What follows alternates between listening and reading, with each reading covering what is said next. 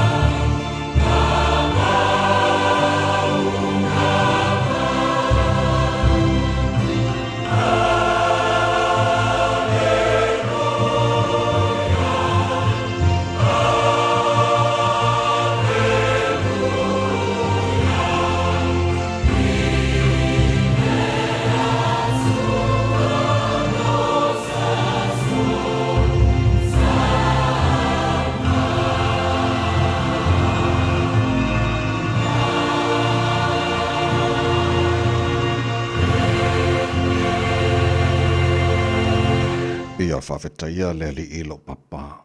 O le awa o mai i o lima le taua. Ma o tamata mai lima e taua i le taua. O le alo whamai a tau. O lo olo fo oia. O lo olo mawalunga. O lo whaoratanga. O lo utarita. O ia fo i. O te whātua tua i ai. Bo mua nei tai aolo mātua tua. O na mātu pese whawhetai malanga ina. O vi inga lo mātua tua. Wa te tau mo na mea lava lea. Wa mātu o lia le nei tai ao sing sengi. Ma le tai ao te toa o tai ao manino. O le aso faua e amai. Ua tua na e le nawa yaso. Le telefoi o lava singa sa whi ngai ma le atunu. O le nei ua mātu iai le nei tai ao fau. Ma le amatanga o le nei aso fau. Ma le nei vai aso fau o mātu iai. Ma le nei talu fau. Swing o taimi ua mātu iai le nei atunu. Ai tu mawale alofa oilo mātu tua mua le nei tai ao. Mātu le fale ma le loto fia yo loto a. Mātu pe pese fantasi malangaina. O vi inga lo mātu tua mātu whampe atu e pa ia. Pa ia lava oe le atua mamalu. Oe le atua mamana. Sidi ese matau tia oe. Ele ai lava ma se tusa ma oe. O le tupu oe o tupu e soifua ma le vavau e o le whaavavau. O le atua oe la eili vi ingo le malu o le atua oe. Pulpuru le matangu fie. Ta maa whaaftaila o mea lofa. O le ola fau matu maura nei tahi ao. Whaaftaila o lofa o le foiwa. E whapopo le nei aso, le whaita wino aso, le soifua la tunu mara matu wola. Matu o liel nei aso ngafua o fitu e aso aparila. Matu whalonga le nei tu sanga. O mea umawa e whaia mo e mātou lo mātua tua. Lau pule lea. Ia o mātou tu ina hati o ao. Mātou wholaunga rania so whaulo mātua tua whamule mole. Se ea tau tai mai le malanga a whai nei. Awali tia whaiva. Le whengai ma le tino le mtanga rani wa yaso ma le whamue moi. Na mau se lantu malo longa leile whai unga rana wa yaso. Nea mātou whanau. Ia te foi ia o onga o le nei wa yaso lo mātua tua. Mātu wala au le paolo o awa te manu tia ma leo leo ina ina e mātu whanau o sa ili pel poto. Ela ia o onga whamunia ta maa whamule mole, whai wola whengai maalim ta mai tai whai onga. Nga whamale o ina ana ia mātu whanau. E mana tua pesa mole atinu e pele le loto le mātu te talo. E uina mātu na nofo atinu i whafo. Le ma whaona whaangalo sa moa le mātu talo i le aso ma le aso. Alo whangia le atinu. Manuia te itai o le atinu. Na ia mātu a inga mana ia mātu te ngata umai le ngata i Samoa. Whapenaso se vahenga re neila langi a toa. Whamuria le nea tunu o New Zealand lo mātu nofa mauma wai. Whapenafo te talo mo atunu uma o le neila lo langi. Mātu matua pēle tu i malu muli panga ma talo na ia mātu mātua tu māsin sino la tunu i malu mau tu malawa. Tai tolu aina la tu le mafana whana lo alofa na yaso. Maua e pēla la tu se fua laude le tino. Se te sili le nganga. Be o mala whara mātua whaira nia so fau e mailo mātua tua, mātua whaia lava ina i fo i vi inga i ante. Oi, ta mawha mudia mai, le tau tua rida sa mora nei aso atoa, o mātua wole mātua walau, i nei mea malawa, e ala sua wha mana malo Yesu Kiriso, lo mātua li i, mara mātua whaola. Amen e. Oh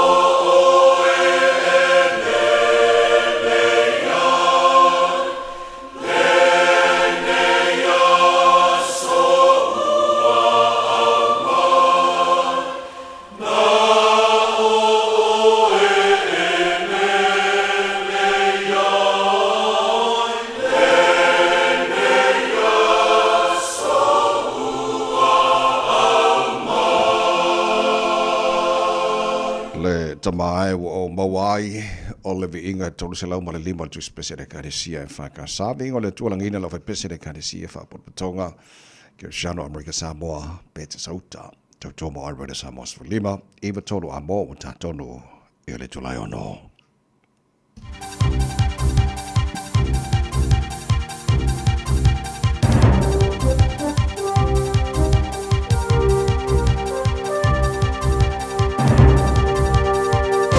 In this update, more measures to keep councillors honest are being requested. The Local Government Business Forum wants a single unified document to see the voting records of each councillor across the country. Chair Matt Cowley says it's easy for councillors to say one thing during elections despite how they voted during their term. He says there are particular issues where people will be keen to see how their councillors voted. Particularly in setting rates overall and finding out how much the council will spend overall and who's paying for it. Power has been restored to thousands of households in Dunedin. Several suburbs were without power for a time from about 9 p.m. More New Zealanders are seeking positive social outcomes from their investments. Mindful Money's revealed 75% of people want their KiwiSaver or other investment fund to put their money towards ethical causes. Chief Executive Barry Coates says the main areas people want to avoid paying into are human rights violations, animal abuse and environmental destruction. He says they also want to contribute to causes they care about, like social housing and climate action. They want to avoid the things that don't align with their values, and they want to look for investments that are things that are important to them. The Civil Aviation Authorities looking into a fatal air crash on Hawke's Bay Golf Course. Emergency services were called to Valentine Road next to the Hastings Aerodrome not long after midday yesterday. The pilot of the light aircraft, which had been towing a glider, died at the scene. Further progress for Ashburton's long-awaited second bridge. The NZTA boards approved the business case and signed a partner deal with the District Council on how the project will be delivered. Construction's expected to start mid-2026. It's unclear whether Green MP Benjamin Doyle will return to Parliament this week following death threats over historical social media posts. The party says there's no update on when they will return. That's news. In sport, Racing Bull's pit strategy has cost Liam Lawson in Formula One's Japanese Grand Prix. Starting 13th, he finished 17th. Red Bull stablemate Max Verstappen won, with McLaren's Lando Norris and Oscar Piastri second and third. Former New Zealand Sevens player Moses Leo has made his NRL League debut for Melbourne in their 48-24 win over Manly. Canterbury beat Newcastle 20-0 to stay top of the table on 10 points. Southampton's Premier League football survival battle has ended. A 3-1 defeat at Tottenham has consigned them to relegation. The Black Ferns have won the Singapore Sevens title and the overall championship after beating Australia 31-7 in the final. That's sport. I'm Jodie Gill. Ua na ole Radio Samoa se furulima iwa toru a mo e tautuaina o e ilangangana fitu aso le vai aso.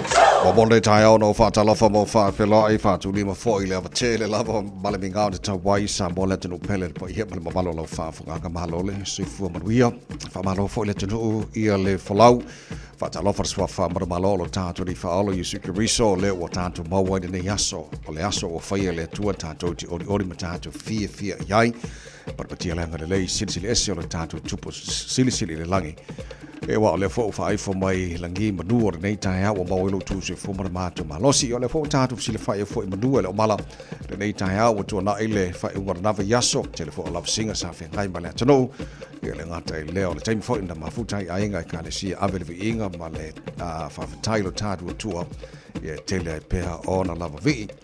Yo foi na swing or never timing e ke o fa pe ai wo kwai por kala mer maru le tai le le or kwai wo suir ma ko kai mingi usele nei wo kasi masau ko mele wo ya vi hele lo fo le tua tato bo ne ya so fo to tai de tua tato fo lo ngor ne ya so e ma tato fo lo de la lo na lo fo tato ye ne ya so fo fitu ya so aprila o tato fo lo ngor dua fe lo se fo lo male limo se malo fa fo ngor por kala me maru le tai radio Samoa's for lima eva todo amo Natasha va lo social media insignio Facebook ma YouTube radio Samoa's Hero Tasi Pantea, Malefia, Pesta, Algelosio, but to own a little many, to join us by July Eva, the Letire. Malo se for Maria Malo Sulenta.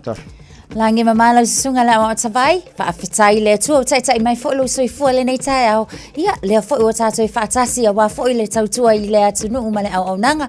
Ma lo lava le fo la man. Samoa.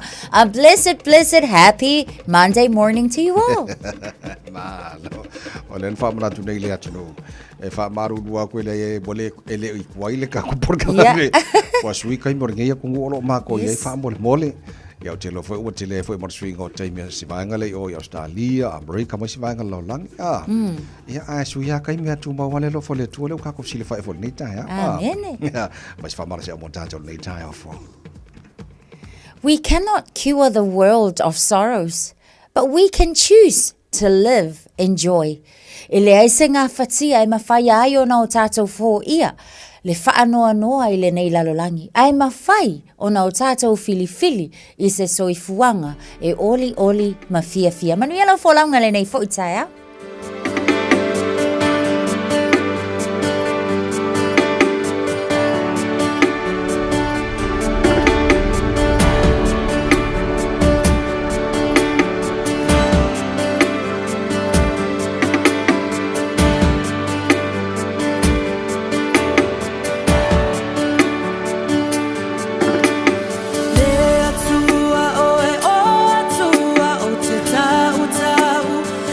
So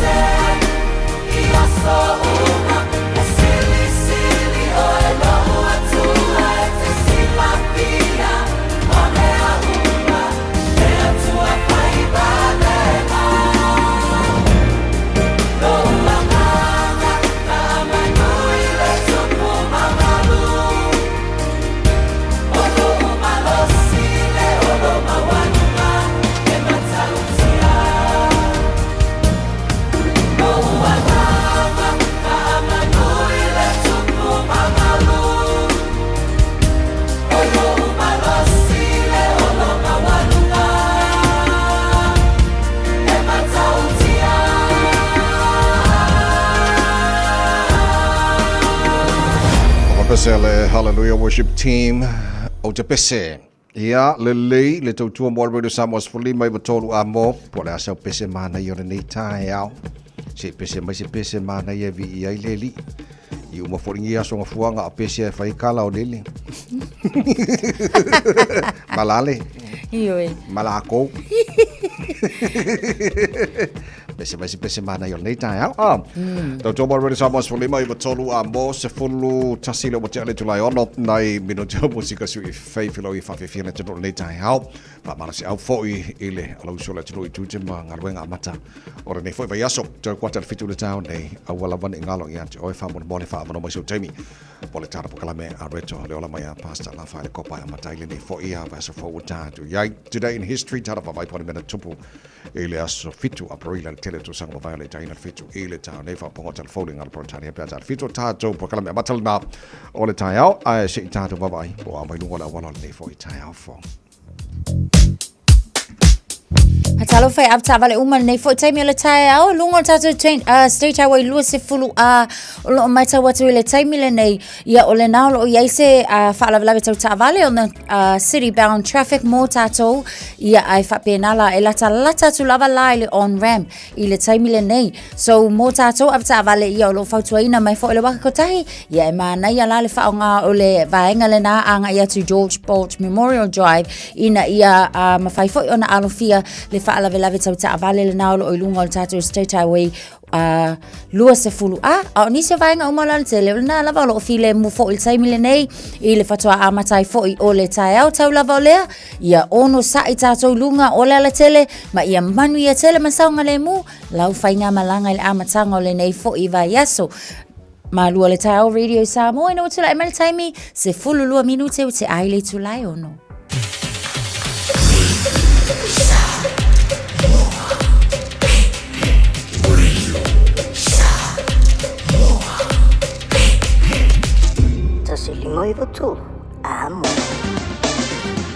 Ua mawhai ana au ina atu le tala o le tau i aso taitasi ona o le langolango mai a le Pacific Finance Limited. Telefoni o Valselau fitu whawha lua fitu. O le vainga mata i le tala o le taura nei tai au ma le matanga vai aso o tātu iai tamba ki makaurau au ki lani no whanga whasa launga Radio Samoa se fuluano lo iai le malu o le ere nei vainga o le tai au. Winga wha mawino le tau le so o la fasolo na awa e pa o na wanga ni se vaenga au kilani o na fasolo toile na langi le leile o uli ma le fiafia na nei o ka koe manga i foi angi mari ma se vidi ma sifo lua suma lua ba runga na ma fana le fa ma wina mo au kilani le nei so fuas ful fitu lona ma wala lo tai au pe au dio la fasolo foi na awa lang le leile tau pa o na wanga ni se vaenga au kilani tutu sa le leia le tau nei mata e au fa pena foi ma fana los ful lua ba runga ma fana le mo au kilani la so tai au le vaenga yon tuan la fasolo awa foi lang le leile so lulu fa solo lang de foi las tofias froilas tona ia sa ai ele ai se ki foi le ia so la ko ia nga pa wa foi me ole audio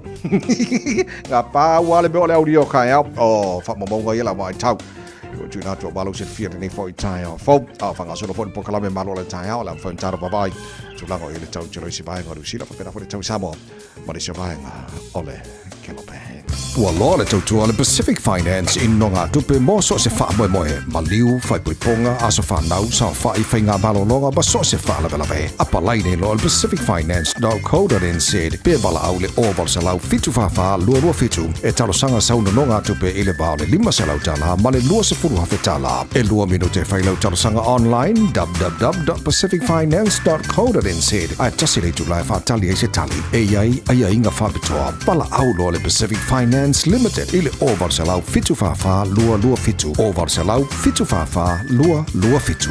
Sfuma fala o tia nele tulai ono kolisha manu fo se mai se I fa patum le musiko le tai au tala ina fa fianga Radio Samoa ya tai no for ne pese mo la tinu aga juta manga wenga la mtanga nei va ya so fa malo si mai mo ri fa va manto la so fu o pese le mo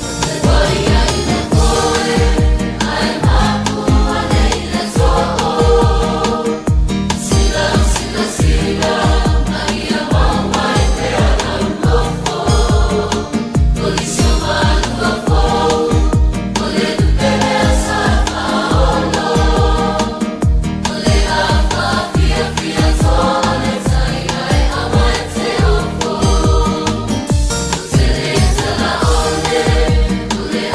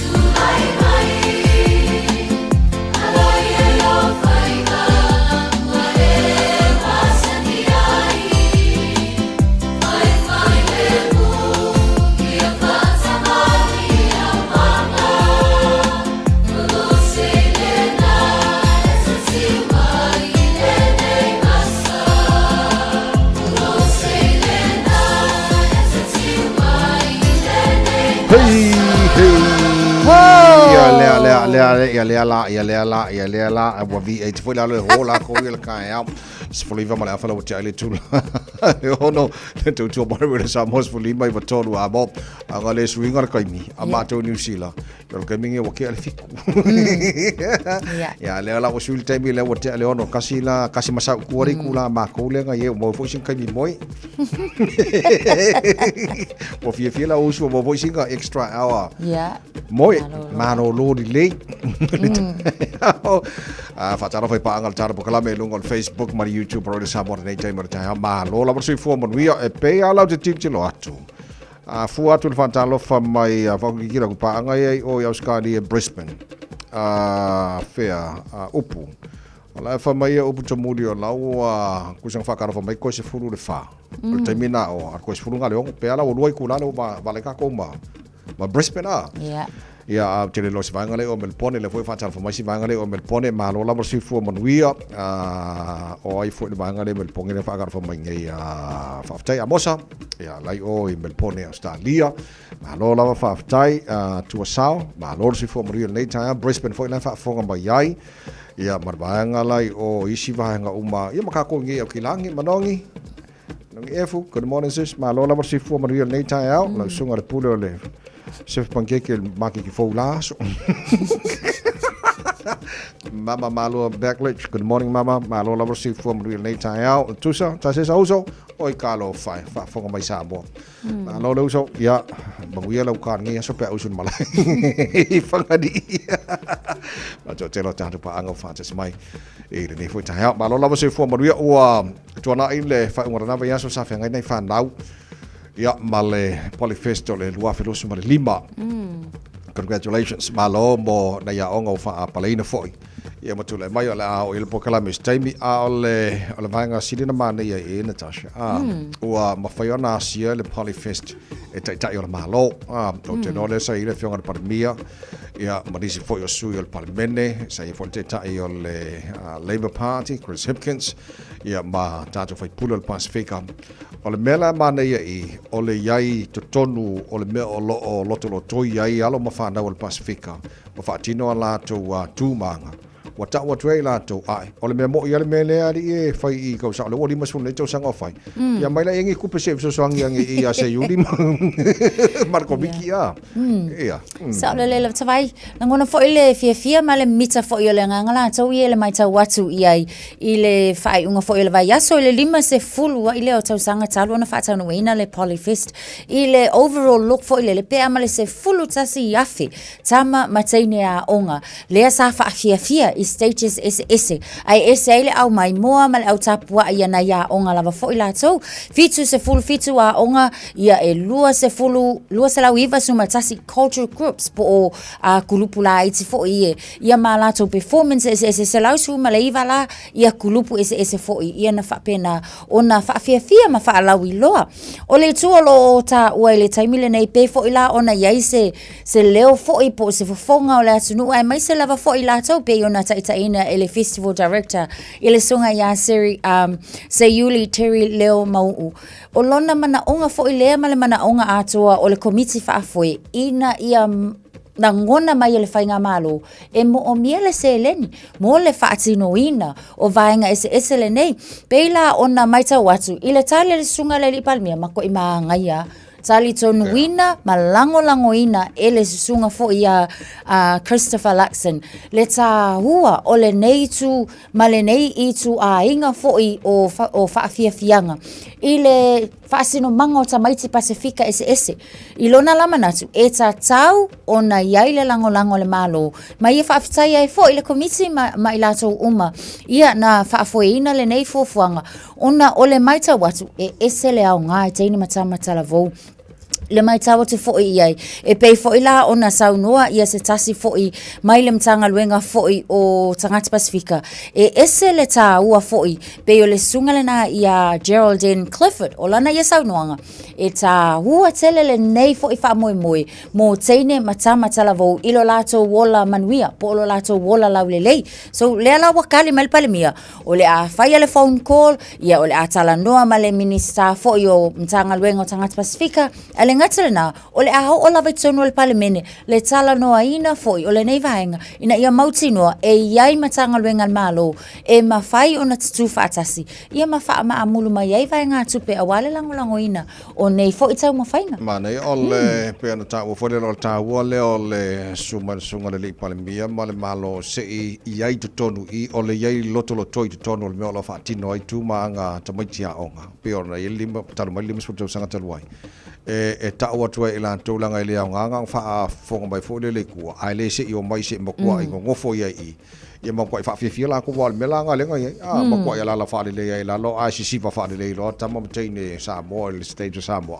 ai ia wa uma mea uma so o le whamtalanga la marasauna nga le palemia New Zealand events like this drive our people to people connections o le so tanga o tangata ia lelei Christopher Laxi mai ngai milionga ngai whamanga ia I o tātala none I le vaenga le sosone malo langa pe au te iloa no tau maua I li poti o le vaenga le ana whainga tā I le komiti on te tala lava noa mo le media le whaasala lau free stream live free ia le wha moe ia ona la foi tau su nai se le ni se wha tino le wha moe Yo, it's a vai. so karosia ia aku le kausanga e ua ua misiri ni kausanga tau sanga tau one ni mas tau sanga le Polyfest ia karosia ia aku le kausanga wala fa mai Christopher Lax mai ngai milionga foi le fa ko pele fa moe ia nga koe moe foi le tunu ngai fa mo ia nga o lo wala la mai lo mau ka ai mai sanga yo ka ko mako ka lo fa ngai matua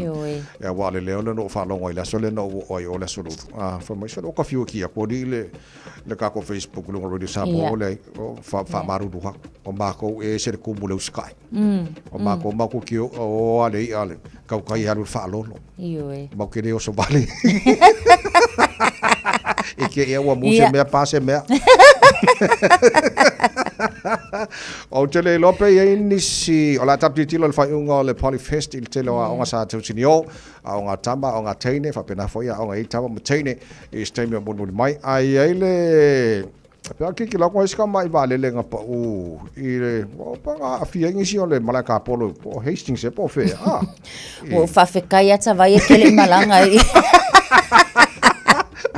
e kele malanga I kalonga le le wo vai aku pe wo fa ke ia ka nga polo ngai vai ngai I le tule Hastings I tama I va lele I man so foi e le va foi tama I malai va lele foi e o isila tama I va lai va lele I nai tu malo la iti ia e mo trainings foi a lo mai taula I le taimi le nei pe amale te o le sfululu ana file o le nafsatu lai mai foi ia le a foi ia le foi fa lave ia ma o se tulanga foi e fa no ai ona o le maliwa I foi ia o se tasi foi sa fa tautaia ia le nei va lele mai tau atu ele o mfai na mai o mai paula va foi nei ma salonga o lo iai likely o se mafu anga foi le po se fa ale tonu ile a foi ile a fio le va lele mechanical issues o lona winga o mea ia ele o ele control foi le tangata le taimi o lai wailungo le e se fainga malanga ma me fa pena ai ale ma ualele ia ma fai lava la ona la matia le soifua ia ona tangata wa ke ngai au ka polo sa vai vai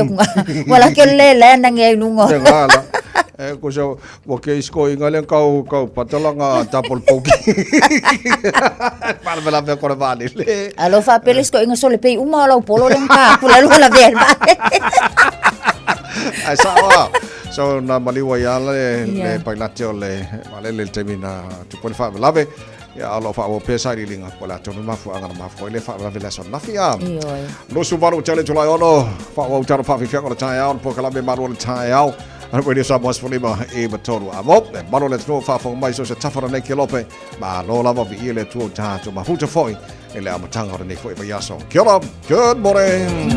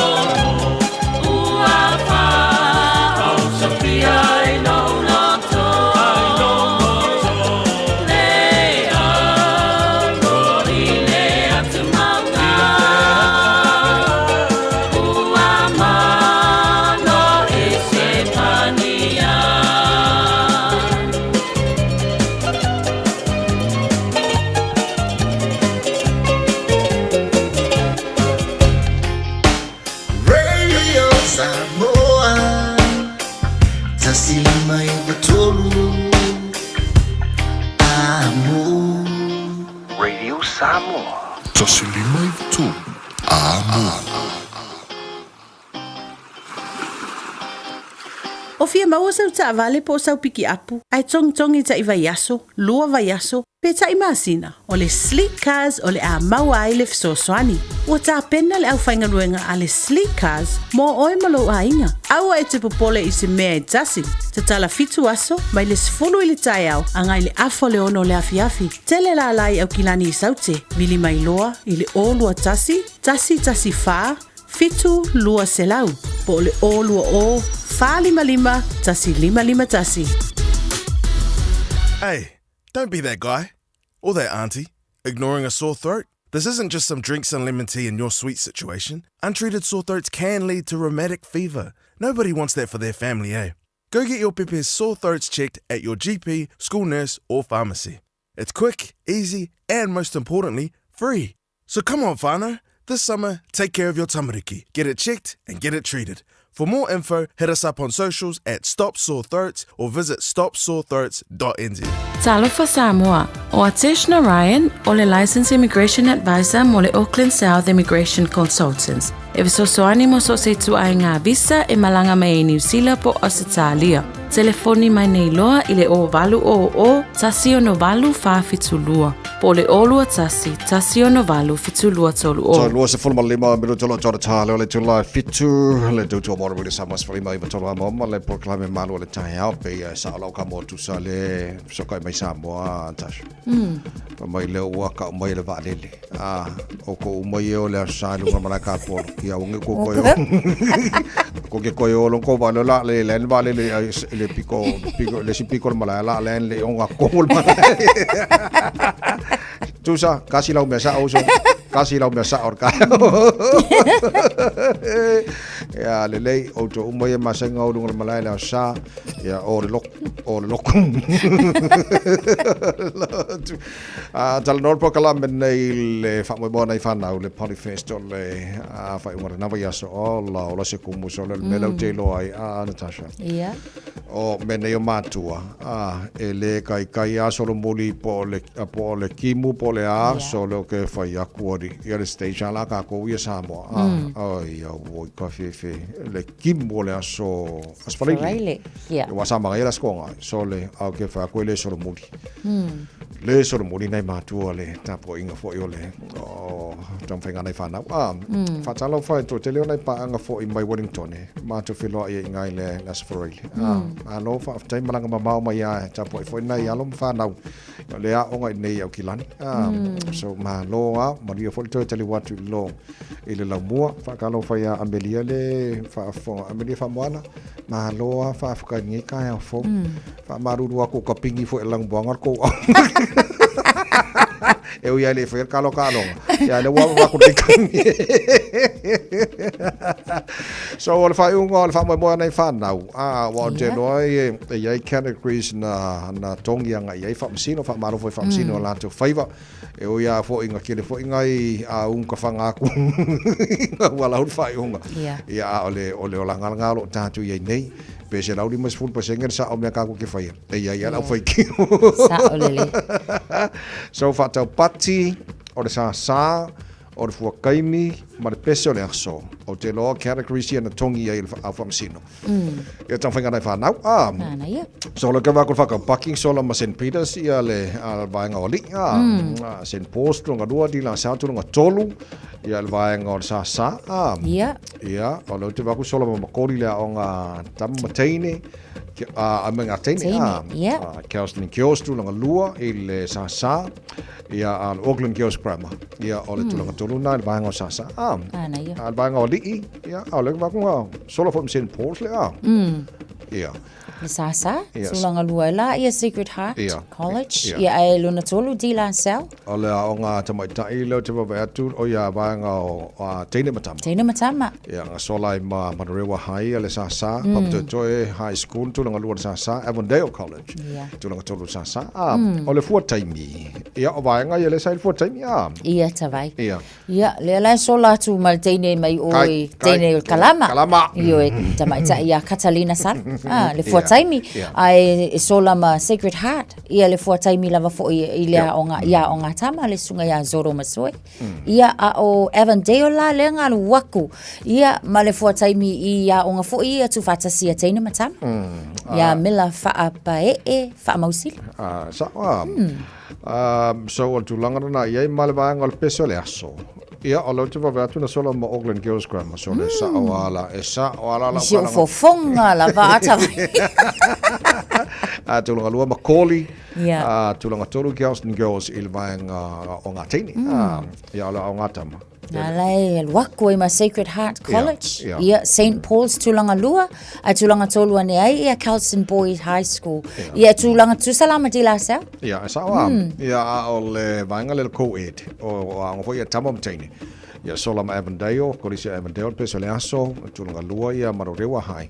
Ia tūlanga tolu ia James Cook. So o categories o mai lena tongi anga e whamasino le taubanga. O le taupou. O isi foi vāenga. Ia. Yo tawai. O lo mai tau i ai. O le tau poula lea na sola tu ma le teine o le kalama. Ia. Le tu mai ta ila le na ia page au loa. Ia a o lea o ngā ia tūlanga lua Macaulay High School. Ono sai muli anga tūlanga tolu ai lea St. Dominic's College. Sene wefa PSA Fair. A o ngā tama. Ia o so le se langa e ma ngai a kele le sawa sisifu. Ia luwaku fo i Kelston College Boys High School. Ia e tu saila ma Sacred Heart College. Ia nai vaenga ia i le taupo o le manai ala. Ia tūlanga lua ne ai ti la Cell. Tūlanga tolu Dilworth School. A o ngā tū whātasi. Ia ele i kumama inga ka maiki o saute. Manu Rewa High School. Ia Raliena Meke. Avondale tūlanga lua. Ia ai tūlanga tolu James Cook High School.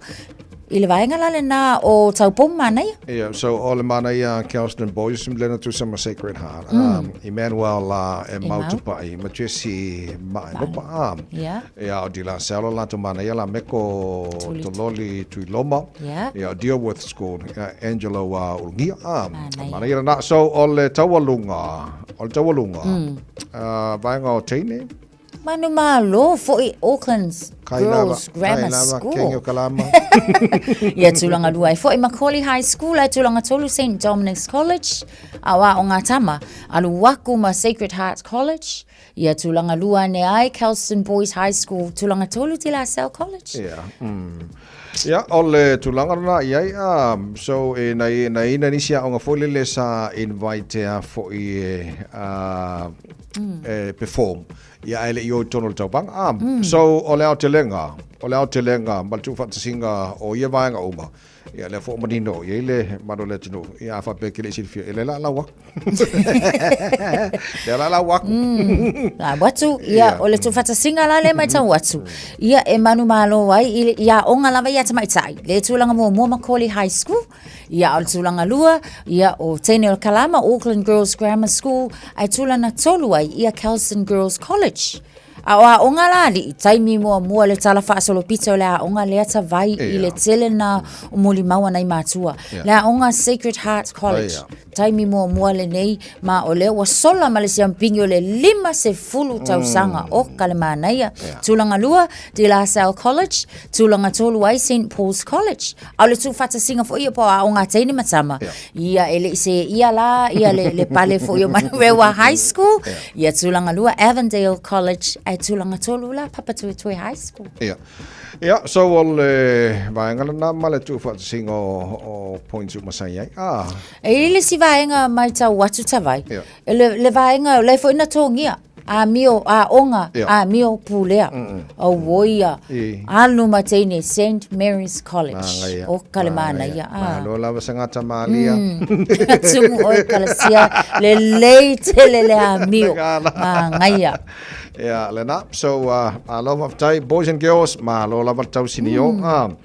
Yeah, o tulanga na ilfa mo ilfa ele fai una na veso ma vai ia vai tama mateine wa umar sipa wa umar kai morsipa skuku marka ko api sanga yang ile le api mar pengi fa mole i ai le laptop vai le ma onga so se fullo male fitu minuto lo tora talo le tula fitu Ole se tātou ni poti mai lunga na wala na so ai pa mai fa tanga 5 stars na so no le tara programe a reto no la mai pasta la fa le copa a pata ni vai aso ma lo fa tani fa smart day tai ofo So what? Oka la uhani ola uani pa sili sili ate pa tu saina ise apa la pi o se pisu pasili o se masike ke mai piti pasina sa pasui oni tamato balipi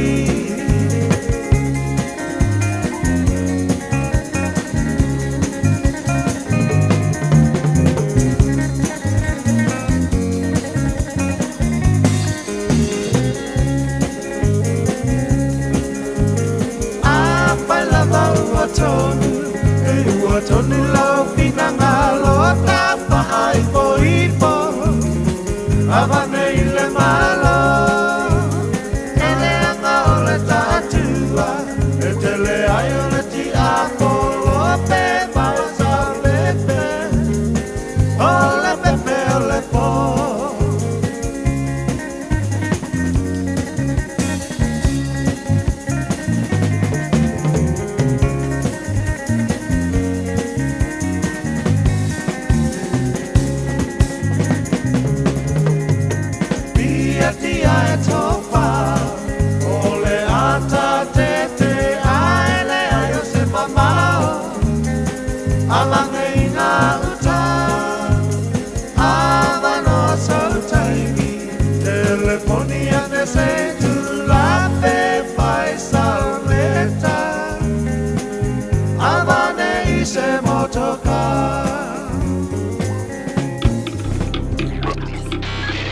Tasilima i Vatolu Amo Radio Samoa. Le whaalawalawa tau ta wale lesa tau molima watu mua o ina i le vaenga na on George Bolt Memorial Drive southbound o le lua se fulu a le tatou motorway o lo o tapunia la ia le southbound lane na anga i atu i le malai vaalele i le taimi le nei so o lo o fautuaina lama foi apta vale ina ia whaonga ina nisi foi o itu o le alatele ina ia whapena foi o na whaingofia whainga malanga so peama le lua se fulu minute travel time mo tatou o lo o iai le taimi le nei city bound from Lincoln Road le foi o mai tau watu wa mata ona pisi mai i le taimi le nei lua se fulu fa minute travel time mo la tau lo anga i atu la pe a fa pe lo anga i mai fo i mai le anga i mai i le malai valele ia po le Central Auckland o lo wa fai lava si pisi le taimi le nei southbound from the city o lo mai tau atu fo i fai si pisi mai o tatou le vaenga le na mai mangele ia ona nga ia ne fo i le malai valele i le taimi le nei nisi o vaenga o alatele o le na ua amata ona feo lolo lava i le taimi le nei ai pauna ona i vaenga i olo o wa mai o io mai fo i lunga o le alatele ia tūlanga na ua whailo atu mo e aptavale manu ia tele ma ia saunga le mupia lau whainga malanga le nei taimi o le tai au ma lo le tau Radio Samoa siful wha minuta tale o le tu lai fitu Talofa, we're the Katinas, and you're listening to Radio Samoa on 1593 AM. Bread of life sent down from glory. Many things you were on earth, a holy king, a carpenter. But you are the living word, say it now. Come on.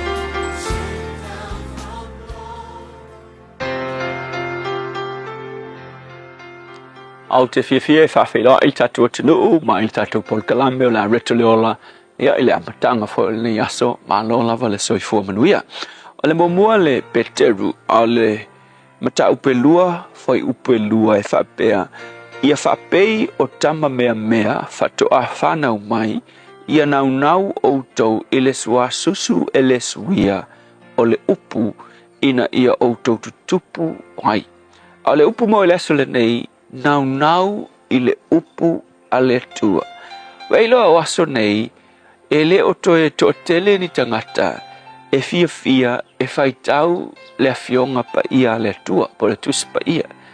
ona ua tele atu mea ua fia tangata e whaitau atu na ilo o le tuspa ia onu manatu nisi o le tuspa ia o le kusi ua lewa e koe i se tā ua e whaitau ai i le tausanga e lua afe ma le valu tausanga ua se furu montupu nei tausanga lua afe ma le valu sa te bantua sa matu i New Zealand sa uwhaalongo i lungo le Radio Rima Kerisiano i New Zealand i le suenga sa whaia i tangata Kerisiano New Zealand no New Zealand lava lea e meo tangata fo ia Kerisiano e whaitau ala o loo whaitau ala tuspa ia yasleitas e umai whenga le suenga e na o le tolu se fulu pasene Kerisiano i New Zealand e whaitau ala tuspa ia i se aso le vai aso ai o le fitu se fulu pasene o tangata Kerisiano e le whaikau ala kuspa ia pau ala mea na ona latu talitonu nga whaalongo o le tuspa ia o le fionga le tua ai le kai o nga whaikau inga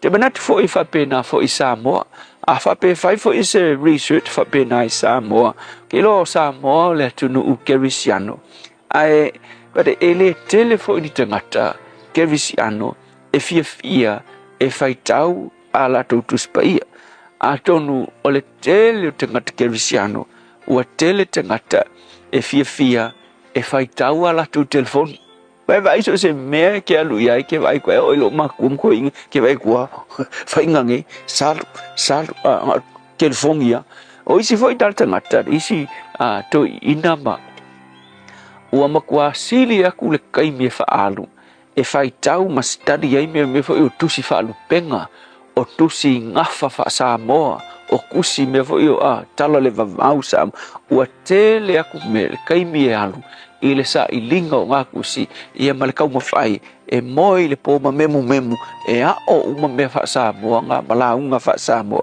sa whangatala lesia uo whaifi au le vai aso le mte dei mako o sa ia leisi aso e ei le whailaunga i longa tula toa o le atunu i ngei whasaleanga se ngu o whasaleanga ke le ta ua tualenu ua maliura to ina a o le kula whale lea po o le makau kia lea nganu ala unga i longa fo i lona tūlanga i nei loa i ngei sa vai. E le ai se mea e le loa e le ato ina o le anga nuu o so tanga o ngafa fo i e yaso anga mua o kala le vavau ala unga o le so upu fo el ko inga mi tau tianga o whaalongo iai tau tia le la unga le ato ina. Fe mai lan fe au le nga o le si yaso e il maliu sa iai ala unga fo i le ato ina le o kau kia fo le la unga. Ia fe mai uma loa alu loa fa iai tama ke loa o mo o ai le mea lofa ngai ki kala la le fe au fa to ina le ai fa liu mai ko inga fa mai o sole ke lo la sunga fa venga o le ke mo o mai le awa o le ke mo o aku le mea nga le upu mongi ngai ke la mai awa le mea ngai ke la mai o le upu mongi e o la i te ngata fa va a upu ye ke fa longo mai le ke la nga le ke manga o ye nga o mea pepelo a me ye fa wai o le upu foi le mo a fai walu lo taimi la unga fa Samoa o ngafa fa Samoa o so kanga i le me ma le me ua le aise me ke le loa o kala le vavau ai lo o langa i mai mau e leo se me le anga lo i lo singa mea ai a fai walu lo kai me ka wa o ai me nga ai misi lo taimi le fionga pa ia le tua ke lo me kupi ai e le tupu lo o langa fa le nganga e loa e kangaka e le ngata ina le tupu o langa wha le nganga e le mawhai e kusi wha alupenga ngā ma kusi o le mawau, ma kala le mawau o ngā ave ai oe i le ola e wha mawau e le ise ola e wha mawau mea ngā e ngaka i ngei le vi ia o e tangata i lo i lo mea umo le nganu e le ise wha mawau e ke mauai so le upula mo oe le aso ngei whai mai tala a le apostolo Peter whai mai ia whapei o tama mea nisi upu ia pei oi o le pepe whaku awha ngau mai le ngā lala ma le ngau le sua susu o lona tina ia whape nā lo ngā lala i le upu o le tua wawhai mai e tutupu ai o tau ma tutua o kou ma mau ai o tau le manuia e whawawau le tua whawhetai te le lava lau walofa e ala i lau upu e wha i mai ina ia mau e mātou le manuia ma le ola whawawau whawhetai ono lau tuspa ia vi ia o Yesu. Amen.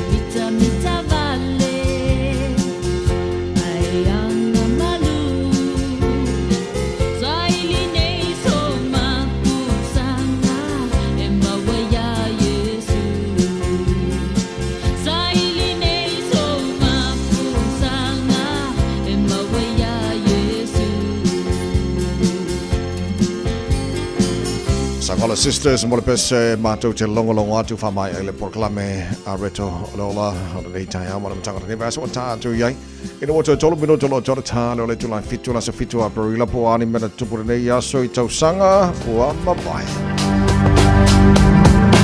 Na so le tausanga te siva whaavalu o le ulua i taimile nei na whaatula i na ai ia le whaalapa tuputonga lea wa ta o le World Health Organization Stasio Vaenga ia a malo au whaatasi po le United Nations. I le tausanga tasi iwa valu lima o le asona ulua i whaalawi loa i na ai tutonu fo i o Amerika e mai se le taulanga o New York se savali sa whaingoa ina o le savali o le eseta o le nei whainga na amataina i le vaaya leo tangata i aso sao le eseta e wheo i mga ala o le nei fo i taulanga mau lātou la e au le lei ia maa lātou te unga la le lei o lea la na whaia ai se wha a linga wha apea o le a whaia wha apitoa se savali mo le eseta i le aso sa o le eseta but i le tausanga tasi iwa valu lima o le tausanga lua fesu malua mai kuala so se tasi tangata lawi loa i le nusi pepa ia ai mai se fo i po kalame i lunga le TV sa whaingoa ina 60 minutes i o le so fo i na maliwai ina ua iwa se fulutolu o na tausanga. Mea na te tupu i le nei aso tausanga umawai. Malo soifua o le si fufonga Samoa, Radio Samoa, tasilima iwa tolu a mo. Se kia Radio Samoa. Huge news about Little Chicken. Popeye's all-breast chicken nuggets are finally here. Nuggets the way they used to be. 100% chicken breast, 12-hour marinated, and covered in their signature shattered crunch. Try Popeye's world-famous nuggets today. Love that chicken from Popeyes. Talofa Samoa. O Atish Narayan, o le Licensed Immigration Advisor mo le Auckland South Immigration Consultants. E visosoani mo so se tu ai ngā visa e malanga mai e New Zealand po Australia. Telefoni mai nei loa i le o valu o tasi ono valu fa fitulua. Po le olua tasi ono valu fitulua tolu o. E whaatalo whaatu Samoa i le suafa mana malo i su keriso. O te wala aulia i le hava mane whaaloalo o e malo ainga. Tau te susu mawhawhio mai tatou whai sauninga i le nei sauninga whaapitoa ua whaingoina. O loo ainga i le tafu e o le sa tauro. O a whawhita uli mawhaingata o loo whea ngai malo ainga. Aua nei whaatuai ma misia le nei avanoa taua. Mo le fofo o nei whawhita uli. O le nei sauninga o le aso maliu, aso whareile, aso sfuluvalu o perila, i le lima i le afiafi, o Lau Universal Church, Sfulu Tolu Lempi Drive, Manukau. Hey, hey!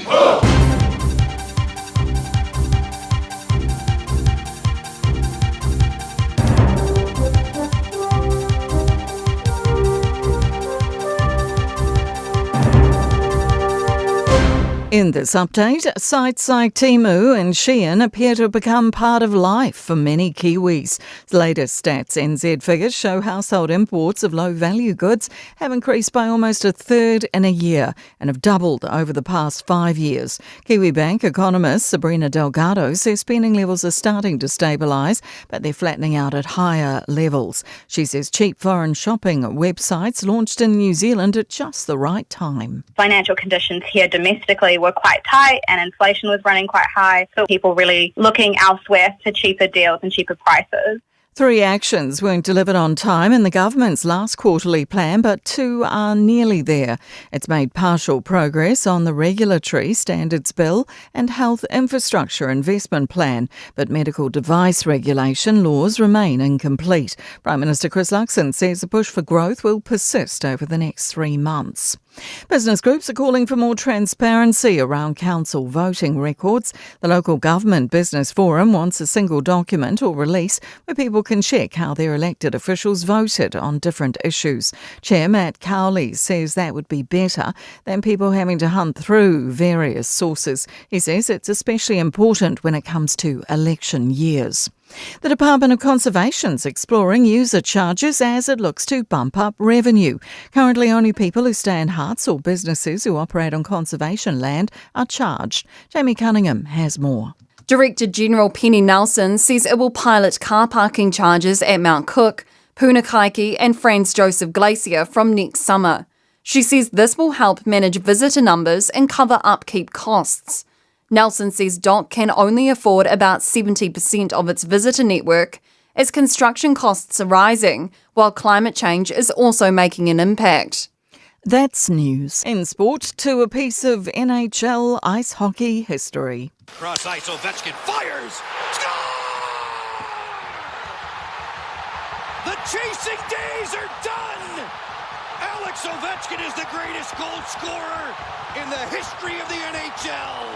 Washington Capitals captain Alex Ovechkin has broken Wayne Gretzky's record by scoring the 895th goal of his career, eclipsing a mark which stood for 31 years. He's completed the feat against the New York Islanders. Gretzky was on hand to watch the moment. Former New Zealand Sevens player Moses Leo has made his NRL League debut for Melbourne in their 48-24 win over Manly. Canterbury beat Newcastle 20-0 to stay top of the table on 10 points. That's sport. I'm Jodie Gill. Ua na ole Radio Samoa se furulima iwa toru a mo e tautuaina o e ilaungana fitua so le vai aso. Na lava wa tele ina feo lolo nisi o vaenga wa tātou wala te tele i le taimi le nei o lo mai tau watu o le nā lava o lo slow down pēr tātou i le vaenga le nā George Bond Memorial pēr ma le ono minute travel time Lincoln Road o le fo i mai tau watu o le nā lava fo i wa amata lava fo i ona pisi iwa minute travel time longa tātou State Highway se fulu ma le ono ia o le nā fo i ua mamafa le traffic mo tātou le vaenga le nā ia mai saute whapea nā fo i le anga iane o i lātou mai mātu ma le anga iatu i le taulanga au tū Yolo mai tau atu se fulu fitu minute le travel time mo tātou on State Highway 1 mai tau atu fo i le vaenga le nā le anga iatu Constellation Drive mai Saninuki o le ua a mata fo i ona pisi mai tātou i le taimi le nei o le tae au whapena fo i mai lātou lo anga iatu Takapuna ia o lea fo i lo mai tau atu Takapuna Highway le nā fo i ua a mata ona pisi le taimi le nei Birkenhead o lo ua mai tau atu fo i le sila nā vaenga le nā ua pisi i le nei taimi o le tae au on State Highway Highway lua se fulu lo mai tawa te fo ile vaenga le nanga atu Mount Roscoe faisi pisi o tātou le na ua iai taimi le nei Pakuranga Road lo mai tawa te fo paisi pisi langa iane fo ila le ngai ti Rako Drive le taimi le nei o nisi o vaenga ia o le nā lava lo feo lolo tātou le taimi le nei tau tua nā lava apta vale tau ina ia saunga le mu ma ia lava fo ilo ono sa ile nei taimi le tāu lunga la tele ma futa mai ei pele ma lo tāu Radio Samoa 5 minute te aile te lai fitu. Talo falava o Lapi Mariner, mau belo li tio, i le Radio Samoa tasilima iwa tolu amo. Ua mawhai ana au ina atu le tala o le tau Yaso Taitasi ona o le langolango mai a le Pacific Finance Limited. Telefoni o Varselau fitu whawha lua fitu. Malola vasu whamaria le nei taimi o le tai hao le mai ngala ta mai le nei i le tala o le tau tātu amata mai i Samoa. I le nei vanga le tai hao whatalo whatoi fwoi ma le tāra pukalame malu o le tai hao i panga o malava. I o lo mai mo whafonga mai le Facebook ma le YouTube o le Samoa le nei vanga le tai hao. Le tua vatu lena viliamu whafonga mai solo uta. Malola vasu whamaria. Ia malto telo tātou i so se vaenga. Ia o le tino lo mau mai tātou whasalunga le nei fwoi vanga le tai hao. Fau mane mai, la mane mai langi le leo Samoa. Le vanga le tai hao. Losi futolo no e le bevelo le ea. Ele nei vango le tai au o wingo le tau le tunu le nei aso ato le fa solo ina awa lang le nei so taimi faina o le tolu suma lua degree Celsius mo ro velo le esa mo le nei aso ro su fa e lona mo nalo ya ele to ma fo anta so tai fo le sa mo le su re sa mo pia le fianga ngan ban tu mo ba tanga vai tipio tanga vai ona boy fo le anta tu langa le tau sa mo ile nei fo tai fo ma tanga nei vai aso ta tu yai se mai talo tau i New Zealand nei fa talo fai pa angal tala pokalame so se banga mo tu saute ma lo lava ia le soi fu maruia fa vai atulang le leili tau Alexandra los fu lo mo lunga ma fana fa so na langi le fu le tau Blenheim los fu tolu mo lunga o le ma fana le mo tau i le tiro banga o invenga ko la fa so na awa pu o le tai pa o timo ni so taimi se fu va mo lunga le ma lu le fa mo wina ile so lang le kai kora le so pas vo lang le tau i Nelson ile telo vai ngo Queenstown la lang le for the tau full vanu mo le malu le e timaru lang le tau mo tau nei fo Yaso Dunedin ona fa so na awa pa una wanga ni so taimi ma fa timunga ni so taimi ile awa uli lo so tasi mo runga ma fa mo wina mo Dunedin le so le ayo funga la le ini so pa nga sa fa tara fo mai le tai ma lo la por se fo man wia lang le tau mo tau i le soi pua o ni so taimi le tai hao lo so fa al mo runga na be vela le fa mo wina mo tau nei fo Yaso sole be vela le mo ko ri ka ski ki mo timatu kai taia lo so tasi mo runga ma fa la fa so na awa pa una wanga lang le i le fiafi ana nei i le telo vai ngore le mo Wellington. Good morning I'm here for morning pa nga umala ban tara pokalame so vai ngol le lo mo pa una wanga ni so taimi lang le ia le tau ange Maria Marsavili mai matu si sifo ma lo si ni so taimi lo sful mo lunga ma fana fa mawina mo tau i le so o telo isi mai nga ye tau ranga pa utimo ni so taimi o le so lo su tolu mo lunga ma fana fa so fon pa utimo telo mai nga tau po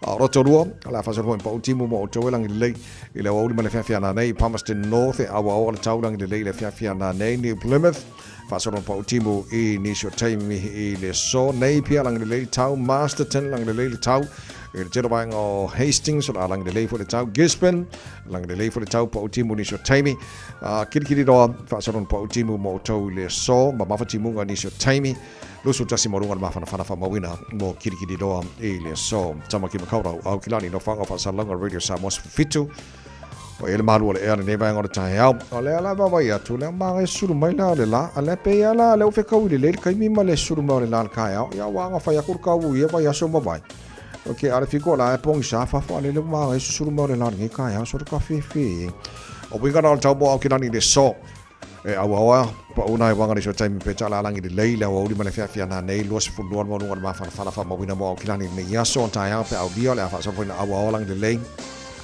tu sa le ma fana nei matai au los fu lua pa ngoi tu atu lang le le so lulu ka maru la kiki a los fu fa so to foi le las tofi ya lang le foi lang le las spoilers to na imala sa Whamabonga mana la vai tau tuna mai i le nei teimi o le tae o le tunu ala lampa pa au ni sa vai ngor ke lope whamoi mo lo maria mai le tau mo tau ni asa fo wa tātou au lia.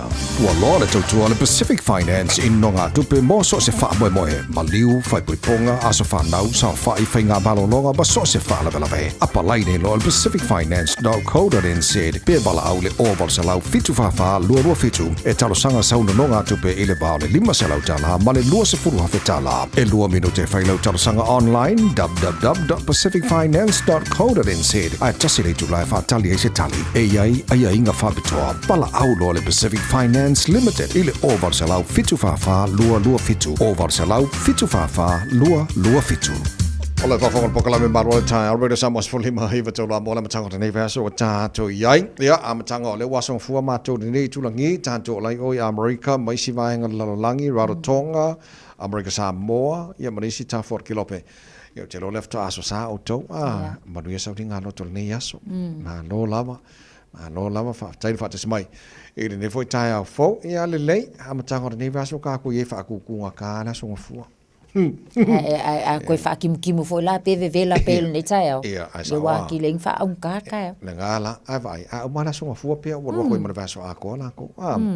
Vai meska ko piki manga yorngi via songa fua fa mole. Ni se ule po lesi. Po ange ska ko po lesi kau fa mai fo ile songa fua. Yam kau so sangi fa kula ye tato i lunga fo ile fa mai le tino ye wale mo ki ngona mama fa o ka o ngafi a. Ia ai mana ye le tau sina po lesi. Ia fa tau slama le ka ko fa lawa a ta vai. Ai la isi matua fo i matutua. E fia ile fa lawa fo ile fresh bread le mai le bakery. O nga mai le ia se tulo ia wa koe whaani ni i fwile. Ai kaola i lalo o ngā umu fwile. Ia ngā mako i se e ka lela e ka ue ma elo o mako ia sola o le paa ngungu. Ia po le wha pau. Ia kamala ngā le e wha ma ngai ma i lalo o ngā umu. Ia pe ale i se toaster. Ia kamanga le a. Ia ngā la. Mako i ala po ala kamanga. Lenga. Ia whai statu i piti mana ia si a le leanga wha oso fwile kai hao i seki a fwile ale aso la tau. Ta tolo whafo mai tono whale whainga ruenga nei tai hao maa no lava si fua manuia. So ngai ma ini ma Felice. Ia markamo Abdul. Ma ini Felice po o kau whai esi sao whai a Abdul. Wha mone se dongo mai. Mau ke fio aku i wha mone. I fia wakse mako si i wha mone ngā le. Sao whai la ko inga pe a. O Abdul so mo fia wha longo poka la me sa mo so. Ka lo fa Abdul. Malo se fo. So ngai a kofe manunu malo lava ngā lua nei tai au. Ta longa. Sole. A manga iau ka longa sole. Taito fitu lena umatu ne ana po i Singapore. Sole. Manga ia mo ia. Ke whai ako le au lea tamba New Zealand. E le aru lumai aru kua sole. O nofo nei mo ma fau. Ka me kile lei uma New Zealand le sakle kofiku. Ia. Le wa sifia nga i le esfulima. Ia. Ma lesi la kama le lei a fikua New Zealand le lenga ka alo le au melponge wa liki. Kalo kamalo Moses leo. So le ke fai ako le stanga o whaapea. O fio ka wawai ako kama le lenga New Zealand. A Moses leo, kako kama Samoa Roderick Solo. Kama le lei umanga. So la wa sele mela wa kama ni mai se woni ka alo nges fulima. Ele ki wala fa de ko ngu. Kengi ya New Zealand. Ai e ala po ale me. Yes. Ia lenga wa le fon ko champingi mai po. Man malo ya Australia. Ayo la tu ta alonga e tolu se fulta se le fitu. Ma kua maua e ala tau mo fai ngā tātou te. Ale la mai gau waku. Ia lele mai e la fiti i o il vaenga le tu pao tama. Manu malo fiti ia Kenya e lua sutasi i le sulu ofi ke umale la fa mo le ma se ai. Io e. Ma na mo tau ai Kenya ia o le sau lua la kama il afalonga lua. Pei al valinga lenga vali el ko au en mako au. Fakat kalau ngomong buat fikir le fa mon fa se fa so ke lo mele le ke fit. Il va en otama. More consistency. More apa uwa fiki e pa o mai pole plate. Pe a fare con kenela ko performances ka ko fikwa. Otherwise Finga wa fiki lunga champing. Tele fiti taito fit. Ngal awa train le ko fare ko na kiki o maka la semi final a fiki kenge. Ma masenga. Pea fiki ama sai. Ke fai aku la le winga lau kala. Pea ka ko kala ngo ya fiki ala si umi makingo le le. Pa ui fai asai nga. Makua le. Sole. Ai bani fale le asai ka fiki sole. Le ai masi ai nga po fa pea. E ka alo mai fiki le manpower. Meaning e malolosi. A ka alo aku ia sai ngal fai ai. Made in China. Sole maka u kia sole. Ia le lei o le taito fitu na koe kasi ala mai o le taito fitu le tonei. But already ua mangmalo sempingi a kenge. Yes. Mama o ale li o kenge ke ko fitu. E o ala le vai muli pe o Los Angeles ea. Ia le vai muli. Ia already la ua sempingi la ko vai ngo. Ale aule a ka mangi si lam kwa ke le al ngaluenga mga mi ye. Kau sia mana ia kom fengan ka ko mon sa moi. Pe a ko lua e tamor sanga qualifications round le fanga solo pa ta mon sa mo. Kalo sia ia vaveng bo mo sia mo mon sa mo. I lungo ka mo sanga ia faingi. Ia le na lo. Ia ka ko amakai le liki nge ka ya fa mo mole. Ba nga pai ko warriors ya. Ia lai fa wa malo longa smako. Ia le ia. Ale le mata watu ta loga fo ile vai aso male weekend in chat. Le nga makamai la stofi ile malo ile Raiders ya Sharks. Ia aluange ai ka longa Panthers la to mal Cowboys man malo fo Cowboys, Rabbits and Roosters. Ia ta longa la na los falaile man malo la Rabbits e luas fulu. Ia ole Eels manu malo ia Dragons e luas tolu ile lusu ka siale ai malo ai. Ia aluange la sto na ai Titans and Dolphins. Mamaol malo Dolphins to su onol fulu. Ia luange fo ila le ia Broncos and West Tigers. Ia manga ia fo isima ingi manu malo Broncos e fast fulu ono ile lusu falu West Tigers. Sea Eagles ia mal Storm makua yang ia le Storm le lo nga Eagles po fe ku ai. Fast fulu valu ai le lusu mal fast Eagles. Bulldogs mal Knights ai de ku mama ingal vai nga ia Bulldogs lusu fulu ai. Yo talonga la na le na mai atu ole kako rugby league ile weekend na mai atu ia lo oli mai pe lo oli mai kamaku ai yo for kai me ka alo ai kama matu ia e ku dua isi kai ni ia ala ka alo la fai ala tata va val tamon sanga fo fa ngor ne va sa pa ta la tata fa ngor va so al super rugby sole kalonga mua le kalonga ka kalonga mona oka ese kalonga inga manga yeso le kafe e uia nga malo ma ko blues ai kalonga ka kalmona e ka so mai ki ki blues yang kere ka ko kalonga nga fai ba ya malo mona so na ya tele ta vai le talonga ese le manga yo vai ku foi le ai le kai bila le pe fa ka le ai le ka ai le taimi foi le au le mai ta what foi o le so fa inga foi le maka mai le kapiteni le ka ma fai foi le nga o nga lu akwa ma o nga sko ia va ai le saua ka ma foi le ma nga yo le loto nga ta sas ai o le nau e wa isi pe e uma lo le afa mo muele ai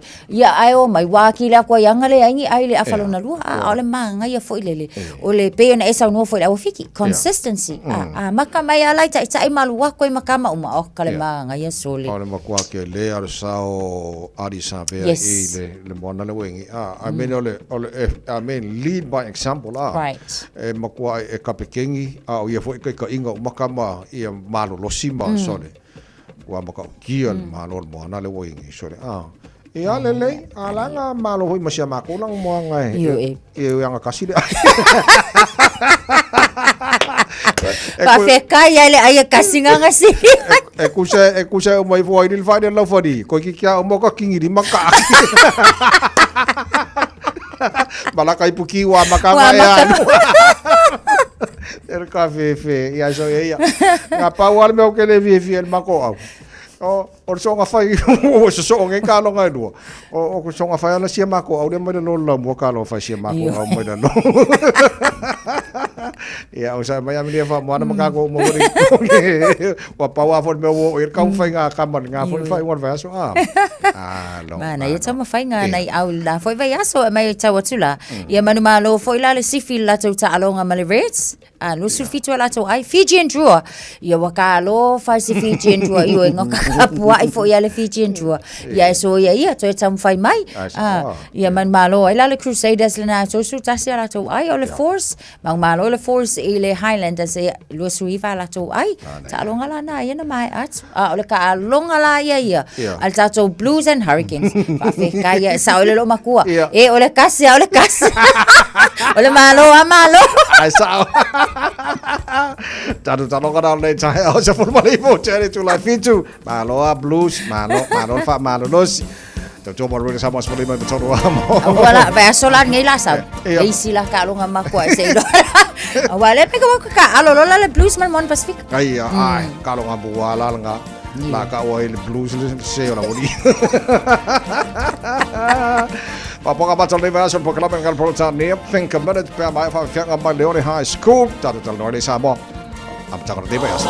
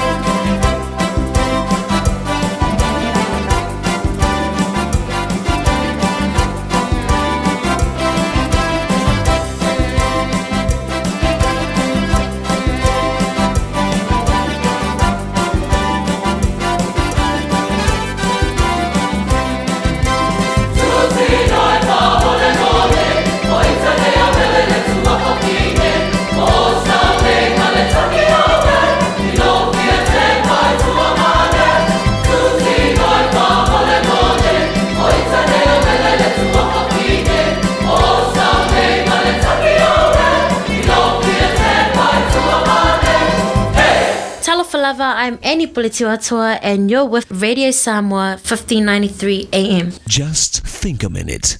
It could change everything.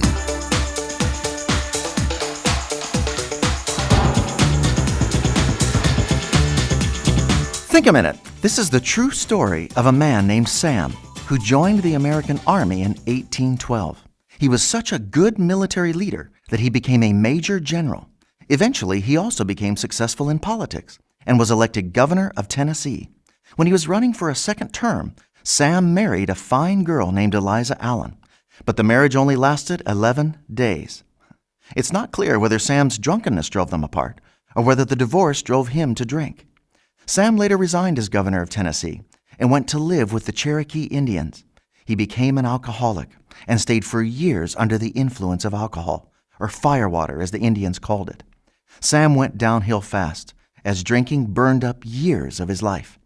One day in 1832, Sam was back in America's capital of Washington on a mission for the Cherokee Indians. He was walking down the main street when he saw a congressman who had publicly accused Sam of stealing and fraud. Well, Sam decided this was his chance for payback, so he beat the man up for slandering his name. In the days following, this congressman, whom Sam had beaten up, got his own payback, because Sam was publicly punished and his entire political career and reputation destroyed. Or so everyone thought. Then a surprising thing happened. Sam changed. he realized he needed to learn to control himself. In fact, he continued to so prove his self-control that America trusted him as the leader of a large part of the nation.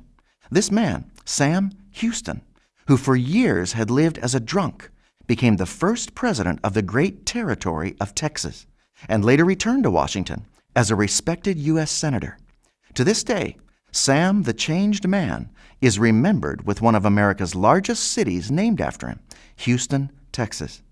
You know, everything changed for Sam when he himself made the decision to change. And so can you today.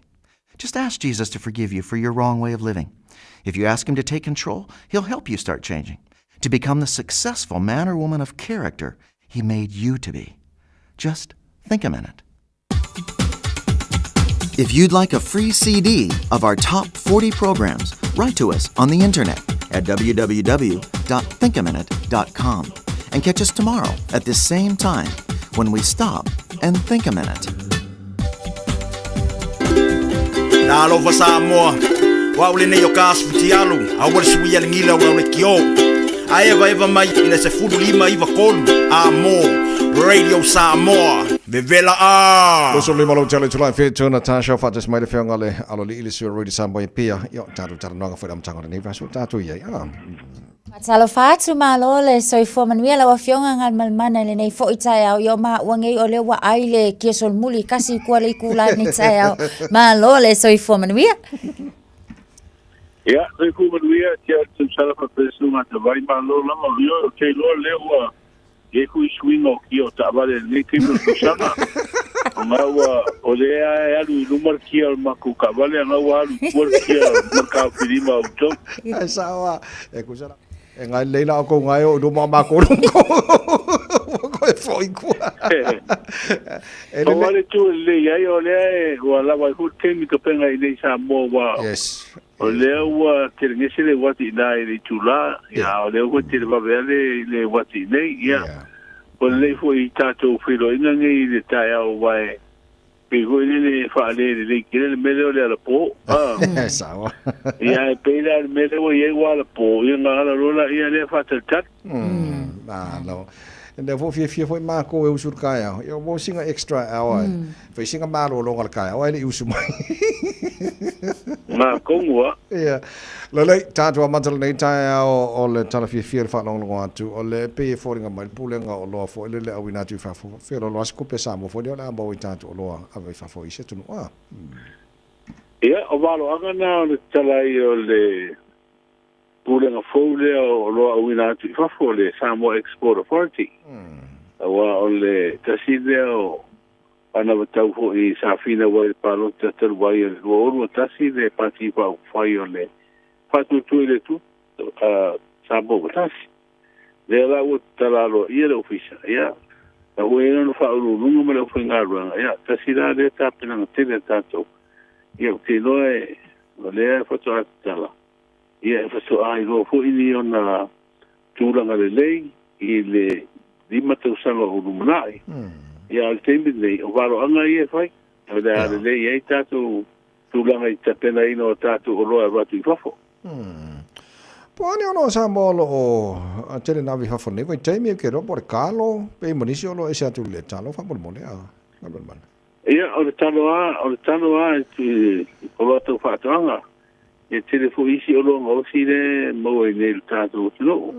le ratu fafo ia o le lawa mo hol tatu so ho no le sa mo popo okay e ave fafo o le ia o ile ala tonga tina foi pisini si la to ala te la ave fafo le so popo le ave o foi isi o lo e le ia tu mo tu singo se fu maroroina Lo faftai. O lo mai tawa tu time nei o le na wa mata fo ia malilienga fo ia I le ai ni visa fo I mo tatou tangata malanga I saina o ani tu e ono le ai fo la ia le na fo I tu langa o ia tatou. Ia wa o lena ia I le fa afe ho ima le taringa malo le wiso saina I Samoa vaso le te nei na ua talaro ia le visa le fe o e le ini visa e to e feo ia I mau fale I sei nau tātou tangata whape ho ila tū e malanga tā whao mai nā tū mara whui pisi se whio mai wale visa rea. Le te le ia tūlanga le whae loa mai e ono tāu ai mo tātou. A wale a malanga mai tangata whui pisi se na hui le e. Ale se lau tūrisi, wa tō suru aso le whapito e le visa le ia le tūlanga le se visa. Tō suru aso, a malanga hui lai o wātū le masina, luha masina.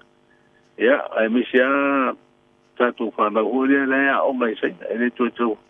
E fai ale visa fo el nei ona e mana mia le visa no foi o a malanga ia tos fu aso ia o le mare ia ina fai na sa nei no foi mo se vai te mi foi le i la lo ia ina le se visa au te lo o le tuta le se visa ia malanga mai tanga ta fo ia yo wa to tele tu risi mai asia e fia malanga mai fo nei tu la langi fa ano la tu pe mta fa wai le aila se tūlanga hoi te pena se visa. Ma tōngi el pāse se malanga mai do.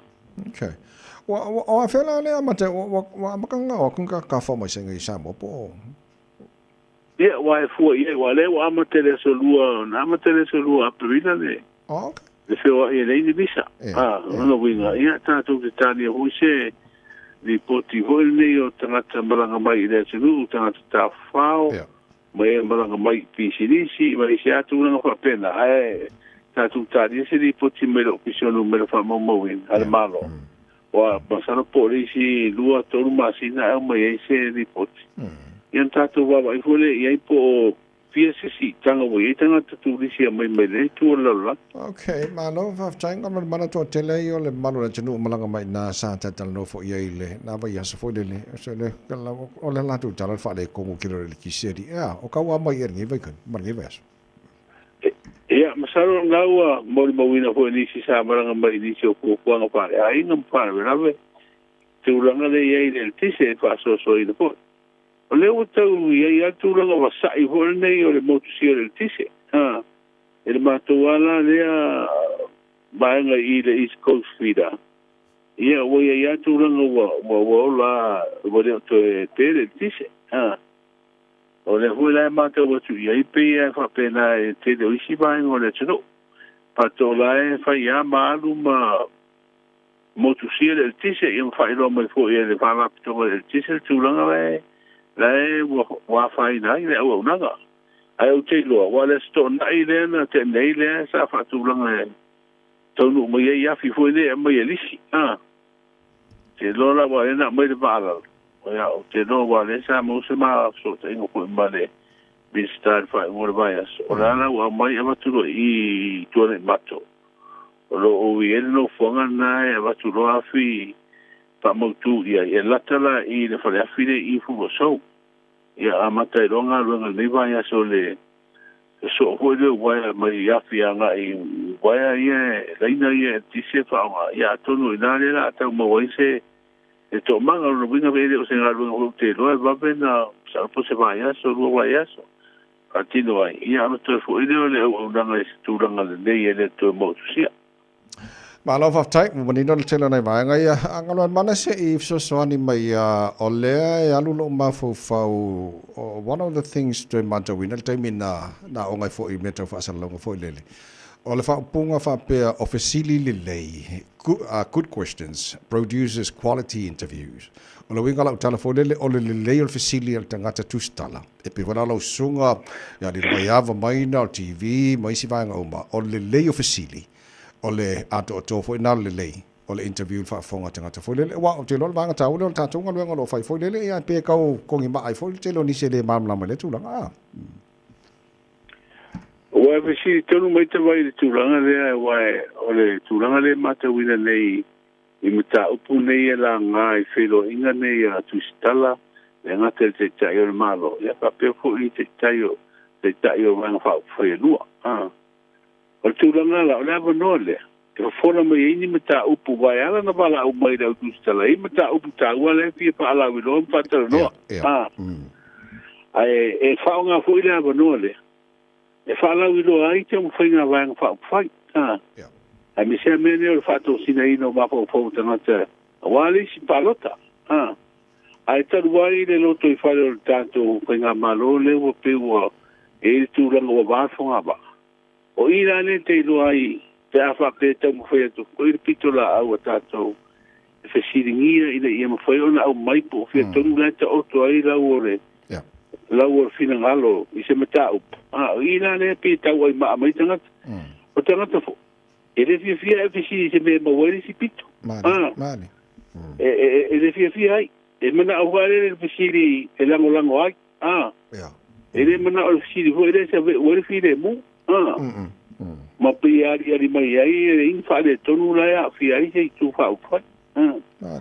E lango le nga tūra leo ngā runga. E le mwhena e alo le atore di o te ona whesiri tu sao. E te whesiri fo I sa iri a tiri le au ngore mata upu le au mai. Ina ia malama manino tangata le whafonga wa tātou le pito lao. Tātou o mata ringa o tangata lotek. Ai pēr tūranga na.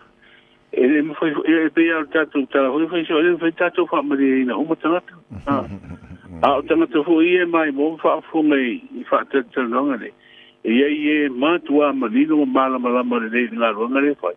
E iei fo I e o le makua po I sa ata vai. Malo lon sa ia e moni au wa o le ngaluenga tātou e tūl o ngā te tonu fo lele ina ia pāleni me uma ia malesi vaenga ia whamolia ina o tātou ngaluenga ia mol whamolia ina o le whaafonga le tunu ele mo tātou ia mo le tunu ia māmalama me uma Turanga na e wa o la fo isi vaenga fo le ngalu rue le o nanga o ka oi ma me fo o tau ai ma ai fo ele pe o fa pe a mea o la tau ia e whaia ngā ruanga I nei o la kunga mo ringa la ko interest e rei whainga me ke interest ia o me whaia longo I tanga te mata o kula e tau na manino malama malo o isi vaenga na ia a wā vaenga ngai mga o seve la ko interest ia la o propaganda e kasi ale kura e mga o whaonga e matasi ale tua mea te o propaganda o le whasalunga propaganda e tā ser pito le mana o e whamari esa o malo waftai o turanga na lele o maltau sa mo le tai o lea e wawa ia tu tau o lea e ei whautuanga o tiunga mamafa ro whaamaru sia pia po lau whanua homo le tātou o winga le tau o se vaenga o pia umamau le ea no tau to pei sautia le tunu umai au mai au ma timu e a whiai sa moa I nisi o teimi e vai rei moto o polu ma sa vai mo le so le so ngofua le so fitu leo aparila e au aoa nisi o teimi ma timu te urubapa solo ai e mamafa ai pupu o whapea wila ma whai tiri. Ia o tala la tamaina o le tau tātou tunu. Malo whaftai, ngalwa mana whailo le tunu au tāpenanga wafo I tātou tala mai sa mo whamole mole pia tala walu? Taurus 5 miliona o pui ai po le security lea mo le lupi wha. Ile nino ngā tūpea se kalesia se 4 miliona sa wha matu iai. Sori tūra whono le siaki o ta wale uru whale atuai le malai wale le whaleolo. O lea o whae loa le te tai o le whae tui le tua sa mo o tasi ia tāpenanga fo o whae tino le te minei mo le awe atu I le whae masinonga o le whinaunga ina ia whae muta loa le pūlenga maloa se vaenga tua I titi ia lea lo tau awe te mai te whae mia ma minstana na pāpeneta wa whae popo le au whae ngota fo e o lo tau sini o le tāmina sanga lona lua spuru ono o whainga whaiwai o ngā samila loto o tātou tunu o le tasile o whaanga tama ho le tai le sa te tala le te tai o le malo le whae ngora vai aso Ok, malo whaftai tele monia whai wa matam newe aso whaftai mo te wile tai au ngalman mana Ia whapena hui te waimale te usala tātou whero ai pēr ni hui vai aso Tai lawa, mia se fuia o le whionga ngalman mana tu marawao tanga vai tipi tanga vai sura rui Samoa e PM ma le whalau te leino nei vaenga foi mai le tinu pele I Samoa o le naua watu taro headlines whalau tele lantou tua ia tātou tala mata le neva so mai Samoa pēr tali tu la e valu I le tau nei tau tua rui Samoa sfalima I watolu amo whamlea mas wharau nei taia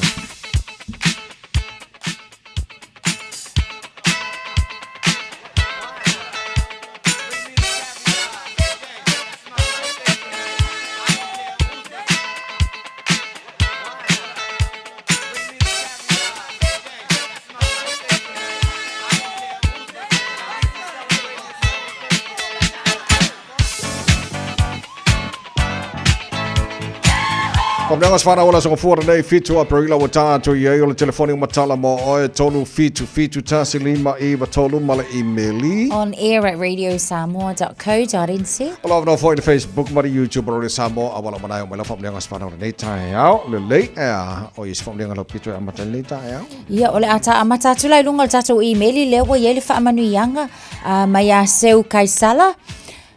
Lo mga ngai, i whamanuati a eo vai nei tae au, ua atua ele granddaughter ia Azeliza ma alo tamasese le se fulu le nei o na tausanga o lau te talo i le tua ia sa uma, ia fua i pia ia te oe le malosi ma le poto, ma ia pui pia ia te oe so o se mea e te alu iai, ma whaamanuia ia te oe i so o se mea e te whaia.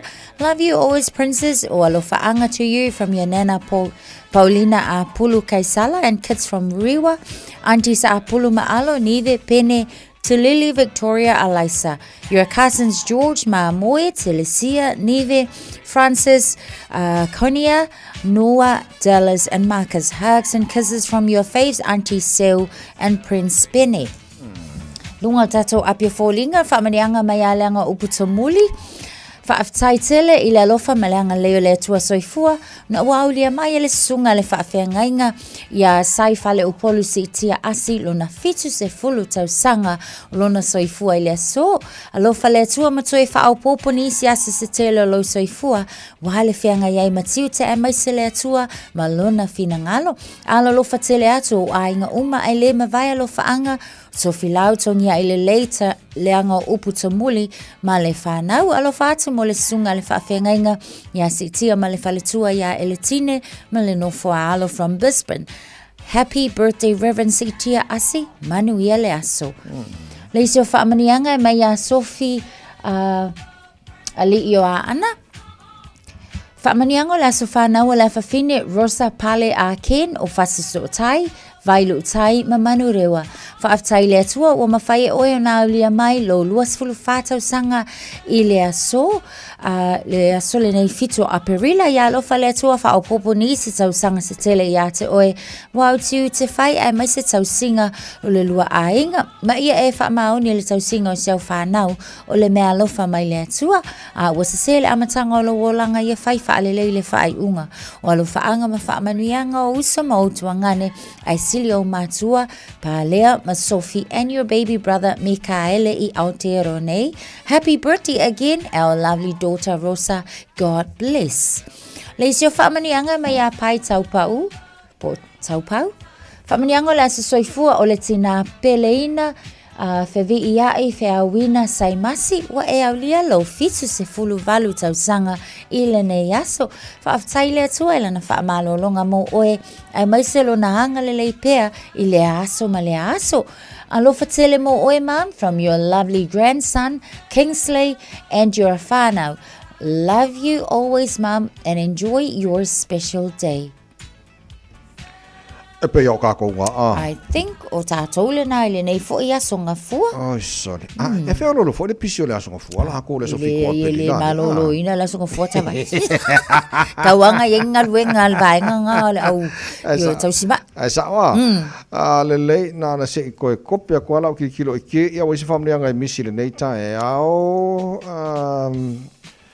okay for there. Oh, yelanga. Lo songo to ina, Reverend Elder Sitia, lo was so for ngai. Ja, lo fatu mo dia lo was so for nei aso. Fa bopo le tuni sto sanga stele lo so for au ona, le tu mo no finangalo. Ja, maar ngai ka ja, de lei waino, ja mai lo se pese, mai se pese fa mo mo. Fa mi atu pure ka para fenga Radio Samoa, me proclam manual channel pese le o to was fana. Maruia. Eu to was fana. So for. Ile mata.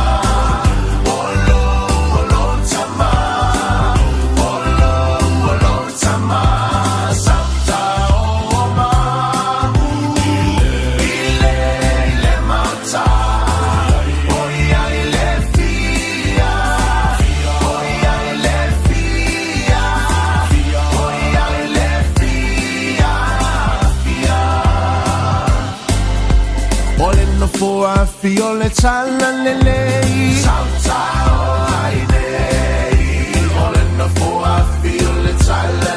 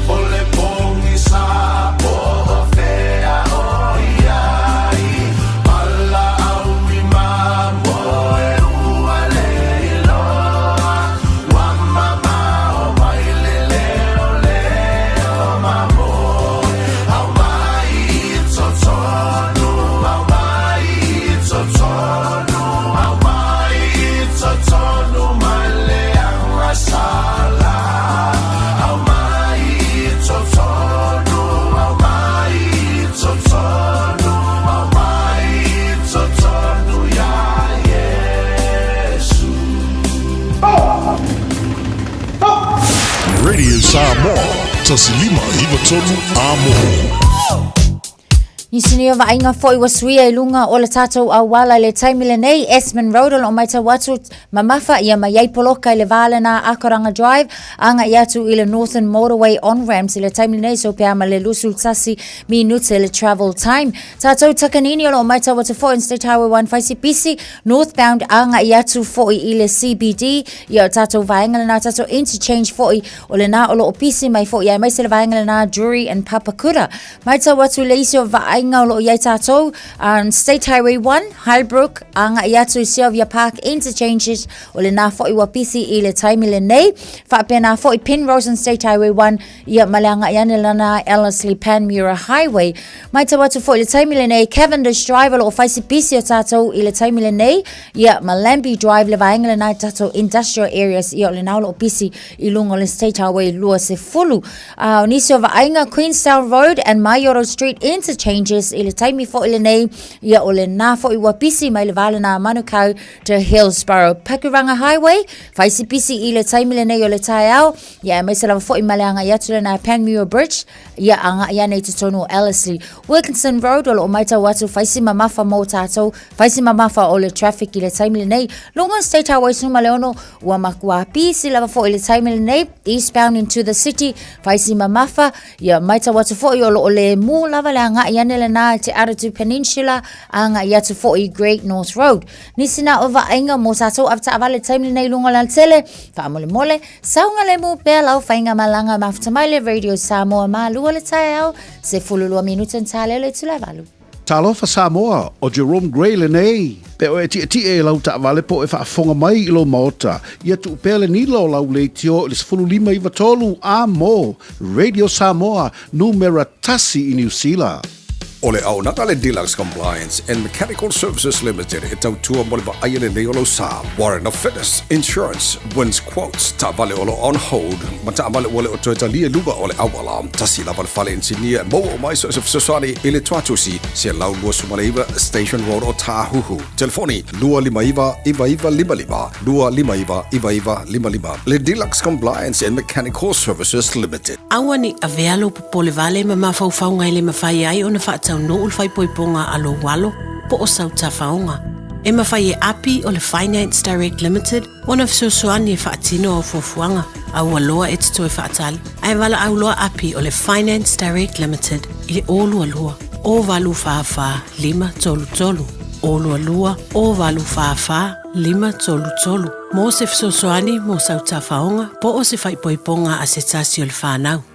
O le R-Dash Travel, o le company numera tasi le taungo fio pasese mo fe malanga inga i Samoa whapea le malanga bai i Samoa i New Zealand ei. A whea de loa i le ofisa o le R-Dash Travel, tasi valu lima Great South Road i Marurua. Pe vili mai i le telefoni tolu iwa lua o wha o. Tolu iwa lua o wha o mo le R-Dash Travel. Alo whaftaile te nomala whafunganga, mala moi moanga le nei fo i vai ngole tai au tuis furumiro jolo tā leo le tula e valu, il po kalame maru le tai au redi sama suri mai tola mo na matanga nei va so tātu iai, a whaifutaki mai whātasi mai le maru le tino ia ma e ofor ngika e au po le alme ua o il kaimi la kale valu, au ia vai aso ki aku o le wala kale iwa.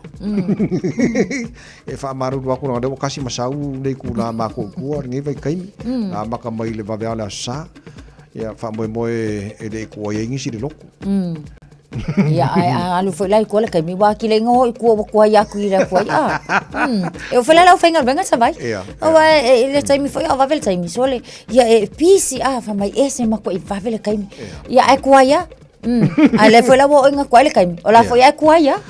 Looks like mana sa le awa pola foi la ai tu la extra. Wala mo tanto ia e malo lo le ai.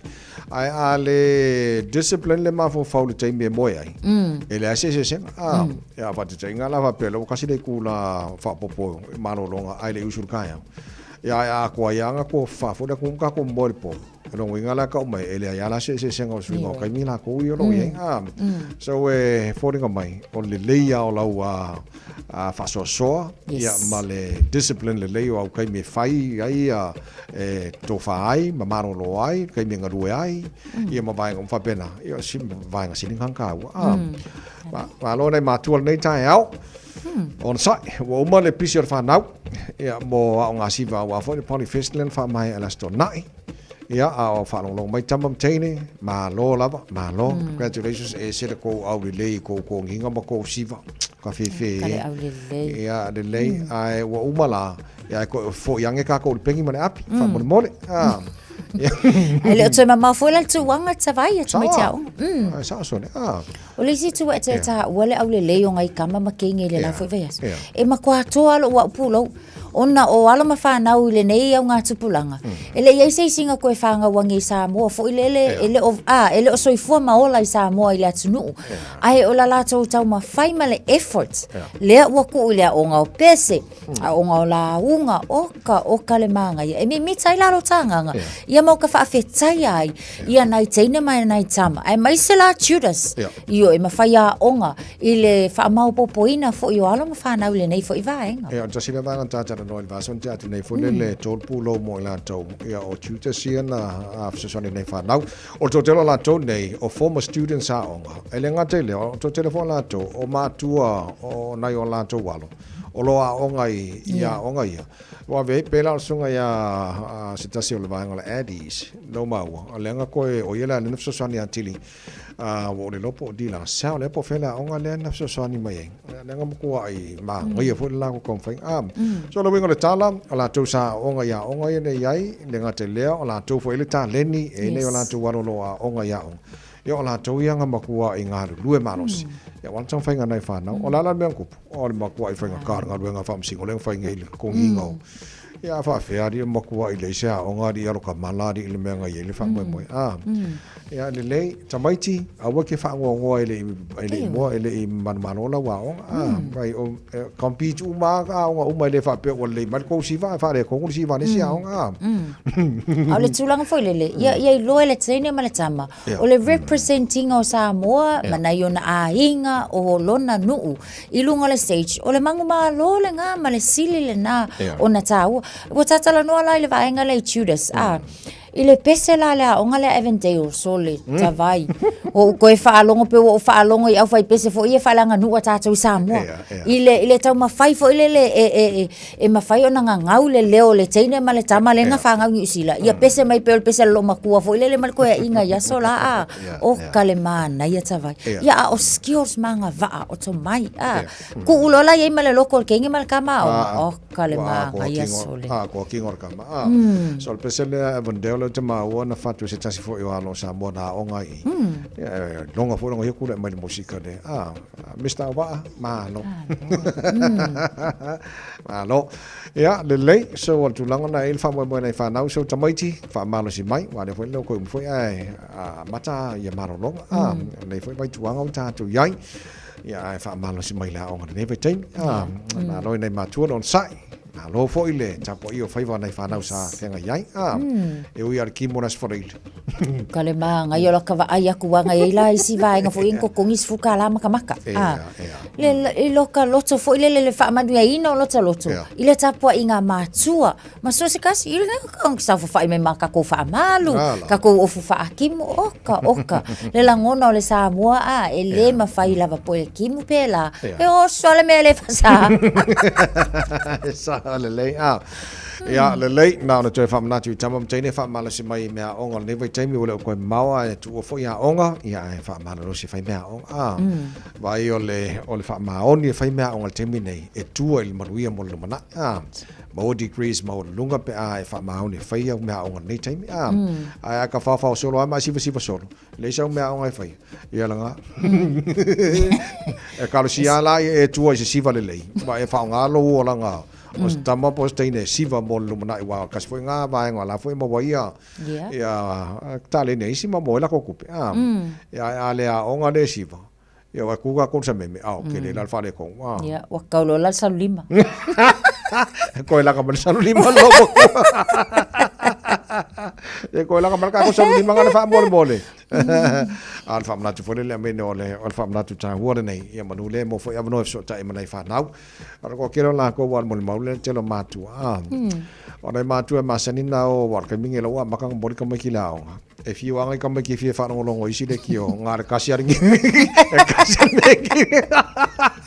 ale kasi ale gila me kwal gilo le ki or ko i malo mo ko gal kasi di mai ko ru abo ya ala tola tala e a nga fo le wa e fa lo nga na chamiti wa ku po fo na la ko ma ku fo la ko fa nga o la ko me fo nga lo fo ke ni ai miro le mo wa yo le o na tu la lo yo fo tu nga fa ma lo si au fo i nei matua ya me se non te pena no nei fa na utai ma lo lava matua fa malo si mai fo weki fa malo si mai o la farka ko fa malo ski no ele so non fa ya ia au ka puai umal mo ana sa nga ka ko la pela liu mai kai ka la o malo fa malo stino so mataro tala mai Samoa na mtanga nei vai aso se fai yo dunga aia numa Altafa Alu Aia Avale Yo Aia Alu ye tau au ya liu tau au Aia Tua Aia Ili tau au Aia mangaya uka kakala tau au iyo Luma Aia Aia mangaya Alu luma ya kakala luma au Aia ya lunga loa Aia masabali luma Aia sabali tua au safa Aia au safa ya ngai aka ai mangaya ngai sekalamu Yo.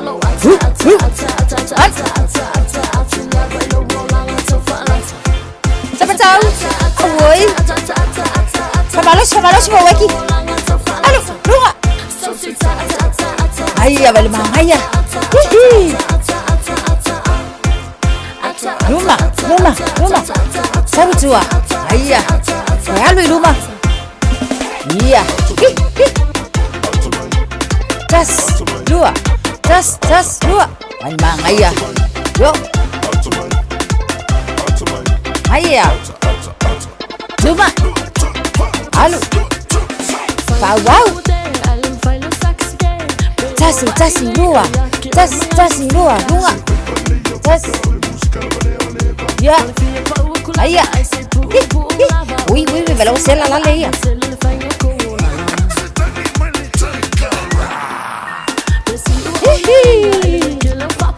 Vale. Kamalos sila ko. Ayah. Sawi kuah. Halo kuah. Vale. Rumah. Mangava, John Mafavo. Ayah. Savali tua. Sefuru sekone. Sawi kuah. Iya. Ai lo marcao figa. Mana vai totonu. Mana vai fafo totonu. Fafo mi. Viale nei yaso. Soi fua.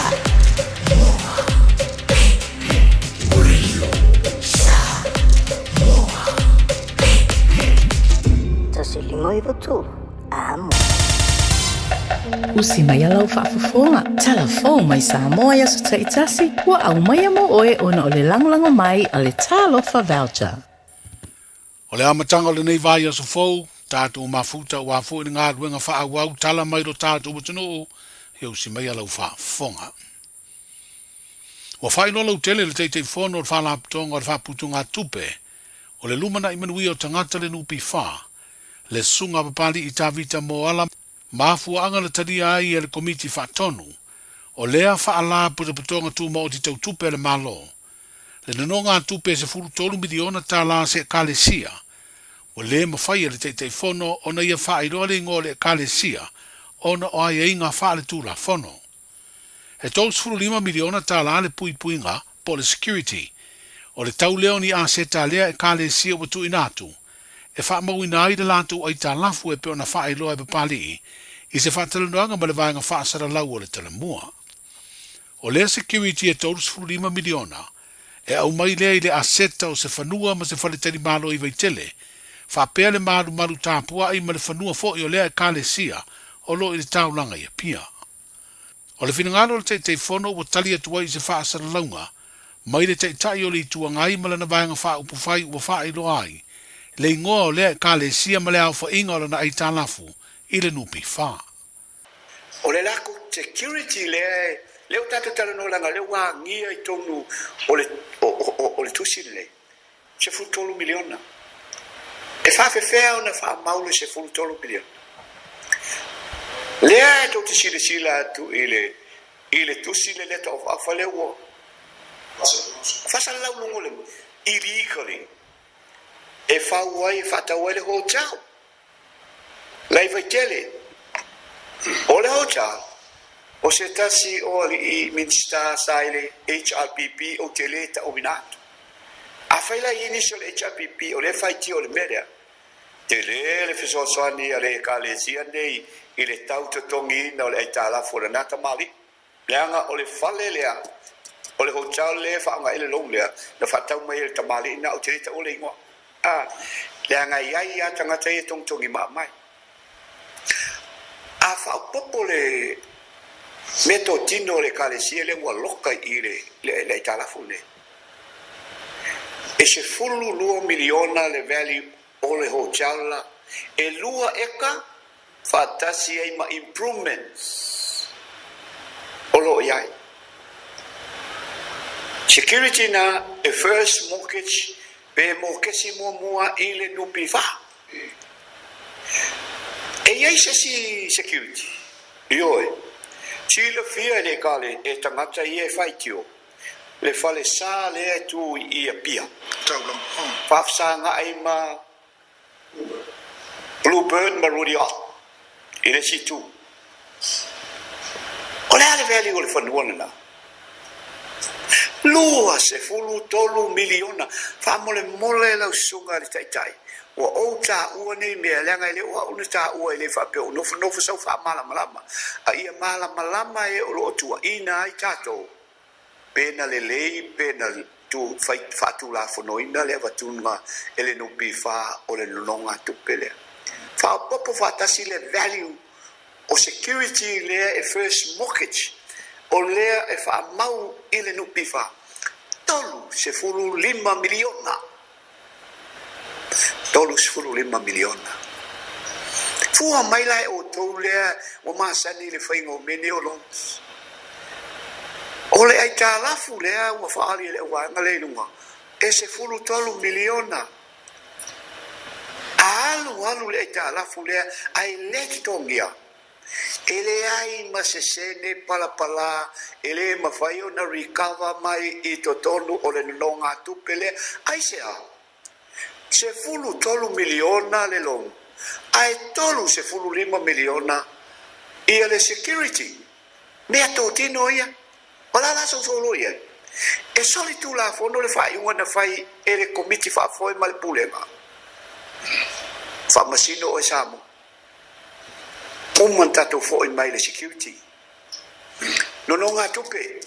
Malona tongina. Fa miliona le si sata tano no mo le kalesia. Mo le ta le kalesia le wo fa etwai. Ele o se client a fai nei se la tono no nga tupe fa mo le Ko level le maftanga le. Ko level le maftanga ma fa nga pa anga lupi fa mo le client ne. Fa miliona. Umana te tongi le tai atoa le taimi e fa mata ile ai tala. Te le ma meo tupe na maua mai ai e ala mai le tului. La so fa fonga ai. O le kale sia le. O lea e te tongi. O le voto o langa mai lunga pe ese arias pele ai. O chele alo le latele niu. AI.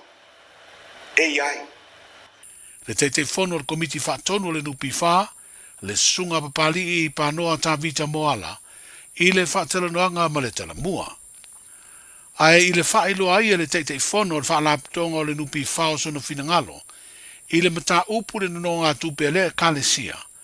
O le whaaiunga o le vai aso na uma I le tusi I le whaatonu, a le te tai o li tuangai wa ia whau tuaina I le te fono, o le vaenga wha upu whai o le wha tua I le atua sa moa utasi, e toi wha fo I le me alo whatupe lua se lau wafe tā lana lātou maua, ma I lea e kāle sia, e tutongi aire no ngā tupe I le nupi wha.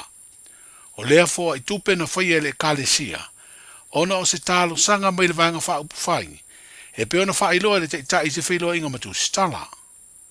I le no ngā tupe se fulu tolu miliona, o lo I oe le te fono le nupi whai le tala noanga ma le tala mua, o lo I ai tupe tu ua po a ria o le no ngā tupe. Pei tai ua taria le komiti whaatonu le tāro sanga le kālesia, e tu atu se teimi se ia mai a se mata ubutau whaamsinonga, whaaloto I whale a lea e kālesia, o na matala I leo te unga tupe le kālesia o ao le ama whai, o na toe whaola I se leni ua tuai o na tongi o lea ai tā lafu. E eire tale tonunga wa tau fia neire sia kina o tāwale umai uru whale atu le malai waalele I whale olo. E mafua I se whaai unga le pulenga o malai waalele, lea sa amata whaatino lea songa fua uma vai. O se whaai unga na whesiringi ai e nisi, ai e inga whaale tū la fono e anga vaai, o na whaatino le vaenga o le puipuinga o le saunga le mua le malai waalele lea ngai o inga, na mafua ai se fono tanga le komisino leo, male lo ia sili, I lea songa fua uma vai na aguai ma le whaurulunga o le pulenga o malai waalele. O le lo minga le newspaper le Sunday Samoan, o lo whailo ai se vaenga o le tūsi le tamaita ilo ia sili na tu inatu, I le whaurulunga o le pulenga o malai waalele. O lo whailo ai le tūsi e soli tū la fono le lātou whai unga, mai ono a fiai le malo, ini mata upu tau whamsinonga. E leo nofo le te tai wai nei o le vaenga wha upu whai o le wha tuatua I le atua sa mo o tasi, ma se vaenga to tele o sui whai pule o le pati I wha upu whai. I le tapena ai o se fina unga wha le tū la fono le atu ina atu i le wha masinonga, i le wha moe moe au tū e ave se ai le pāle mia, ma min star le kāpeneta po le pūlenga wha tonu le malo. He peo ni si le fia ua mai ala fue lua o le wha tuatuaina, na au tū lava i le wha mutaina o le pūlenga malo, lea o lo teita ia le sui fai pūle o lo tofanga, o lo tau veina le tofi pāle mia le fionga fia mena o mi mata afa, ma min star lana kāpeneta e peo na te ena ia la fue lua i le pāle mene. O le ave le wha msinonga o lea whinaunga, e le o nofo ai fo i le te tai ma lea vaenga wha upu whai, i le tapena i le tala o le tupe au tū muri muri a le whainga malo, a le wha tua i le tua sa mo o tasi, o wha moe wha ta tia i rumo le pāle mene, i le wha ai unga o le masina fōu me. O le wha pa uina o le tala o le tupe pe a whai e tupu lea tūlanga, o le tu ina atu fo i leo se isi lafo, e whina wai le wha tuatuaina, o lea tāpenanga tau tupe a le whainga malo. Sila fie le tua, fai le awa le tofi malia le tunu, talo au mal poi foi me le awa. O man mata no matoloia, a ngai fa msinonga. Le tapena te minei. No te le no funa foi. E foi fa solo ate o manga waso. O le mato mai tau, le mato fono le la mato wa ngai sa fai. O ina foi mo mai li fa la o tonu la fai. O unit teller tupe. A fai o lava noa le to e fai e fo i le sila sana, e fai. I le fai na mato nofo matalia pele me le ar. Ala e, a fo e te me fasa o atul te la tu le pa, e soli tu la forno me umai e fai. Are we allowing that to happen? Ai mato le nofo se montaf. E le se me fai kanga o ma kwa kako fa fo mofisa. Kulo wa fa fonga le tunu. Ai poi vangana. O nisi o mata upu o fola sia nei le sunga la auli masui fai pule le whaafare tui. O lana vaenga wha upu fai e to lua sifuru. O fai tio ina ma fesiringi ai le pulenga wha tonu. O loo wha foia le pāle mia ma le kāpeneta. Ma ua wha li ai se fina ngalo le te tai o le tua ngai. I le whairo inga masani matu sitala ma ia whau tua ina la auli. E leo i la tau o se tu o ngai le malo. Ai le tāpai tu sitala o se fina ngalo le sunga la auli le watea polata e vau Fosi Smith. Wha te tau i lea tūlanga, na ia wha li ai e fo i le pito la aua lana vaenga wha upu whai, e whesiringi ai le whainga mālo to i titi, le minority government. Lea na e tā ua wha mole e lau whionga te te i whono le sau noanga la uli o ia tuila e pai le asuan nafi. Wha pia e tūl tau fia i tuangai o la tau e tuangai.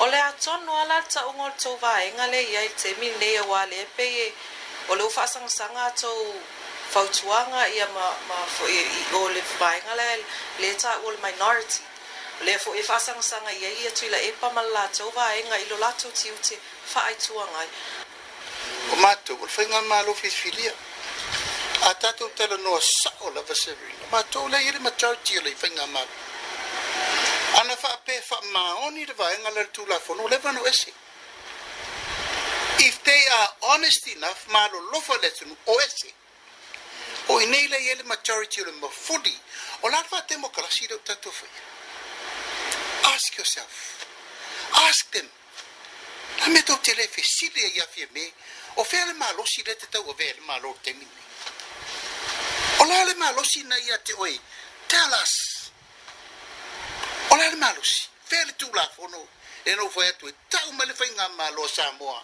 na tau ave mo ese minority ele se mea tau ma le tu no le lalo langi o ran le melea na ma lo komunisi o fese ma lo pacifica o tau ave mele ele se mea o matou le fainga malo mo i le fast e matou tele no fo ba matou ba itu la tau va le ngor fast ala e o matou ave e ala tau ave o tu tuli atu mai le tai o le vanga fa fai o le fa tu i le tua Samoa o tansi sunga la auli le watea polata e vau Fosi Smith i le whailua inga matu stala. O le ua whailua le asosio le tālonga whainga whaiva whaavau māloa Samoa le whaau popo au whango ngota ua tausini o i le tāmilu sangalona luas furu ono le ana tala le teitai o le māloa le fionga i le pāle mia i le aso tō na ina te nei. O se tāmilu sanga ua whaia whaatasi ma se isi o tausini o ngā le tālonga lava le nei o whainga whaiva i o ngā sami do loto le tātu utanuu, lo tausini o ai au mai atu motu o le Pasifika. o au whangongota mai Samoa nei, o Amerika, Samoa, New Zealand, Australia, o lo a wai le tāmilu sanga, ma o le whai ungo le vai aso le a mai ai, ma lau ai loa matongi. O vaenga masani e tongi ele nei tāmilu sanga, o le ia e siri o na mamafa mai tu ainga o ia e maua, ma le tu au whainga o le mamafa o ia e maua se au tau vā. E ei fo isi vaenga o lo wha masino i eile tau sinionga le nei, e peo na a wai au whangongo tā lii, ma le vasenga o tamatai. O le no whanga tūtutonu o le wha lapitonga, o au whangongo tā le atunuu, le Samoa International Game Fishing Association, o lo e matau tutai se vaenga se so o male wafu tele, o lo o wha mautu i ei wa a whangota uma, a au whangota o lo o tausin, yo. O tala a matai o le nei vai o sa fau i lau whaafonga, seifua. Talofa, we're the Katinas. Talofa, this is Pat Lam. Talofa lava o a ola pi Mariner, mau pelo li tio. I le Radio Samoa, tasi lima iwa tolu amo.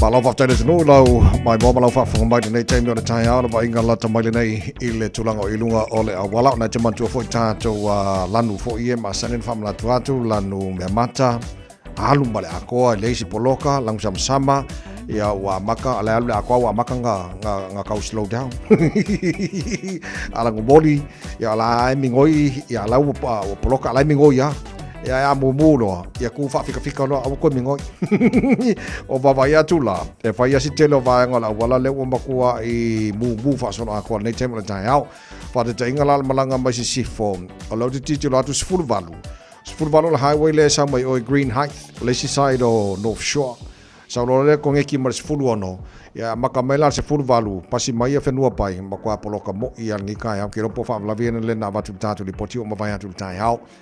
So e malanga mai si fo o le link mar se furvalu link mar sfulu no kwa po loka mu fa so na to nei temple tai e kawar kaulanga ya kilangi mai pe si vai nga fo le wala e ke va ve o el farfenga ben. Tulanga el poloka o le highways furvalu mar sfulu malanga mai le si fo ngal taulanga ya kilani alu sfulu no ngal te taulanga ya kilani point chevelia ai afi mare tano lai slow lai flow wa la kau lang body man late time tai au ka mu le highway was full pa pasi mai Oro Road on ramp fasolo mai Dominion Road on ramp fa penga for here's bara off ramp pasi malo here's bara wa sau ila wala baba in malanga mai nei flow le mai la foi lolo malanga mai va lele ai sau saoa ka ko po lokala ya pa pasi mai Puinui Road on ramp fasolo mai Lempi Drive off ramp Pasal mai Rainbows en mai link o le dos fulu anga le highway 1 ya bang poloka na nei bang o tai au au erungo state highway 1 city bound nei tai tai au Drury anga Papakura poloka fiololo Papakura anga takanini Manurewa fais poloka lai titi pasi mai Manurewa Manukau lai pisi lai flowa ka ko poloka pasi ko Istamaki Road on ramp pasal tuai o Highbrook Fasolo Tip Top Corner, Mount Wellington, Ellerslie Penrose, Poloka Fasolo Atoa, Pasiatu Green Lane.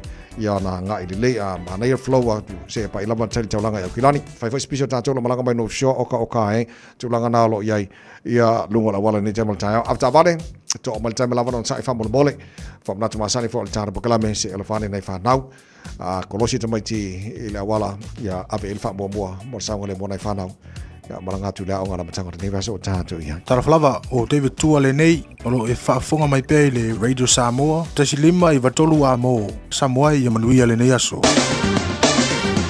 Ua mawhai ana au ina atu le tala o le tau Yaso Taitasi o na o le langolango mai a le Pacific Finance Limited. Telefoni o Varselau, fitu whawha, lua fitu. Waikala tu mai tala le tau ni vanga o tai ao Samoa tu mawinga o le tau le atunu e awa oa e langi le lei i nisho taimi lua se fulma lima lau te wawai atua i le vevelo le e Samoa i le nei vanga o tai ao la song fuwa le nei ia o tulanga na le atu mau i le atunu e awa oa langi le lei fo i nisho taimi se vangana nisho vanga o Samoa pa ua timu ia mole nei aso fua pa nga uma tara proklame so se vai ngona tunu pele Samoa malo la verse fua maria Australia malo se fua maria nei tai ao o mai tato o le ua pe ala o ruai kula le ua se tato ia mai si vai ia fa tala fatu Paangal tara proklame so semanga Australia Canberra fulo lo il malu lure ne va ngora tai la fa sono sulu ma tango fila la fa solo trailer ma fa luas fulo lona maulunga mole ne so fo tanto ia sini Australia fulo lo il malu ne va ngora tai la fa solo fo ina langi de lele tamo to fa si vela la o to le so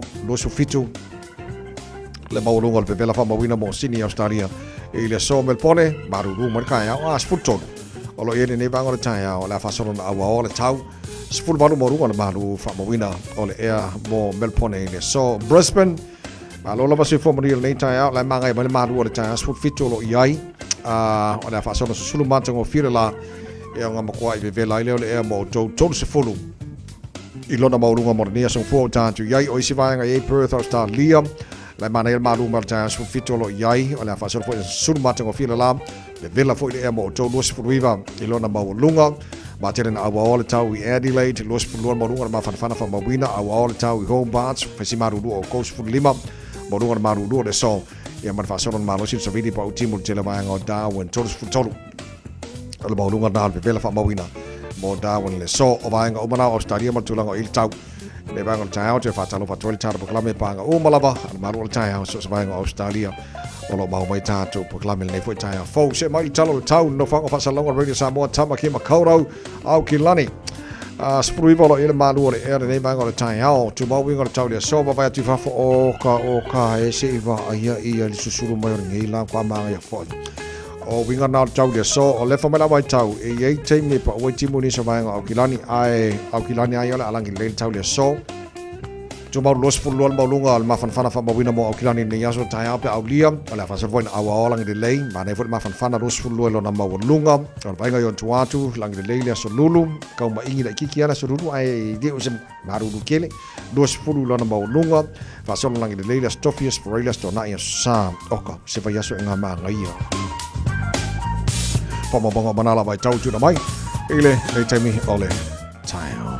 Ua loa le tautua le Pacific Finance I nonga tupe mo so se wha moe moe. Maliu, whai puiponga, aso whanau, sa whai whai ngā malolonga, ba so se wha lawe lawe. Apa laine lo le pacificfinance.co.nz. Pe bala au le oval se lau fitu whawha, lua fitu. E talo sanga sauna nonga tupe I le bao le 5 se lau tala, ma le lua se furu hawhe tala. E lua minute whai lau talo sanga online, www.pacificfinance.co.nz. Ai tasi le tu lai whatali e se tali. E iai, ai inga whabitoa. Bala au lo le Pacific Finance Limited ile oval se lau fitu whawha lua fitu. Oval se lau fitu whawha lua fitu. Tato tala mai Samoa pera whafonga le tino nei tai au te whasa lawina pia tale tula se fulu male lua le o le so male fitu le po ana nei. O le si whaponga o tato tala mai Samoa le tale balu ile tai au e whafonga o whanongononga mo I se le fia o loa. Mea nali patia lo tupu I Samoa. O loa nei lea mea tonu o le tau whinga o le vaenga na su e tangata fo le malanga I male valele. Whaftai lapta inga le loa sili. Na o loa ina ua maua tala. I lo taltanunga. Fato a mawhaia na o leo I le mele o su enga o lau ta vale ma oe I lo tangata. Pea I ese warrant. Whatanga I leo e lanto te whatinga ina lanto a tulanga a o kwa inga siaki ai. Ia vaenga langa ua pe ua mori o mama ua aveia a kusi sai a kaka o mai a whakanga leo e sai lia lanto sa ua mkua I ko I lalo e sa rokonga kaka ua whao le sa rotonga tangata. I le vaenga so whawkai o leo ave lapta inga lo I siri ka o whiro ku ulo e mkua I sur kuna whonga ngā mea o whai. E mangai tene ropo ini se whawhonga mai na malanga mai Samoa na maua I le tulanga lea. Ia whawhkai o ngā oi mai a mo I araka wanga whango ka ngare la whainga I so le ka whewhe. Se I mausi ngā wanga so kālu a wiraka ofe kongia I lo peki o mo se I ala po So le vangara nei Samoa wal whawhonga mai na tino nei tai au. Tautua mo rere Samoa Sfarima I Vitoru a mo. E na ua lua se fulu ma tolu wa te anele tula valu se mana whawhonga. Whawhonga nei vai se fau. Tātou ma whazama.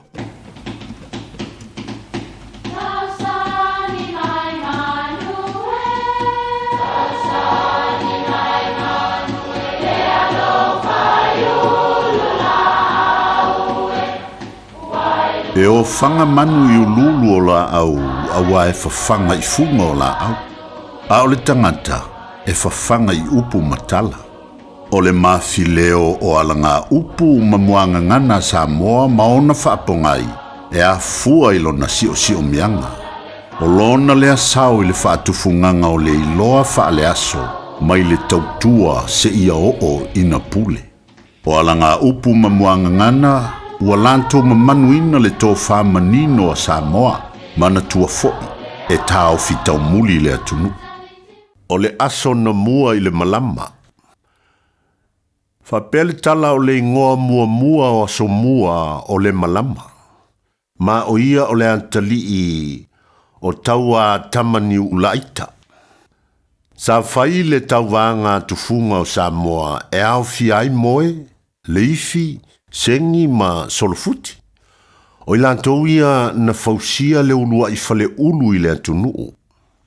O le mea na fia iloa po o ai o lantou e mualan aso i le taimi na tau aso ai le mauta. Sa manao tua tamaniu la aita ina ia tala fea ngai le tau oto aso o le fale, ma le fauta i fau. O na alu lea o le malama ua tofi le ulu, maona lau e fai aila na aso. E fotua i mai le malama i le tae au po, ai ua tau le aso a le malama i le au o le mauta, ai o lo tau mawhai lava aso a tufunga e tofa. O na manu malo ai leo le malama i le tauwanga, na whapea mai leo taua tamaniu la aita. O le a tau tufunga nei e tofa o Samoa, o le a inga o le malama. E iai o na maua le fa, o le a inga sa le malama i Samoa. Whai mai le mau a le isi, o le mafu anga fo i lea o le suafa tofi lau. Ma o le mafu anga fo i lea o le faa umi o le suafa le malama i a aso mua le malama. E faa manantuai la na aso na mua i le malama o le tae au. Manuia lau vaa sausaunga.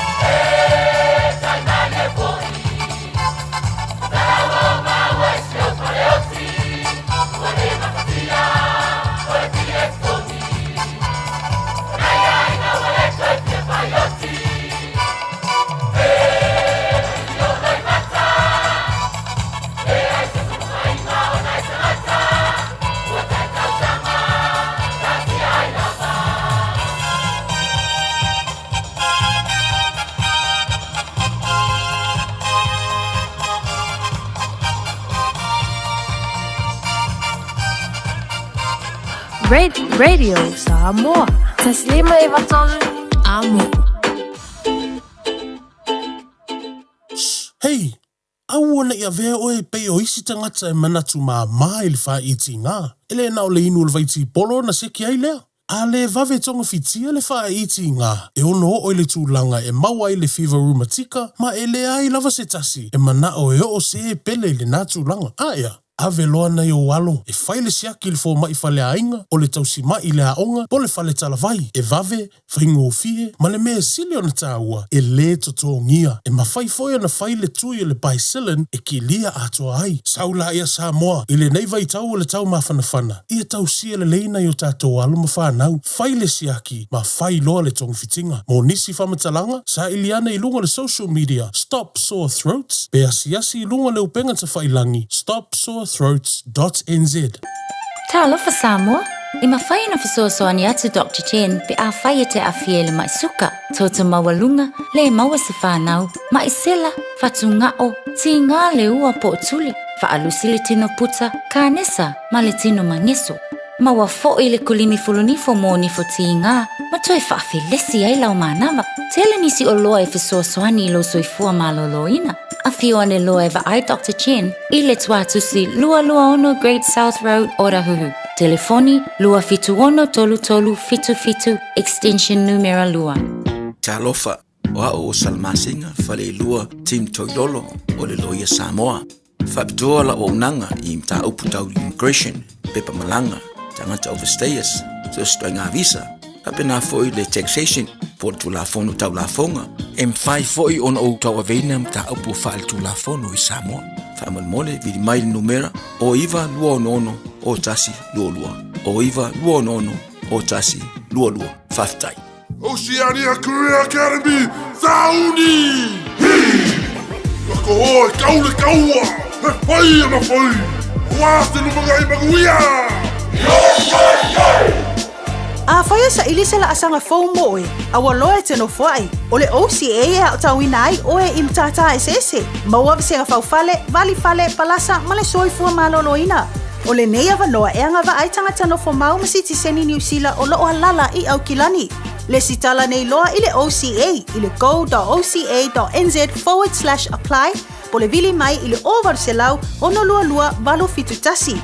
O Varselau ono lua valo fitu tasi. Kore sa mas wale mai tola mo te lusi fitu minuto lo tore tale o le tu la e va to pauna minuto lo te toe o le tu ari sa mo po kala me malu le tai au.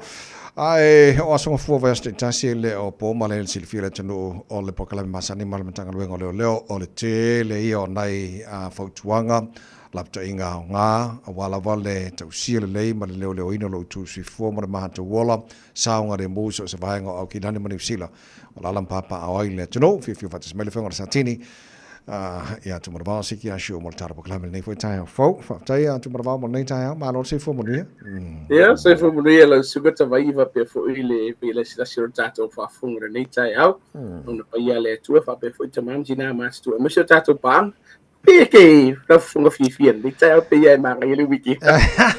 Wala Silvia foi lo fionga sa tini a maua le ola mai le tua e. O ai ola le ko fifia lo. Ole aso. Peke le ai fe ai kala fu ai a ma di allo pe di ata vai. Ole aso o fai le li oli ma fia ai tanto. Allora va tai a ma due le weekend ma so sa pisi foi o ko o polifesta. Sa vai. Ma poi pisi fa solo sa pisi fa solo a tolve a son sempre a cena. Vai ga fu le sa le kala fu le usu le imbala mala. Sa kungi sa ya ai fa le tolo mo per manos. Yes. Ai tau tu ai so tatu tu no yo mana tu fu le weekend in se veto nei fa ya si pisi. O tatu weekend ya fa le tu mo nei va so fu. E ya fu la wa ka nga fa so ka won nei so to. Sa ki ma ga lo fu yo ma ga fu lo fu ma nei. Alo faftai ole ata amata ole tasi vaenga taula ilo tusi sila le Polyfest ole o misa onga fo ielanga sa tau maua inisi of sotaing o le tasino vai ngole a ona tupu foi I ale nga manu de lia lo to a sit foi ia mo le leo ina foi o le table polifest ne fara wa fa te vai nei vesinga nei fusuanga na tupu le so na ita vai okay o le vaenga le ta vai fa te we fa mana tu vaenga le pe o le sile me ka ke le tio ai fu le tangata fu le o le malo ma le atu e mana o te puni no fuanga nei wa uno ila to le fa tu fa la e va tu vaenga mo fa mo ta vai e va tu lo fa malo ile fionga se yuli ya teri male komiti ile fa foina limas futo sanga e sto sanga pupu nei to sanga ta vai luo lo fa malo e va tu lo fa malo I matua ma inga malo fa taino to banga le ma titi faitama ile tape na ina le o fa na o wa fo ia la to fa fianga ia fa tai fo I nei fa na wa le fengo fie o le vanga pito silina tau mo sila fie ni sio matua o vaenga I o langa nu le wa o nei tonu o ile polyfish wa nga wa o mau ma maka o fa na o tonu o la to assessment fo I tonu o ta vai o la le tiro ese le mana ia tape na ina fa tai fo I le malo le tonu usanga le fo I matou I sa fia la to fa inga fo ile le ya fo dia ile weekend fa tai lo to banga le fa munia le tu ai man tu to vai o silango la kiki ya le o no fa le nga ina I tau mo fainga mal swa o le o tau fainga le fa na o me sel committee ma tu wa le sile me le sa tira na fina o ni si o te tau na ta puni I polyfish o no fusuanga nei ia ai pete yan o le a makanga fe o lolo ta vai na o si grupo la titi la va o nisi o nga le sa besi ia sa va ve il tanga le nga le nga le fa ta si security fo I tono tato bin le na fa mutai ia ia I fo insi nga kamikinga mangua ia ele manu tunga ta vai ai fa mo le matua tala no le fana e le oni no fuanga ne fa I ni fusu anga ta vai no fuanga e fe lo I ma fifi ai mana ya malo fa faiva no fe on santini mo to mo tala nga foi ya wa mal pui foi msanga le mbul fa mo nei fa na pe nei fa ngora na ba yaso ma wa tele foi ta vale la vea le fa ngora so e pisir polyfish e la ve mta ba ta vai fa ya si pisir tato o wala le na ye te ngi ma I pantry le na fe lo tato ta vale la vea o le fano no anga o nisi o no fuanga ne sa la beta to tawale tawai uma mauru soifua fa mo sa mo te tau ona tato sila le lungo tato o wala o yen tangata sa vali le sa yer tangata sa vali le na la vera weekend tawai fa mo le tato tunu te tau sila lua mana tu ono fuanga yo no foafi trains tawai o lo o yai lava tato pa fu ye po nga la au vi tale se fa fengo fi o lo ta fi ai tawali mai le kolosina le sa ese soifona ma ta vai ono le fa tamala fa mole o le o ngala au ngari foi duma ile o fa pe o kosor kwa o fa sang ko fe ia o lo ia ile tato no fo afi lo sa de tamilia tu ia ile avano o ka ko muri mumu o lo no winga e te tau na tu pe te yana ia o ia fo fa tamala le na ma o soifo manu ai ni o lo no winga la vai tato sa fa tu la fonin te vai ele nei tai au fai asi mas se o la wala a wa puri lo sa tu wa no fa tai le malo le tunu le no vai nei tai au tu wa no ia elenga ka fo ia o masi ka mai pom ia ni si fo la tenu le tunu man tu to vai ata to ngana no fa tasia e fa ti fo fa la vit tu pulu ngo ta to wala ta vai mana ya le lei o ta vale foi nei fa la ngai nei isi ia manga oi ele se mele leiso fa manatu foi mo tanto va ai le later vale make sure la loka ya ma sa time po ne mo tino la sa ngre mo ya sa o later vai o tele tio lo le la ba sa mo pe a foi o to yo na e manga va mana vai le po ai o le sima nga ta o le fa mo le ta loka ta tu ta vale ave ta tu o lo ta mo ta tu no ta tu fale po la o foi mama ota le sima nga ta o ta vai la so sa ni ta tu tu fai se insurance o lo sa vai nga mua e se fei o pe ango ia vai le tai mi umata vai o lo kumonia e le tai mi umengo ia lo sa po lo fale e maua ia na tanga le nga le la to no fatino ni so nga tu la fo e ia le tai mi e ia mangala e le yengi me po akta vai mane e fiuran ka nga nga susu bore mo e o fo ila vai nga fo ila to e fo ila to tingi lima voi ina iango ina tātou sa olo nau inga whamolmole. Whai launga ruanga māsani ni e pui ai o imbalo a inga mai vaenga whapia. A lisi vaenga tāua, file insurance olo sa. Kolo vaenga tāua na tawai, a wakele mingo ya, ngā alo vile tanga ruanga leo, li poti au maile numero ya te o numero na average company insure. E kawa i matongi ina i whaino lo sa, a u whaaleanga ina whamolmole tawai. Ma tango fie le whamanatu lei tālo whiongana sa tini. Ia le lei a e tāte rei whātou whāwhong mai nei mātua morito mai tila onga o le tila na whamanatu ai ka maki pēa kolosi a vil whamomone nei whanau. Ia se whalifusi pa u whamolmole. Se vai lau punga wa ika ule maru a waka me kina poli fis ata vai a wale vele le manu yo tau whainga le whana me so ilo rutal tai ala nei ma kua whaenga ia i leo tau vanga i leo le maru por whaina tawai ma tua wha mulmole wha fia fia le whana le nei tai a le vaenga pito silin tau manutanga luenga leo leo o lau sasa ilo wang ai mawasis i ono mulia i ora tula whanu tawai o le whaia fuspa umana fua le whana ule tai a o pe a o lungo le awala e ono moli ai o le famsino nga tawai matula fonu man tua fo tawai o lo to tele al aule ma fo fo tulo wale nga no fa nga ina man aule popoi le lo fo fo i ta vale i de tai au e sa ia ka me ki fo e fati no so nga tula fonu o lo na winga mo moli le fa na ulu mo potwa on se furu 5 minuto tele i tu wala on waka ngai ku nga e fai fo singa o manisio matu pata tali fana wa wala vai na pito sili na na tau ni tai tawai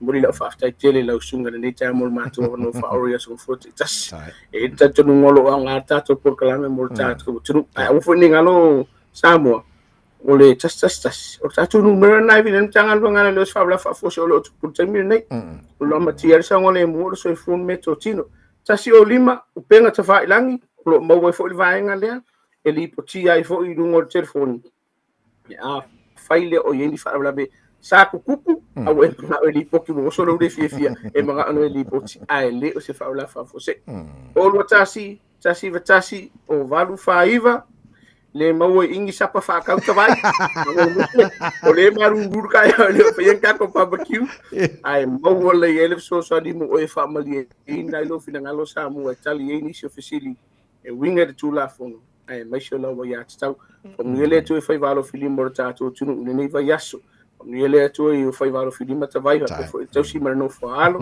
o ngele tu orta to tunu fa mangalo la tali ne tayao ya ta to e fai lo ile va yaso fo mo so fo mo yema mia te tele lo fenga santini tu na va siki a shumon po klame nei tayao mo dia fai valo ne so so o vatu so foi o fat se vo le fenga santini tu na va siki a shum mai mtanga ro le mo po klame nei tayao ne o joise full fit minuto lo jor talo le tu live maro tayao de Samoa good morning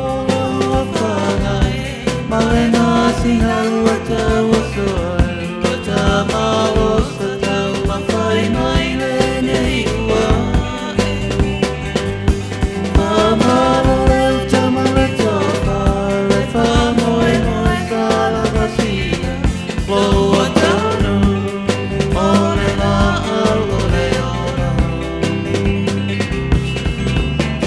ele so fua ole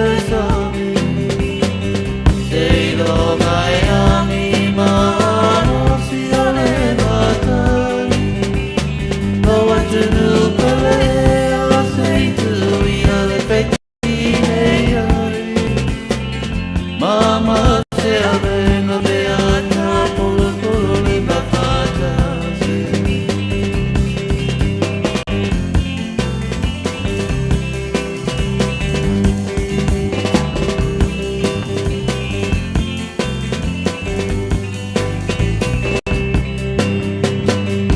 Io tatina pioni io fiete tu a fare ai nasi io tatu Wale tu ono ina ne ala fole tu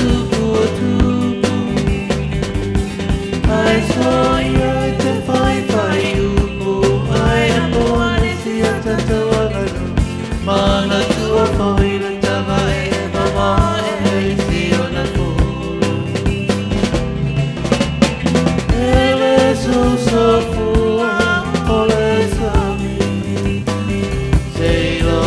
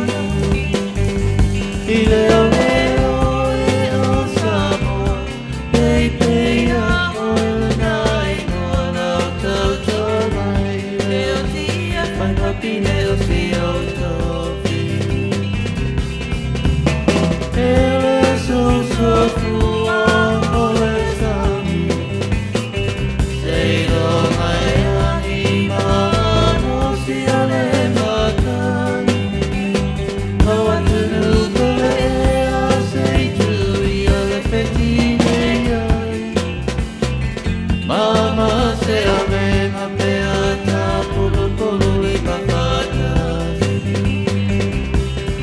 Piolo le ofa fianga mai le penino tia fau le tautua mo le radio Samoa for lima iwa tolu a mo ino jois for tolu bino tolu tolu talo le tula eva talo eva na fama taki fo le bukala me malo le tai ona tatu sia si tonu lo toa ano mega kaso le te le yo ta vale faiona e fili ai on lesi me mana ia e fa ma lama sunga tung sia Bill Wilson mana fainga wenga be umala le ngana Samoa man tua ai le malama lama kon kala kire la sange kupun fara velave ke le fa le kong le kai mire la ku ya ko ngen ka ai a mala mala ma me ai e ki alu wa ka vale manga ya fi e fer wa no la wala ya la foi manga ko ngi ngor ka vale la chau chung sia ba dai usa mo tabi nei ja ma lo se fo mo ya ya amaya se pati tatu patia ya na usi se e bi ai o ia yo e ya o upuia to mata nei fo ile nei ja mo le nei ba ya so sa mo tatu patia le lo falo tatu ta pa au le langi ai o fo ina ya fe le fo le ti apolo ta to pe o yuta na fa la ta to fa ola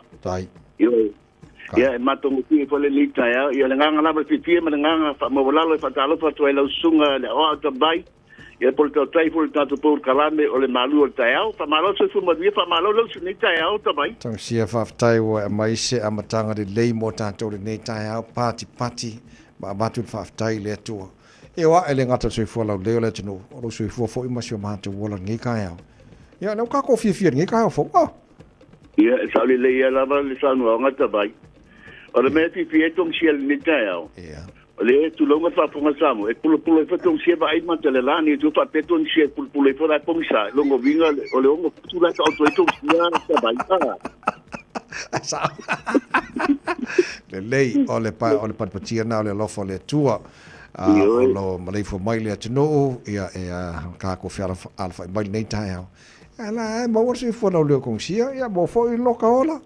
ia ma fo la tusi o ma ke kia ia na fo ma le malu le ia ma ia o le malu ia o ai fo o pa au ia te lo wa fa pe tai le lo fo le ia wa le fa ina mo va na to mo ku ka ua ya o so per tali poti va bon da ko ko fa so ka vai ia pa tai ke lava la sunga da wa to bai mo lo ma to va no pe la va na sa no ia bi ia la ba lo ta to ta pa le langi me ma la ta to te faia yo ana nga foi na fofoina ai le fa na malta ngata le neu tato ai yo le bi inga na tato ia te fa talo fa tolo fa anga samo po fe la na o meni fa la mo fa bisicel tato falta vale lo mega cas e fa talo fa to lava tele lava male fa malo se fu modua fa malo le fo lau na fa mana to sia tato special foi mal tato fa mama ben lo fa nga so po le terminate le stofi su faraile ma le sto na e to ono tato ainga o familianga fo ilinea fa mo una to fi dai di ma se la tala me ala fa ke la fo ile ole esita ai mo mo fa la to fi dai ya fe li ma se la tala family ne uma tulanga ya tina ne fo la fo mo na to le fata o sanga ma to tato to lu to sanga le ba ai o me ka sita le fo ile tabale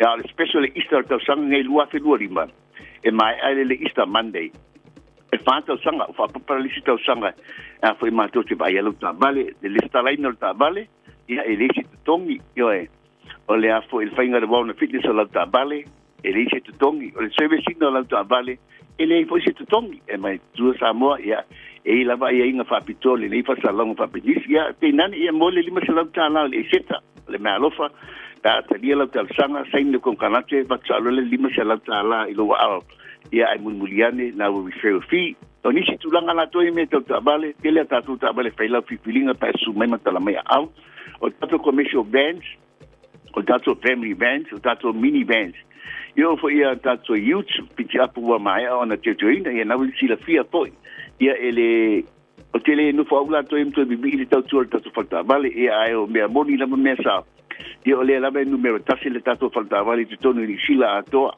io le fatta una vale le for range se tonu ona me mo o le lei o tau o ta'avale, tutu ngai tau o ta'avale, le lei o tau sanga o ta'avale, matango fia le teu te inga o ta'avale, te le lei tau sanga, te le lei fui maila o le ta'avale. Io le mafu anga le nā, mana tua Samoa, so se ta'avale tono se puta solo toa, e mawhai o tutu ngai tau o ta'avale, akoni i le tupe, e mawhai mai finance e whatau, ili saa le ainga. Io nisi pa mtalanga, pēna sa nua le sunga le na wai atabai, o te nopo whamamama tu e meton finance, ai le whai alau tau sanga, e muli ane ua mai a, ta li alau tau sanga, sangi le kukaraki, ua e manmalama i tulanga uma mea uma. O nisi tulanga ti manamai, ia e mawhai na e sumai matalamai au i le lusa lau Kennedy Stripe i papatu e toe, lusa lau Kennedy Stripe i papatu e toe. Pala ame whali tato landline, o le oiva lua fitu lima malu ta sigua, oiva lua fitu lima malu ta sigua, ala telefon fe beai. O le olua tasi, papituono, lima fatasi, olua tasi, papituono, lima fatasi. Mania tele weekend, mania tele matanga vai asa Samoa, ia fa mania le tue whaibala whidima tabai, mo te minei, pato, pato i fua whaftai mo lo mato o manoa. Tung sia whaftai mo le potire nei tai au, mo ni fwoi whaiva o le nei asunga fua a matai, ia tiu te fwoi o le nei fwoi wa yaso o tātou iai, le tau tō mo a roi Samoa sifo lima i watolu a mo, ia, mahalo whaftai le tunu sole, e se fwoi ngi asunga fua ni walanga e whapenge, o le wonka maroro ka ruesu, sakai puki. Le ua kasi masau fo i kua kako, le ua kako o i whapele ne vas. A manga ia, mana ia wafo i o le mea mana e whamanatu e tātou, po whela vai o i whisu ia inga le lalolangi, o lo tātou iei nei. Ia, ku mawale lo fo le li, e pe ia lao le upu masani fo i le atunu e su ia whainga, ia atu mawafa vai, so whisu ia i hala kaimi malako, atunu o lo whisu ia i lea kaimi i lea kaimi kausanga, mana kaimi kausanga. Ya isi ale lo fole li tu ma wano ngano fa kako malo ya avela irvi inga le tua ya al tau lunga fo nal tar po kala mo le nei fo itai au fo fa tai lo talo mo tapo inga Samoa nei tai au talo fo pa tala iba talo po talo fa salonga se ngate tia fa lo tuste tia man po kala me fifia mai fa wa wa tau mo le Samoa mo oi mo ri nei aso fa se fo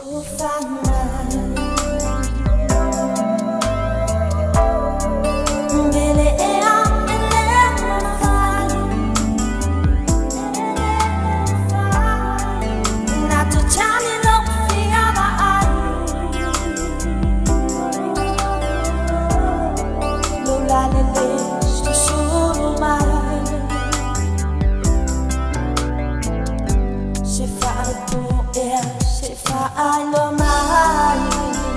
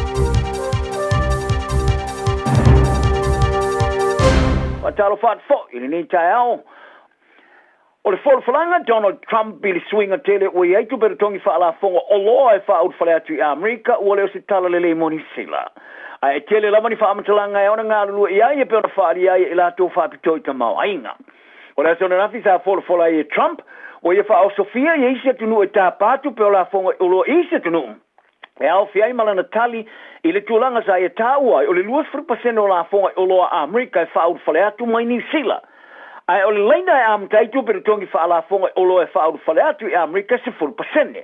Le o le apalaia i New Zealand. Ai o China o le atos fu fa pasene ma tunu u ale Unia Europa. O le afte ia i ma le luas fulu lusu fa pasene o la fonga o loa. O Kelly Egghold o le ofisa silio ta maa inga le fali tupe le Westpac. Ta i falia. O nei tupe fa ala fonga o le a mawala lo toi tupe maua kampania fa au fafoina i o loa. Ai bita, ta i ta ua. E tele lava ni mea iao ona tilo iai. Ai wa whaamaoni ana minister whata wa inga ni sila Todd McClay.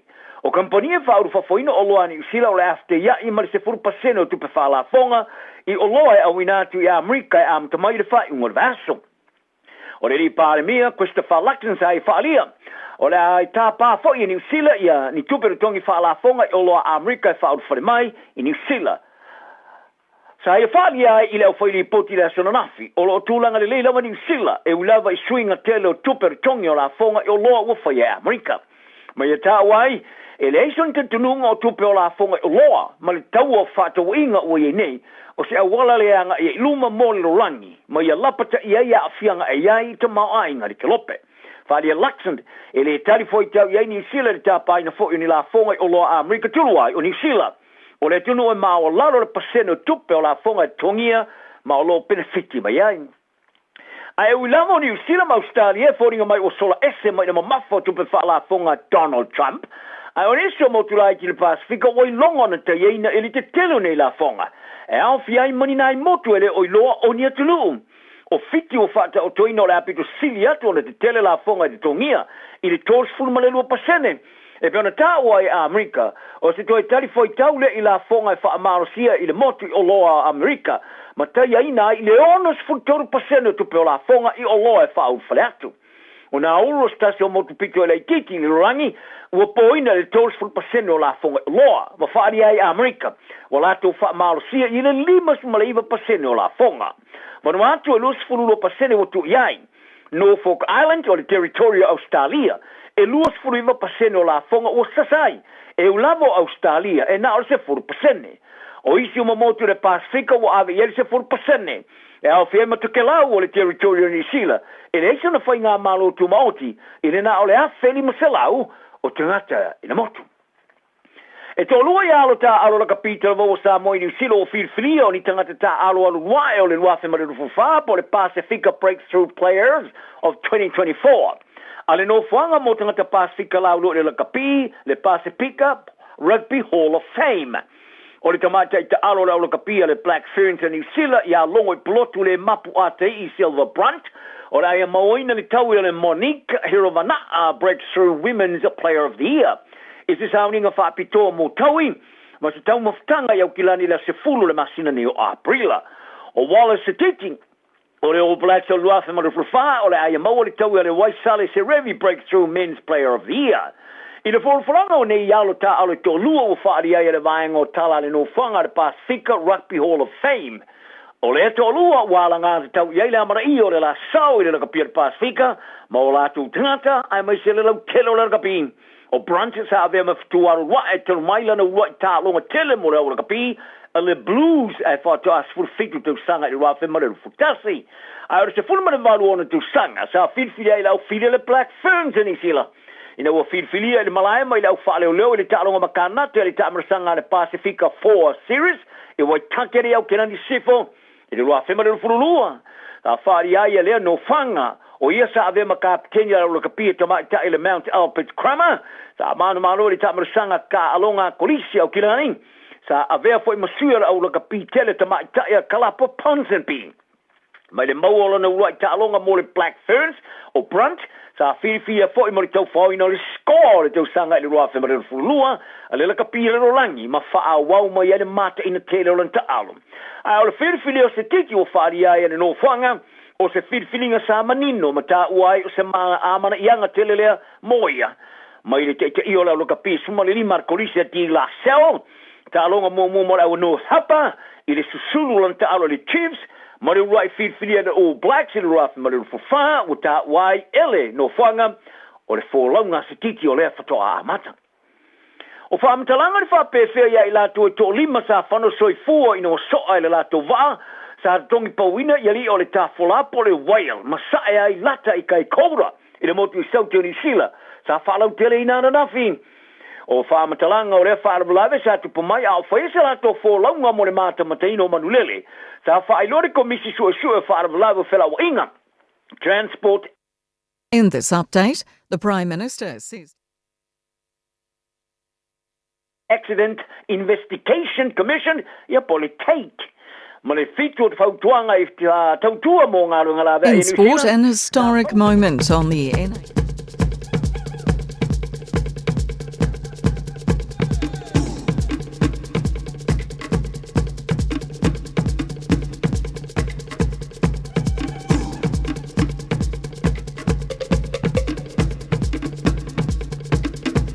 Rank. Alex Ovechkin has netted the 895th goal of his career to eclipse the mark Wayne Gretzky originally set 31 years ago. He belly dived into a ring of jubilant teammates. The match between Ovechkin's Washington Capitals and the New York Islanders came to a standstill with 12 minutes to play for a series of presentations. Gretzky led the chorus of congratulations. The Phoenix men have broken a winless drought dating to January 20. They've beaten Newcastle 2-1 after Wellington keeper Josh Uluwayemi thwarted a 97th minute header by catching the ball between his legs. Unbeaten NRL competition leaders Canterbury beat Newcastle 20-0. That's sport. I'm Jodie Gill. Ua mawhai ana au ina atu le tala o le tau i aso taitasi o na o le lango mai a le Pacific Finance Limited. Telefoni o Varselau fitu whawha lua fitu.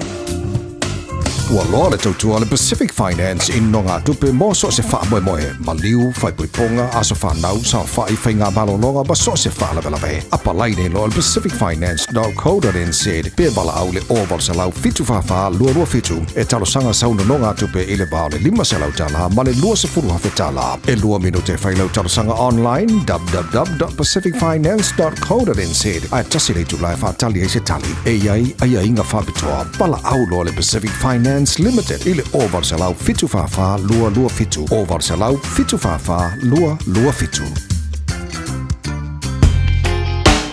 Radio Samoa tasilima ibatolu amo.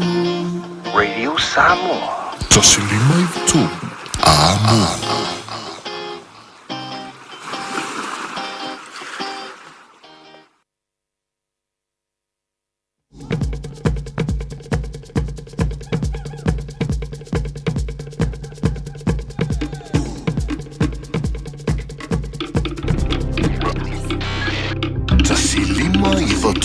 Amo Radio Samoa. Faitawina le upo le poto no le tautua matavela linga Fusi and Sons Funeral Services I Mangele ma Samoa. I taimi o mawhatianga ma whaanoanoanga ona o le maliu. Manatua linga Fusi and Sons malana au nanga. O le a whaamama avenga atu mo oe ma le ainga. Wala au I le telefoni lua fitu lima, tolu o fitu.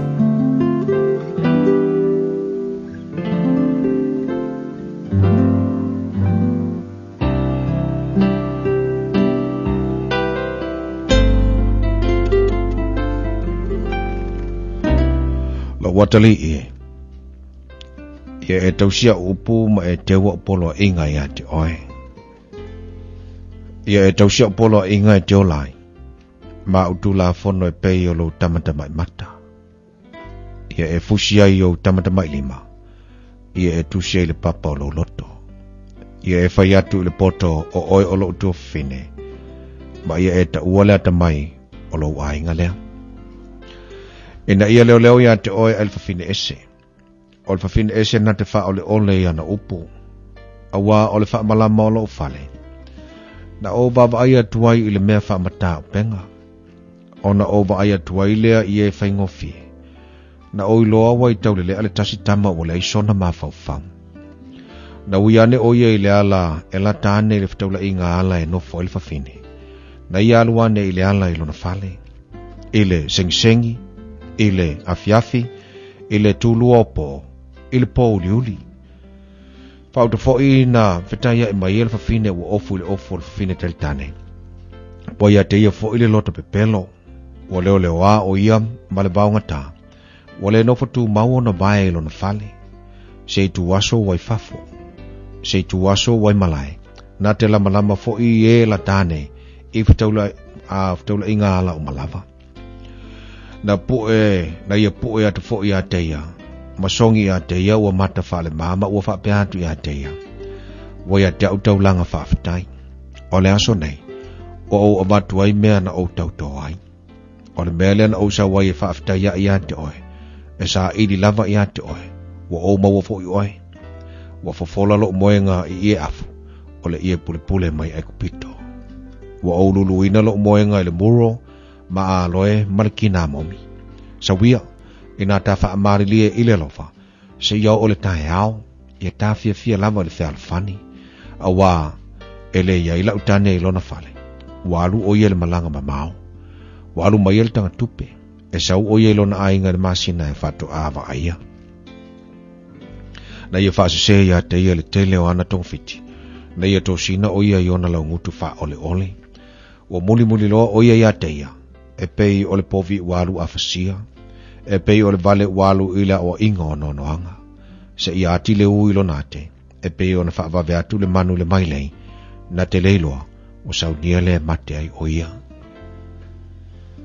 O le neile whanawe, ia o tau whaalongo mai e tau, ia wai mai o tau talinga i upo lo ngutu, aua ne ia whelo loto i o nala, aua ne iesu se atu i ona mga ala. Awa e to tele wala fatuina e ia ua manunua. O e marolosi lava o ila tu uma e o fasiotia e ia. O lona fale, o le ala i se oli lea, e alu i foai i ana, o le oti. Ua awina atu le upu o le poto i le nei aso o no le langolango mai a linga Fusi and Sons Funeral Services. Ua mawhai o na tu whātasia o au nanga tāla whea ngai i ni tautau ngō fia tele. E fsosoni atu ai, a o whea ngai oe ma le popole ma le wheme mea. E mori whātasia atu ai ma wha mai senga, ma wha mawhana whananga mai a linga Fusi and Sons mo a inga uma o Samoa ua whea le maliu ma le oti. Walau mai loa ia linga Philip Fusi linga, to ia whaapō linga, to ngia si ulavea, pesu mai i le luas fulwalu Canning Crescent i Mangele.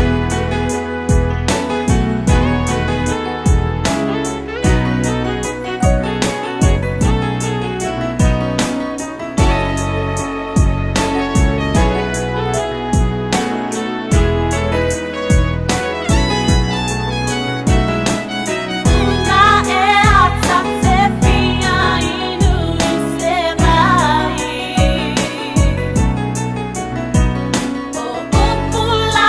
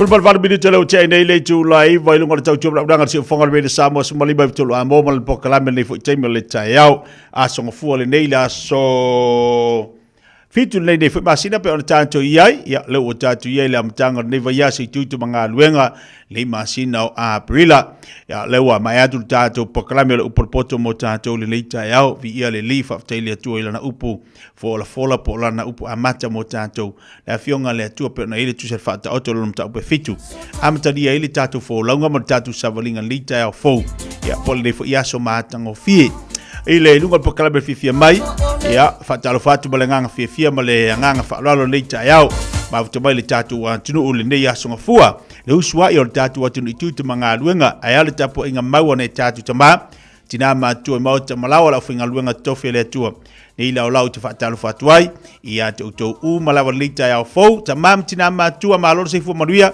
ma lo fu lang ma so fu la de lei ni ya so fo o a mai le tu ta te ma futai ma to fa o wai po kala me de sambo ma tu fifia mai ia te utou le lita ya fatalo fatu sunga fa fengainga o to fa tu a fionga patele te mo te sa o ila tou wa ngalu lu so se fata fa taulanga so se ekale sir ngalu wenga leli fata lo fatu po kala me fifia mai leli tayao ma lo le soifu manuia ma langi matafi ya o pa anga umalava o ainga o ila tu o ma futa mo leli tayao i so se atunu tono fat finga luenga so se vaenga le te mau mai le tautua ma nanga le nei le fifia mai ma le tautua fa o pele ri de Samoa ma lo le soifu manuia leli tayao ma lo te talo alo foi lo sai tiu te manga luenga fa tai ma vi ia le e mo lunga le vi ingo le tu ni me o tatu faia ai mai so tatu maftanga lo to tai mai lo to se fu mo so wala vai ya o tatu te ma fu to ma tatu te felo il de taiao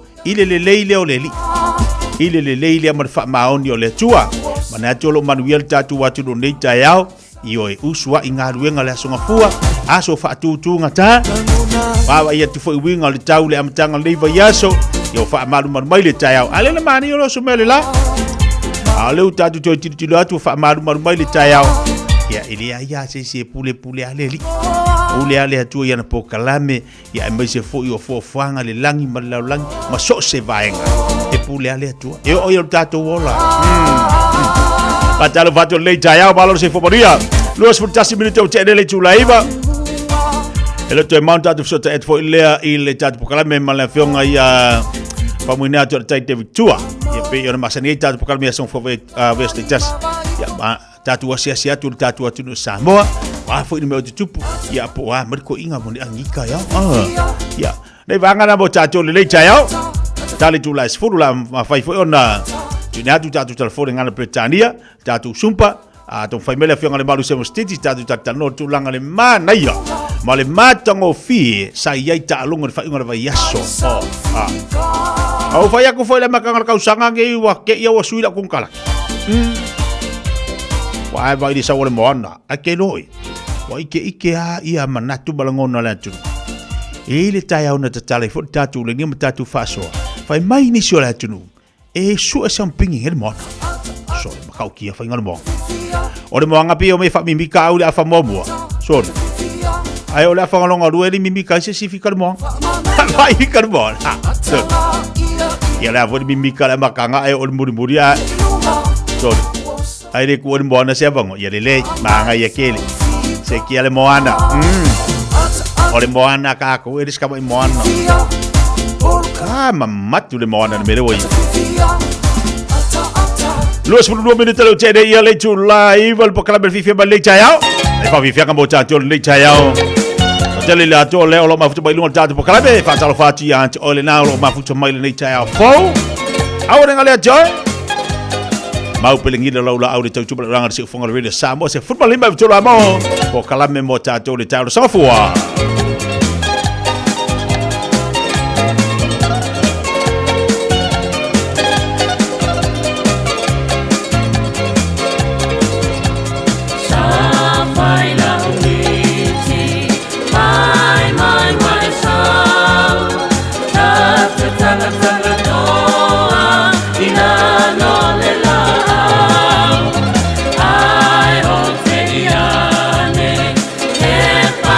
Wale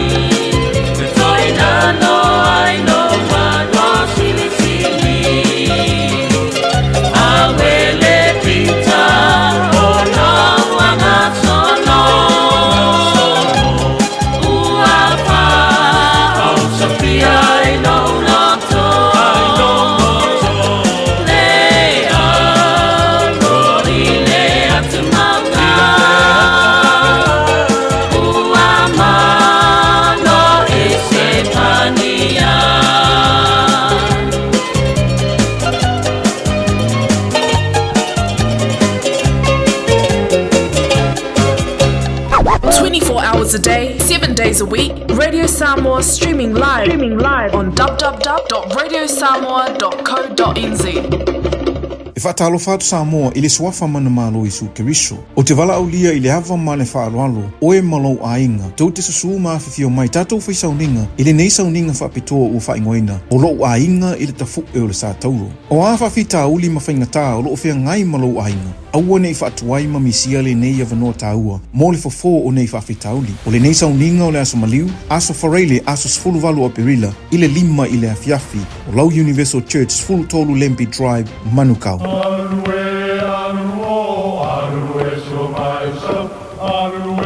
O Samoa o le atunu ua mai au na tofi. O le la au ua mai au ngā tātulanga e le to e tau au whangaina. O le vai fo i ua malili ua mai au na saiki. A o lau polo kalame o le vau filifili. Ua na o se toi wha manatu. Ua na o se toi whangu whangu i au nganuu Samoa. Mau upu ta oto, mau upu tu. E ala lea i ala ngā upu ma muanga ngana, ma le vau ngana. A wane i emisia le tātou polo kalame, i afi o aso lua taitasi le itu lae valu, i lunga o le Radio Samoa. Ia manu ia tele, lau mai muanga, ma lau whaasausaunga Samoa. O le Casa Beds and Appliances, o le tali o manaonga, i o loe whaatotonga ilo mauta, ini tau le lei, toi anangata, e mawai moenga ngā o si tutono New Zealand, wha apea se tino fōa le potumalo lo, lau ai manafoa, TV, la au pese, usa aisa, masini tā lava, telefoni fe aviai, maisi. A fiu ane loa i le whawhituwha Great North Road o tau, po le tolo fituiva Great North Road i Henderson, le Casa Beds and Appliances, telefoni o valu se lau, lua, lima whāwalu, o valu se lau, lua, lima whāwalu. When you shake the radio Samoa, lua mai, washishi mai, Radio Samoa, tasili mai batolua. Radio Samoa.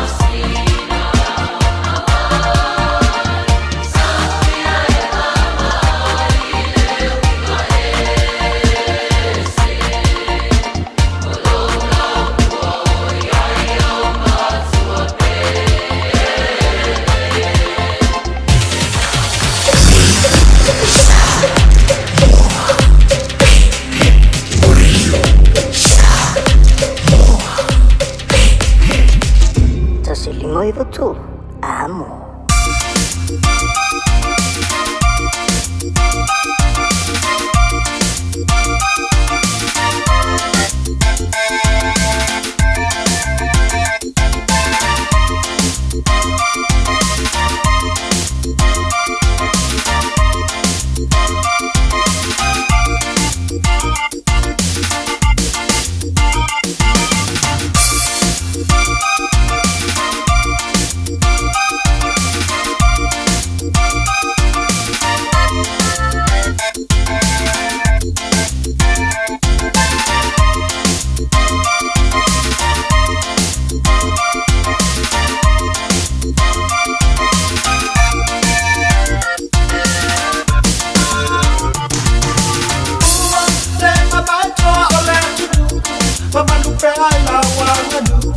Fea manatu yo tala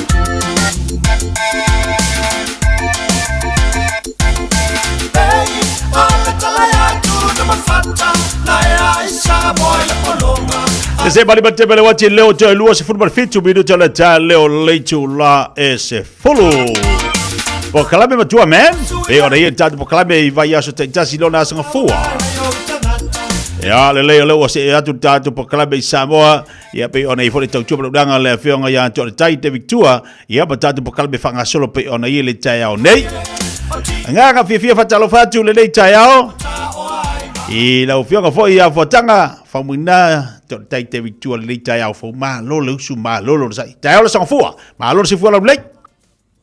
Ya, tai mon we le rofa malanga leo le tua, ya wa ale mai fanunga de lei. Le pa ia Samoa e lana tapu inga malu le tai au, ya fa pe fo ilau talenga titia. Ma lo le usu, ma lo fo ile fa to le nei tai fo, wale. Wa lava le tapu inga wa fo tau tua le tulu le tai fo, ma lo le usu, ma lo le sopo. Ma lo le te wa tai le tai au ma tango fia le yaso a mai le tua. Tai mo se fu mo so wola e ui ana vai ta ui vasa vai vasa vai van au le lo fo le li wa tai mai wa ngai ke ma fu te mai sa mo ta tu tunu te no fo tu dei fo ia tunu ia ai vi ia le li ro mo le malo si malola pui ngai ya ti tau to fa o ta po kala li ta o ma li tau na ya ta tu em kwa beautiful so va ia le tau nei sa mo le tau nei se me fa le ton e ui ai na faisina vela ho e ke lo kai ia ole kau masangi lava sio tato tunu o lewa na mani lo so male la ya tato nei a lewa be tu foi o le ta lo riva ai fa manu mai lo tayau fa manu mai lo tayau tu langa na lo i tau ya ma tu nei ya sapati la so ndafi ke longa va ver va ver loko nga lenga va fu lo so va ngafi ya la lo so va ngafi o le famisiloki va ane le tayau ya Misiluki yang ada ngale fuka ko kalo yo le fuka le ko kalo ya pe yo le misiluki ya le ya fo ye tu ya itetia ya la fingole ole swa vai mal fingole umul kaya e ke fika fo le kaimi ke kia okay wa saula fo le swa vai ya cuando le lo fa umre lo fa lo moile fa lo tu ale kasa wase awas fa mal au mal ya so titia oye gusai umanga pulo sua vai alu loku afa loku ko sau ko fue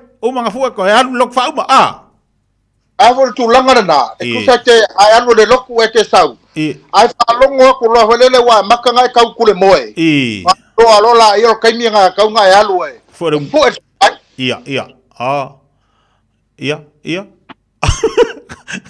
kulanga na yo e ke ka kure mo lo pe honga pe ke ifo ho iluma pe kasi kwa e ko lo wi fo iluma ai lo ai wa ka nga alu fo to vai yanga e ko fo lo le lo tu ma wo se fa malo sha fa lo fo ko lo sha yo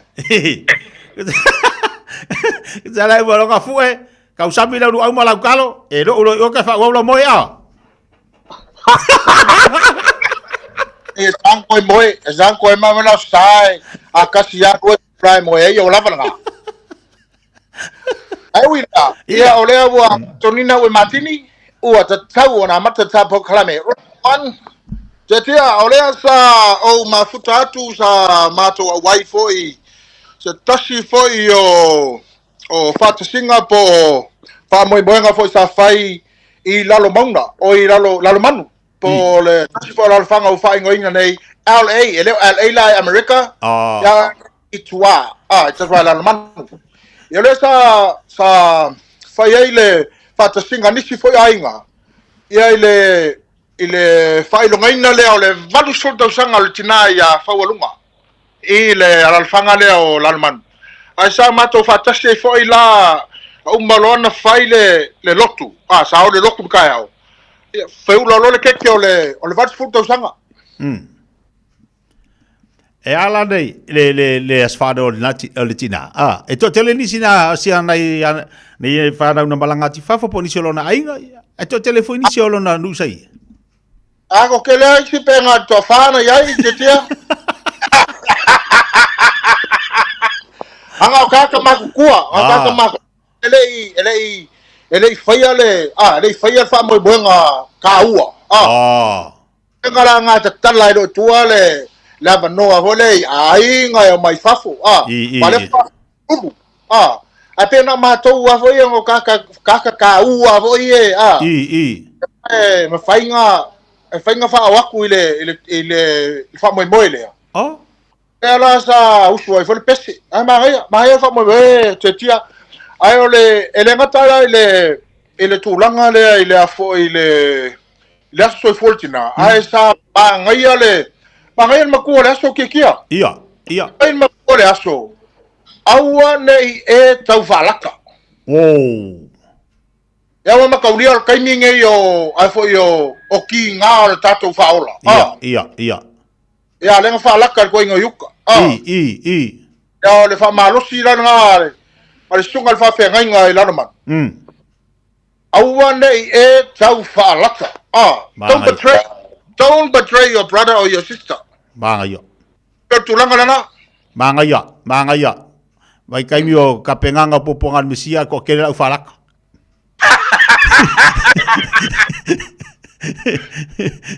ayo tulanga lana Maria matua so sorry foi dia mo tatou ya mai se ya le ni vai temio lo tatou ya ya mani foi na wa te lo temi fa la tat fa na matua ke mingi wa le ase mere o so bani ka manga fa la ai mangi kiringa fa marsi au mangi foi nga fa mo sa awa e to ia fa te foi le wala u dia sa tu na tu ya to ai wo to fa tu na o matini o ta sa wona ma ta tamsa na round 2 tetia ole sa mo le fa ta singa ma se tasi fo io sunga ya Dr. Benedict Famuina ia po le sunga fo ia ungasa po la fionga fo ia ungasa tasi fo io tamali ia po la sunga po la fionga fo le fo mai ole sa matala noa ini se tulanga po ani me mafai ona so soani ai langa tupulanga ne nei vai tau ona o lu tau ngai ma tamaiti tonu ole investe ai ole fuanga ole tilo ia le sunga ile fo mai tamaitai fo mai ia tonu se taimi le masina fo tere lo ia oe ile tulanga le ai lu tau po anu lu tau sa e ngai ma lu sunga ai taimi o ia tonu o nga tetia ole tele o lu tau vai taimi o tau ma wole la val fasoa le la val fasoa ia ma le foi le o le la ku alu le aunga la ku ki pas wa kum wole pasi io kum wole pasi a ka vanga le suya idunga le suya le ofu a veces con inga ki pasi do ya fa pe kai ka sare le ya lo le ni ai molu ka unga le olanga sai ai ya fa ka ya samole vanga ngalo ai diskai ai ole le lava fa so ma tu ai kai mi alu wa ngofo mole aunga le spasi si patonu tia wa tau fo i lo fina ngalo i le tulanga asa me alaina na le fia ma le mana o tamai tio le wa tulanga na le o te lo le ai e watu ta sui ofu na ole ta fa o pe ki ke pasi a se tia ono se manatu fo le fia i tonu awa onga pele o malama le leita maiti i fo le fa malama maina o ngi mata upu tonu awa onga ta ua yo le vanga le wa fa so ma ia afotanga i taimi le nei ta ilo laso au laso ia o ki kalango kwa ka ia le laka vai kaimi aka luka ke ala onga o le memo mua ka ke aunga ka ke awai konga maka upu o le lefi awai kong se makaupu lua ia male meanga pe wa manga ia si vai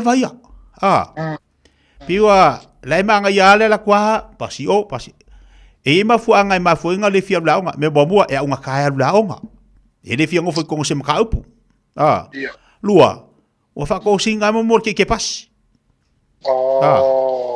e le lo lan ngi vai kaimi ia awa kilo foi o le kilo kamaki kilo ko ilungo pengat failang ia ua mangai o suya lo fuaonga o waku ia ua anga ia kuile kaulanga fa kawi ia pia ia ona anga ka fao ia tailo leva temi ia tonu te e sawa wale ka pick up ia lau saunonga pala ftalanga okay, mga kore pe ke pe ole me ai pe ka loka pe le fa pe ka me kere o fa sa ma tu na o ta fa e la wa ti re fo le tu langa fa pena o ke ro le pa wale o tai mi fo le e mo wa ta mai ti sa va no fo le ka fa wa al ka le al ka fa ton wo se tu langa fo le fa pe e lo wa i la wa manat pe ole e mana o ia pe le fie ma ti o le fa ta fa ma tu iska ele vai ver o que faz cafau essa uma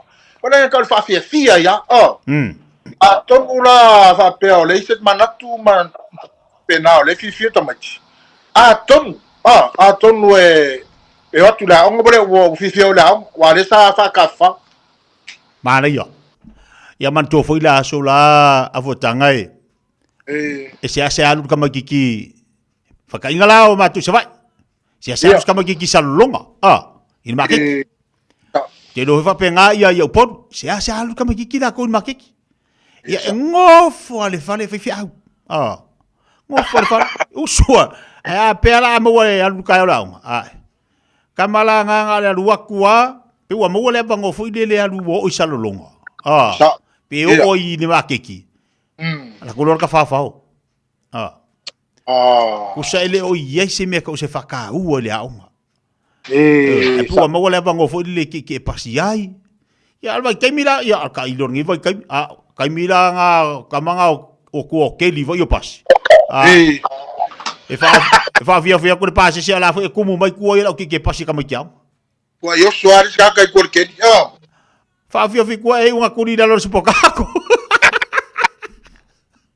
e o fa ne Martini o tau o fa uma tapo calamity tia mai te manatu ala ta feiloi New Zealand I leva yesto titia ona faile on tala ia ma ta pese ora nei aso fa ta tele vola noa ia manu tere o fuanga ia manu ia foi alfa fonga ta po e sambola tunu pele I love you very much I'll see you another time Malo fa tai foi lo fionga fo tanga o tapo kala ta u tele nei vaenga ia mo le fa fonga ba tatu atunu ia be se foi ta penanga pe ona ia mo le nei va yaso fua foi ia tau foi le mo nei fana wa nga fa fonga mai ta fe le vas fo yeah see you my friend good night ia lo fatu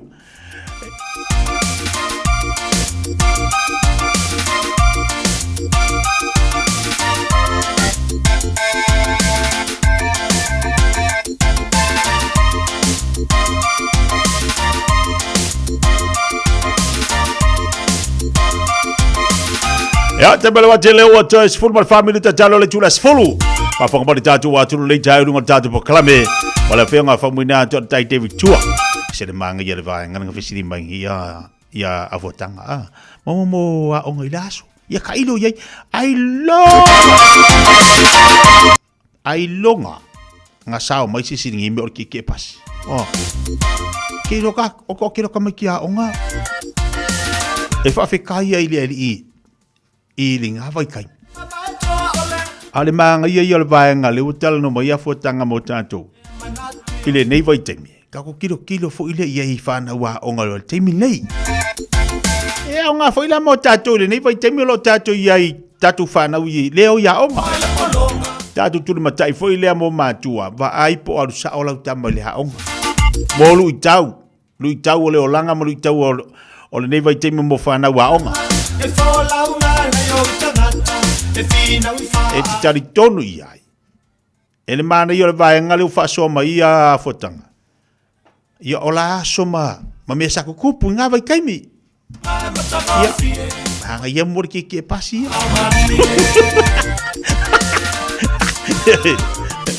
Ia ola kaimi wa kua ia onga. Koe kumu mare pasi, vai lulanga le ie. Koe kuwaku maraka ko ofkingo, wala. Ore ka wale makuanga makua I kinga inga le mawo forfa ia onga la le sa fa ia koe kongal pok. Ai alangi vai kaimi. E mana ia la. Tātou tilo ni vai taimi. Tātou nā whai mo tātou mātua. Vai lau whanau po o sao lea o. Vai ta mai ti po i tono whare a o. Ia, ka kuri no ngi vai keimi o lea ko koe mākua. Ia, o esen mo ka whawoi ka mai ki. Mana ia whamanatu. Mana ia whamanatu mo tātou le nei tai hao. Nei mera wate leo tuas football 2 minute talo le tuas folu. O kalamel si fonga le Samoa mal pokalamel fifia vai mo tātou le nei tai hao. Awalo fatua inisio tātou wampa anga umalawa le fata afata si mai lunga le tātou tautua. Malo lawal mafuta mai malo lo sai. Matango fil toi vavai ati fafot tātou ofisa o toi oso mai le la. Yang ai le atu ni tuta mga luenga le tai hao fau. Malo lava le fa malo lo si tātou sang foa. Bese bese atu kolisia vai maua.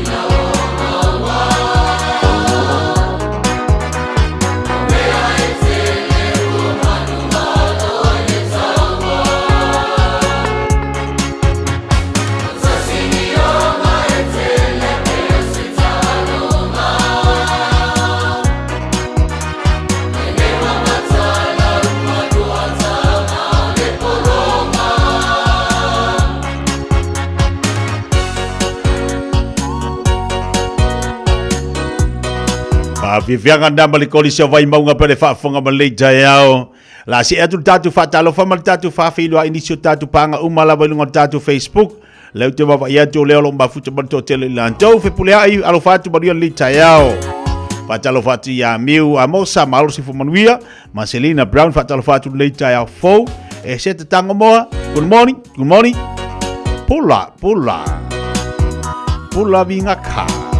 Se usa ia dango le alipule le tatu Island Style Papa Kiuman Fatua. No falo lelo mafuta mai nai fiti. Yeah, manuia ta faonga brother. Alo vati atu emala inga tu ilangi au ia. Patalo fatu le fatisime mala inga nai nepia. le vai umi fatalofatu nei taiao. Laina tiu malutongia fatalofatu.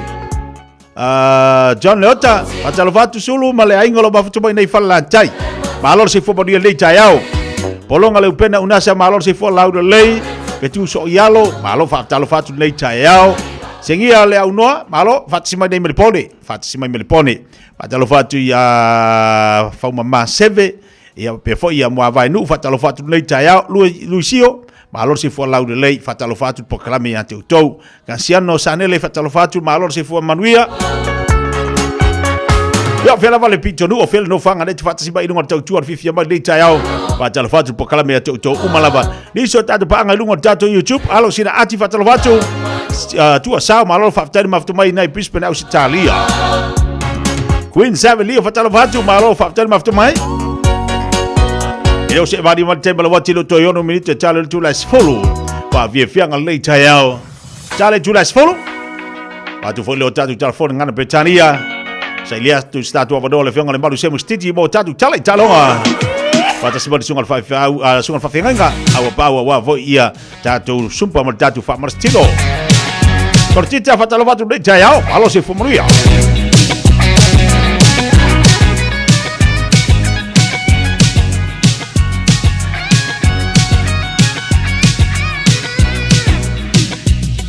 Like you got a girl, me, oh my.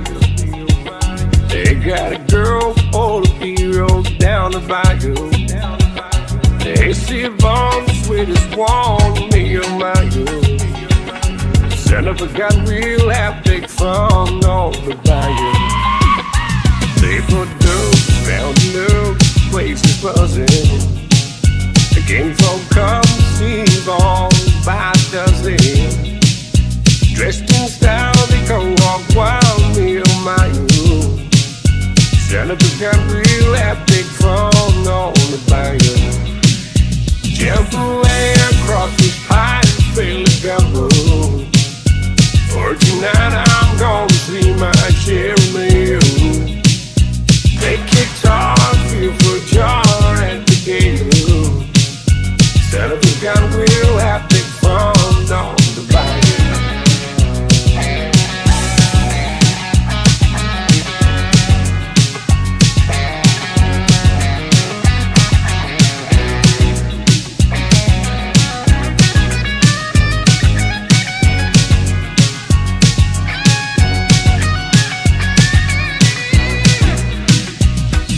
Down, far from town, get in the field, and you catch all the thieves in the bayou. Swap these months by bomb, watch me do. Set up the gun, we'll have big fun on the bayou. Jump away across this pine, feel the gumbo.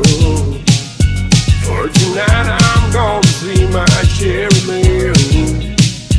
They kicked off, feel for jar and the gate. Set up the gun, we'll have big fun on the bayou. Jump away across this pine, feel the gumbo. For tonight I'm gonna see my Jeremy. They kicked off, feel for jar and the gate. Set up the gun, we'll have big fun on the bayou. Set up the gun, we'll have big fun on the bayou. Set up the gun, we'll have big fun on the bayou.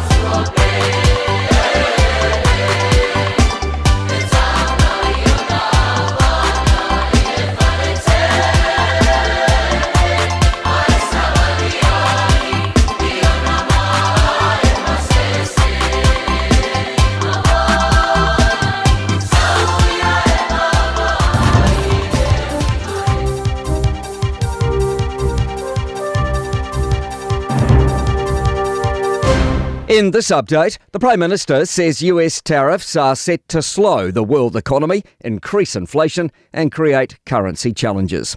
New Zealand's been hit with a 10% tariff on products exported to the US. Chris Luxon says the US private sector is highly sensitive to any change and tariffs will lead to an investment slowdown. He says it's a bad situation all round. The only loser in all of that is going to be the US consumer, who's going to be paying a lot more. And as a result, the US economy, when it's a quarter to a third of total global economy, that has flow-on effects for everywhere. Meanwhile, Chris Luxon is hopeful New Zealand politicians' relaxed public presence can be maintained. Cabinet Minister Shane Jones and his wife were recently harassed at Auckland Airport. Dot Jones has filed a police complaint after being allegedly grabbed on the shoulder by a man who had shouted slurs at her husband. Luxon says the incident is unacceptable. He says they want to maintain easy public access to MPs, but acknowledges there can be serious safety risks at times. So, we're trying to find that balance of making sure that there's enough security and support for families in particular. Batteries in our landfills are causing headaches for councils and costing ratepayers hundreds of thousands of dollars a year. Auckland Council data finds rubbish truck fires cost ratepayers $100,000 last year, with this year expected to surpass that. The most recent audit of Auckland's curbside refuse bins revealed 71% of bins contained electronic waste. Auckland Council General Manager of Waste Solutions, Justine Haves, says more and more items contain batteries. The redevelopment of Otago University's Christchurch campus is over budget by $100 million. The Otago Daily Times reports the campus upgrade was expected to cost about $178 million when it was first announced in 2018. But the most recent update says it could cost close to $278 million by the time it's finished mid-next year. Otago University says the original costs were based on pre-COVID cost estimates. That's news. In sport, Wayne Gretzky's NHL ice hockey goal-scoring record has been eclipsed by Alex Ovechkin. The Washington Capitals captain found the back of the net for the 895th time in his 1,487th career game against the New York Islanders, the same number of matches as Gretzky. Ovechkin belly dived across the rink as part of frenzied celebrations. Gretzky spoke at the mid-match presentation. Grace Nweki has been described as beautiful off the court, but a beast on it by a teammate after scoring 52 goals in her Super Netball debut for the Swifts. That contribution helped them beat the Fever 67-49. Manchester City have missed the chance to move into the Premier League football top four after a scoreless draw with Manchester United. That's sport. I'm Malcolm Jordan. Ua na ole Radio Samoa se furulima iwa toru a mo e tautuaina o e ilangu ngana fitu aso le vai aso.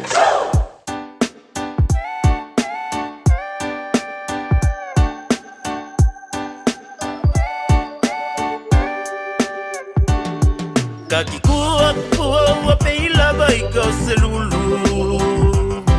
Kalu e piko nge ua pea se pupinge lomu.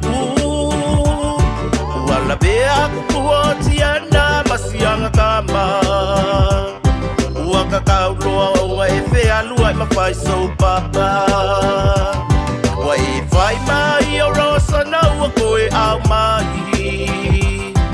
Oke ofo piko nge nga pepelo ua e whai Ola ukamalo umumela kasi ile au piki Ole vai aso koe kaungu mai ai na ususuki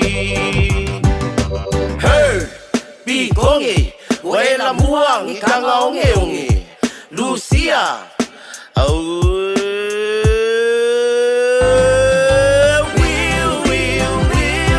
Ole sipping e whala ungiu Sue mai so wala ua moku ole mako kefuwe ole ulo pai saka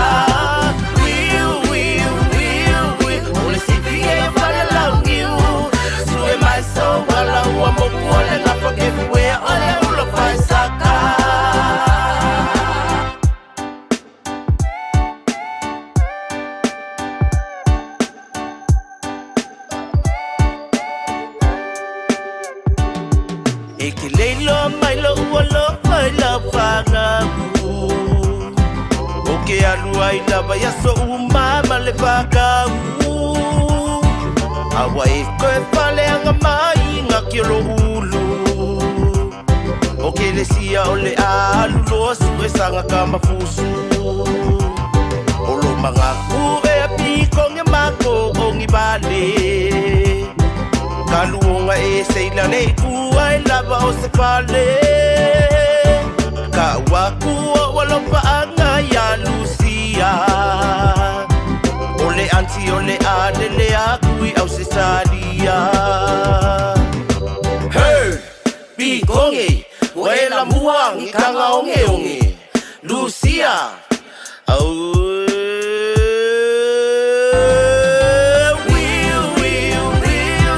Ole sipping e ya fala ngiu. Sue mai so wala uamo ole na koke fue ole ulo paisaka.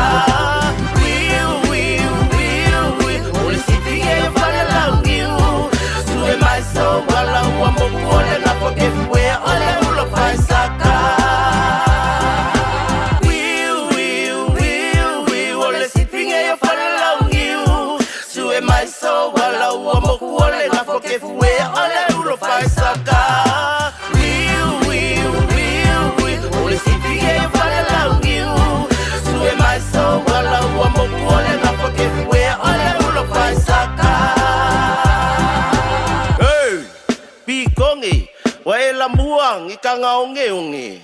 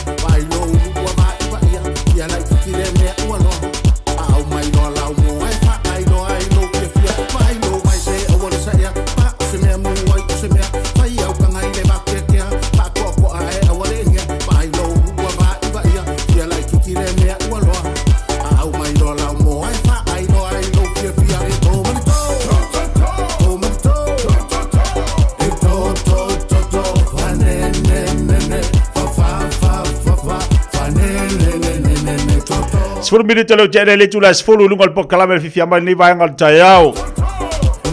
Ya, stai me ona tatu tal no foi la ia le tatu fa so tatu tal talonga ia ana lewa o malte mo tatu fa mastino le tayau. La tatu tali watu fa tatu fa mastino mo tatu sumpa. Pa balo atia to uma la valeo ma fte mai lungal tatu po kalame le tayau fo man le yaso manaya. Aso matongo fiele lo fo malanga leo tatu tapa isi langi fa tai le tu le o wa mo mai le yaso fu. E fa to fa o tatu sumpa le tayau. Ioe, o le atatu se atu mo tatu fa marstino. Le anga tau ona fa se fa marstino le asonga fua. A mataile nga ruenga. Ia ba o tatu tiu te fo le mtanga ba yeso. Fa talo fa tu lo sunga fa fenga le ta. Ma lo su ba lo fa balos. Ma lo sai fo mo ma lo lange mate tia le ta fo le lo fa malanga le le tua. Ma lo fo lau, ma lo le usu. Ia le li nei ta fo tia. Suru matango fiel la ia wa fo linga au le o lo sunga le aso. Vi ia le li. Na lo fam na ngale mo foi ni se fo po ya solo so fu mo so mato wola me se pai ola no fa fonga mai nei tu la leso malo yo o fa ta ya ile li o mo nei la la mal ni ya abano tawa ya foi on to fa o tatu fa marstino pe mas ni ya so fo vesti tas la nga tawa na fa sina fa marstino o me tau na tatu ye la mtanga wa lu fo ina nafi tau samil tatu atunu matatu ai to na ile so nafi tele foi la tau maftanga fa tu nga tai mar so fua ia wa esu ko ile se kariva ko puro ri af ia sa le tia man tu fon mendel fa malo longa tia le ngata ole fa malo longa tino ai man ka fo malo lo ma fofa wa mol malo lo tino ia ole healing ia fa malo longa le tua ia e fo fa malo longa vonga le fa me ole health completely well-being el tau le lei foi malo so ia me se foi la lo tino malo ma fo malo loto ato ina ia le lei lo so fu malo loinga de lei malo ia il file mu le lo loto wa ma ilo kingo o le ima se file mu lo kingo lo ma fo ako mo kwa ngasu ako lo ma fo le tau la fa mo nga o me sa fu fai ina o le malo silitino wale malo se mal mafufau ia ngal mai ka ikale me mo wai ma ki lenga ma fona le se fuanga malo langa le tatu te ta wa ele bo se fie lo loko pe ale mo wale ato to lo malo sitin aki ngalo wai ke la ngalo wika o ngala ki ngalo wai atina ale mfai fulanga se bali pon me ngalo tau sambia ma no fo wole mfai nga yenga lewa amba ika la o ya oi ala wa kilenga mai onga la wa ika onga ka wa al fai o la fa malostino tu por fi o lo ia ma fi fo lo ma fo ma dele nga yo inga le te fai atiti isvanga tawi o le sifuanga mo le langa le tatu te ola ai ole fai el fa malostino o la fia ata o fa ma fa se melo ma fo fa yo e mama fa lo le me i me lo ma fau fau ma tele me ia oi nga le ma ia ma ia wa nga le ma ia pero ma yo kingo al ma yo ma fau fau mo lo o le me kupu esa o le sida ma kwa nga le dress le membo nga le dress wa I feel le fanga we ka le no ma kwa bia lo ke fa ke ko sa fanga awa ko ke fa ma me ke ka ba lo se lo dress ngale dressa le mede mo kako logo winga e ubaenga bo fele de dress lo polgo se awala bang isa puku ngi me kako ma fa yo nga fele lo ngale dressa no winga ale pupu ale e vai umilde ale pulo ngeva umilde ka kuangala mata tu le sonfu nangal mewa peidal fa te inga ngale wa ava per ko ingala wa ole fang sabal wa ngale ai mango fol falo wa wala po ya lom wala mo eso lo amma alu sa ingale ikal mela fa ko inga ko malo ko inga alu so faila el presa lo ma fo ideal lo wala lo ya wa kirenki ngale loko wolem feng sabat o fi alu mal wa wolem feng ongole de ayo sanga fa malostino fai ali tete ko ya ko lang fa penga ole vai fo ala fa nga kamanga fa ka vale per fari oye ela nga fale ko ngaya nga fa ko lo bakwa sabali kolegi ai fai al fa ko urpua wa ngela wa viveng ele o meu sabali ngo foi lá o meu culo ngo foi lá wa mawala le mai ngale fua Wah, kita lah apa? Ya warga ngabelan ka. Wa ngase dor ko ngama ingat fua. O fa ka ba pe fa ai oi. Wa oi. Wai pe nga fa ka ba pe. Ku oi pe. Ayo. Wa ya pipi ang ayer ngofo ku ngala ya ko ka ngaku lang pua. Ai wa oi fa ya me ngai ba ngai ma ai ko ding. Wai pa wa ngale ka mo ala fa de pua ngala ka pipi. Oleh. La tolo belo le ai li titi. Wa me lang sala foi le ai pe olai. La nga sala le ai o kanga kaya. Ya. Ale ai ka usami makorengi. Ko sam ko. Vai kingo wangi foi le sunga ya to vaenga. Amu to vaenga. Vai kingo au mo. E ka usami ya a kolengi. Orga kan ko ai orga. Io, ai vai dar kingo au mo. E sele poko au mo ka. Ese la mar kingo le mal. Ole malu ai lang ai vai ngi ma ku ya au mo to vaenga ya le malu. Ai vai ngi ya le malu semo. Wa pe ya le lo ma ku o wa pe. O bijelo ba ku se ke o.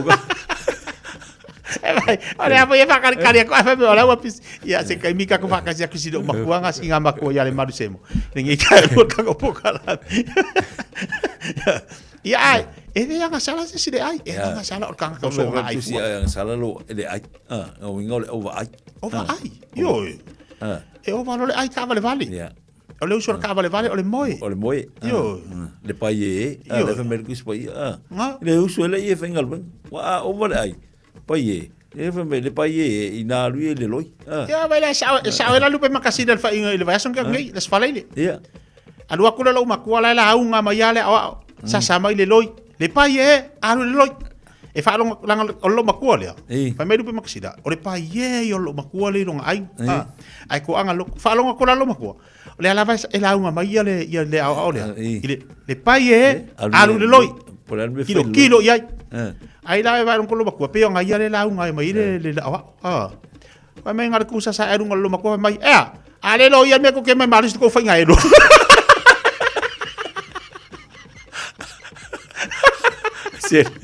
eu sulfari ya. Oleh lah ung kale awa. Le paye inga ruia ba ile loi. Mana be fai. Ala fa rung kulu bakua. Pe yang aya de la ung mai. Mai ngal ku sa lu makoi ko. Oi, ale lo yel mar chul ko fa ngai lo me. Wa aya loi. Vai le maka yo le. Ole bari. Ole anu le bari yo le bari. Ai makwa do yo le mengo foi. E nga kele mo ka ko ri. Iya. Fa pe walo yel me ke. Ai.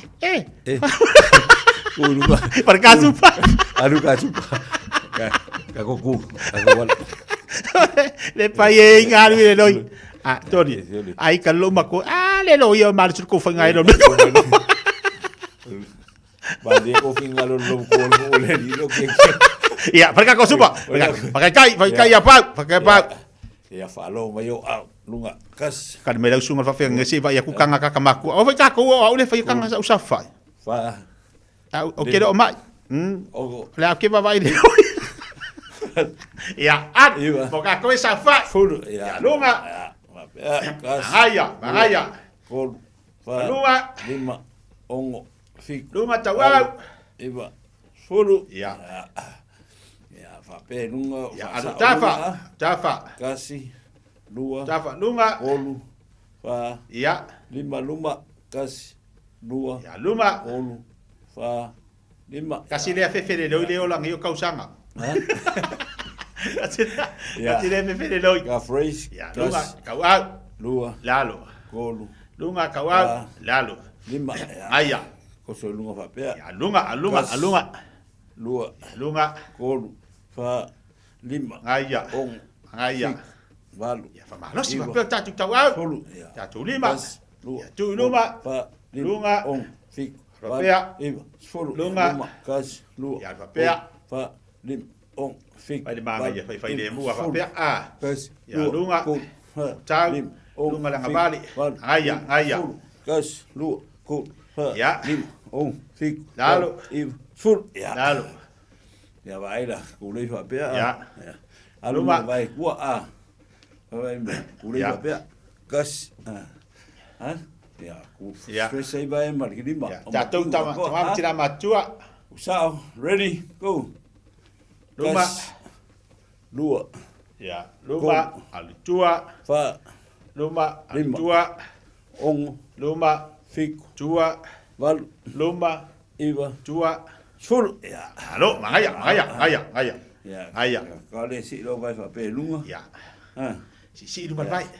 Kas. Benet sa fa. Ya. Lunga. Kolu. Si lunga si vai. Lima. Si lunga si vai. Fiku. Lunga. Iwa. Sulu. Lunga si vai. Luma. Ya. Ngaya. Kas. Ya. Falo luma. Kolu. Falo luma si vai. Ong. Tamatau falo luma. Vale falo luma. Sulu kua. Kas. Ya. Lua. Kolu. Menai mana yele bangi sengo fo fo ile malo. Ah. Sa ole lo tua. Valu. Lo fa pe. Iwa. Sulu. Iwa. Ya sing fo lei. Sing fo lei sa fa ile ya. Ya. Kolu. Sa fa ya ma. Swingi fa pe o mai lunga. Fiku. Valu. Ya. Iwa. Sulu. Aya. Au kafa. Kas. Safa. Lua. Kolu. Vale le so no fo te sa fa ya. Ya mai fa pe mai lu. Ah. Yo mi fa pe o ta tino. Sulu. Ko so lunga kas. Lunga. Kolu. Fa. Lunga ta wa. Lalo. Ong. Fiku. Lunga. Valu. Lalo. Iwa. Lunga. Sulu. Lalo. Ya. Luma. Ya luma. Kas. Lua. Alu. Kolu. Fa. Aya. Ong. Fiku. Valu. Iwa. Sulu. Luma. Ya tua. Kas. Lua. Kolu. Tua. Fa. Lim. Ong. Fiku. Valu. Ya. Iwa. Sulu. Naya. Ya. Ku ilala. Ya. Falo la fa pe. Tu lunga. Alu dalo. Ong. Tu lunga. Alu dalo. Kas. Alu lunga ya. Alu lunga. Fa. Lim. Sau tua. Fiku. Alu lunga. Sulu. Sau tua. Kas. Lua. Alu lunga. Fa. Lim. Dalo. Ong. Fiku. Lunga. Iwa. Dalo. Kas. Lunga. Kolu. Dalo. Tafa. Lim. Ong. Lolo yo tafa u tawau. Iwa. Sulu. Tafa. Ya. Ya. Halo. Halo. Ya. Wa bakanga kau. Ah. Baka kau. Sik ki mai kako. Ah. Ya. Pavingoi mai au pon haibi au ani sik tulo. Sa luma ah. Ready. De la la. So. Kas. Luma. Fa. Lim. Malos. Malos. Fiku. Valu. Iwa. Sulu. Kas. Aya. Mai kele. Fa. Lim. Ong. Fiku. Valu. Iwa. Ya. Sulu. Kas. Lua. Kolu. Fa. Lim. Sa luma. Sa luma. Valu. Iwa. Sulu. Kas. Lunga. Kolu. Fa. Lim. Alu lunga. Fiku. Valu. Iwa. Sulu.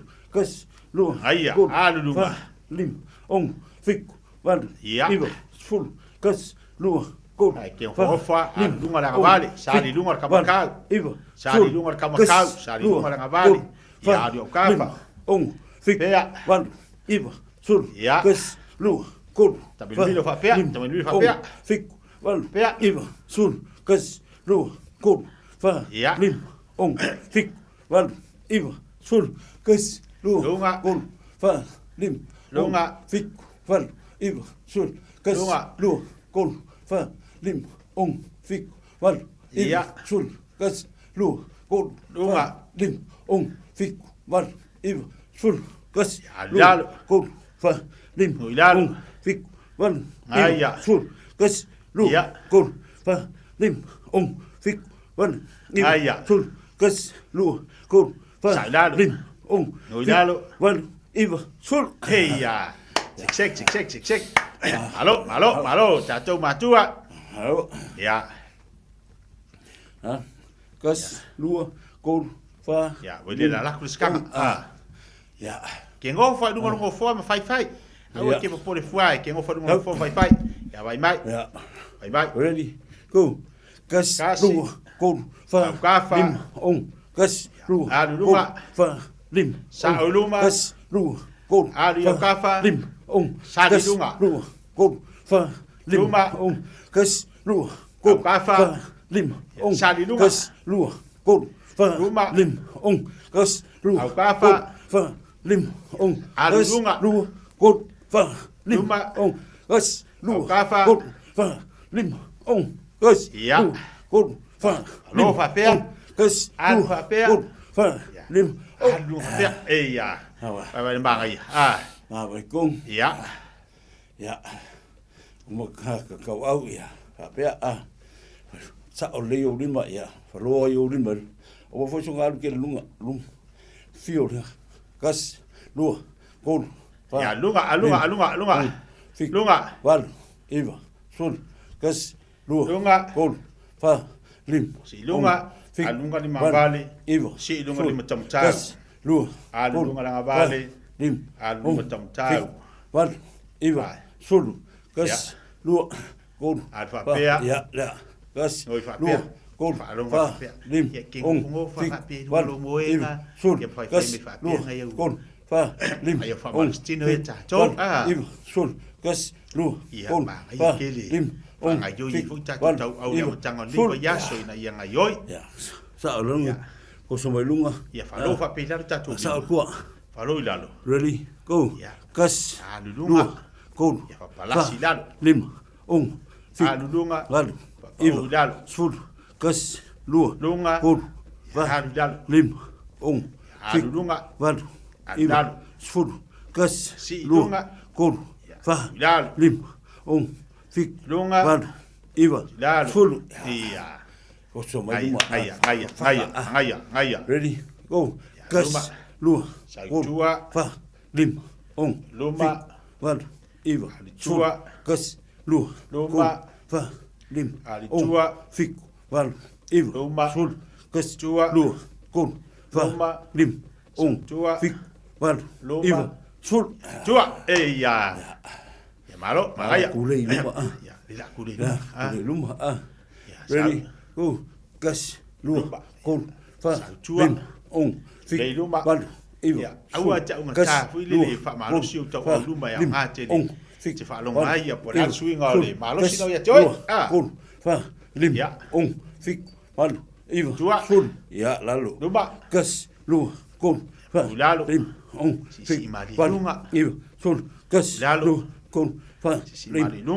Fik. Lalu. Sul. Kas. Lua. Kun. Fa. Lim. Lalu. Iwa. Sul. Lunga. Iya. Ya, mawa kong. Alvai. Ya, samile sepa alvai. Lunga. La si lunga vai. Fai lunga ba. Lunga vai. Ready. Go. Ya. Kas. Lunga. Lua. Kun. Lunga vai. Fa. Lim. Fa sa lo tua. Sa lo tua fo ile fo. Sul. No fo. Lua. Si ile fa pe. Fa. Si lunga vai. Fik. Lunga. Lalu. Iwa. Si lunga. Sulu. Ya, mahaya. Bafa. Ya. Go. Gas. Tafa. Lua. Kun. Pea. Fa. Lim. Pea. Fik. Wal. Alfa pea. Sul. Gas. Langa vale. Lua. Kun. Pea tamtau. Lim. Pea langa vale. Wal. Iwa. Pea tamtau. Gas. Lua. Kun. Mahaya. Fa. Lim. Pea. Fik. Wal. Iwa. Sul. Ya. Rosin tuis. Alum. Tanga kaufin mga ba ay halu. Ila liu yo taf Ha? Sa pela safai. Sa. Gas. Pea tamtau. Fa. Lim. Langa vale. Fik. Wal. Tamtau. Sul. Gas. Lua. Vale. Fa. Lim. Liu tamtau. Wal. Iwa. Liu langa vale. Gas. Lua. Kun. Tamtau. Lim. Vale. Wal. Iwa. Sulu. Vale. Ya. Sauran Aya. Ha. Sauran lima ngavale nga ilba kam kau. Ha? Ya, usai ba. Ya, uma no le la tu ta tu pesi. Ku pesi. Sau. Ya, falolo ma vai. Ta tu. Falolo ma vai. Kun. Sa lo sa vai. Lim. Ya, pia ko fo ni lumba fas. Falolo ma lo vai. Kas. Ya, lumba si vai. Kun. Fa. Lim. Fik. Le, maaya. Iwa. Fulu. Aya. Ya. Kun. Ya. Ya, se ki vai ka ko. Vai le vai đâu vai yeng, vai đâu vai yeng. Vai so vai yeng, vai so vai. So vai. La ku pesi a. Ingol vai. Ta toma tua. Ya, vai me canga. Luma. Vale. Toma tau. Si luma na vale. Ya. Vale. Adalo. Vaya. Voy dalo. Alua. Alua na vale. Luma tama tau. Si luma me fai mali. Shalala.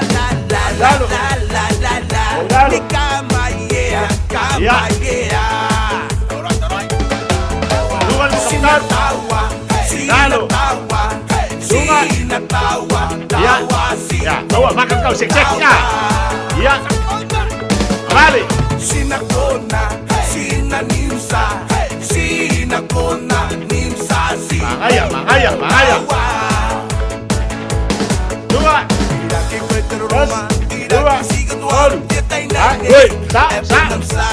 Soba. Tahu. Bunga. Kafa. Dua. Sama kau, pasang sama kau. Balik. Dua. Dua-dua ya yang tangan. Dua-dua. Ya. Hari. Luma. Kafa. Ya. Kafa. Balik. Luma lima kau. Sinatawa. Sisilunga. Tawa. Balik. Sinanimsa, sinakona, nimsa, si. Tawa. Araya, siroya, tawa, soa, Dalo. nano, heta, Dalo. Iya. Masa dalo. Maye, no. Sunga. Tawa. Sinatawa. Sinatawa, tawa, si. Tawa. Vale. Sinakona, sinanimsa, sinakona, nimsa, si. Tawa. Mangaya. Ya, lela kudu ngafis kanga. Ya, falu makua mai al fisial. Ya, mangaya. Susia ya tatu tanga langai. Ya, ko kele futa tolo mafutu mai. Ya, mangaya, malos.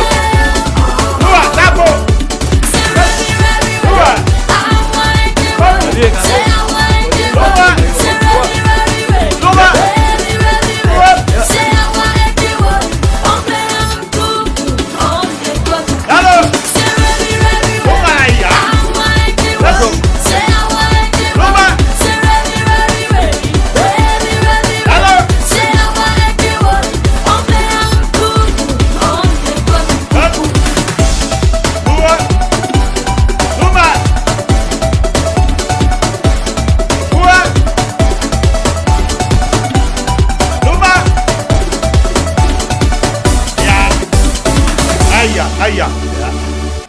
Yo, e ala nga faisa fa ilanga i dia tatu tamamtina ma tu o le fatasi mai. E sa fa i mai ala tu lungo la tu boenga mala tu no fo. Ya la kuska ko kangala. Ya na ana, me tatu kanga. Bye bye. Shake my love, shake my shake. Dua, all kapi se fast. Eka dum dum here, eka dum dum there, eka lafa everywhere. Aya. Shake my love, shake my shake. All kapi se fast. Eka dum dum here, eka dum dum there, eka lafa everywhere. Dum dum here, eka dum dum there, eka lafa everywhere. Ya. Bol hakya. Beat all music I fuck it. See why we hack a sound. Awa e boom boom here, awa e boom boom there, e ka boom fa Akaya. Bom. Beat all music I fuck it. Sí, no vai. See why we hack a sound. Fasilo. Boom boom here, awa e boom boom there, e ka boom fa everywhere. Awa e boom boom here, awa e boom boom there, e ka boom fa everywhere. Aya. Das. Hello. Uma. Low my low se ma kwai low. Sa ma ya mu vai a wala. Safari. E ka boom here, e ka boom there, e ka fa everywhere. Aya. Koso. Low my low se ma kwai low. Sa ma ya mu vai a wala. Aya. E ka boom here, e ka boom there, e ka fa everywhere. E ka boom here. Sali dua. Aya. Everywhere.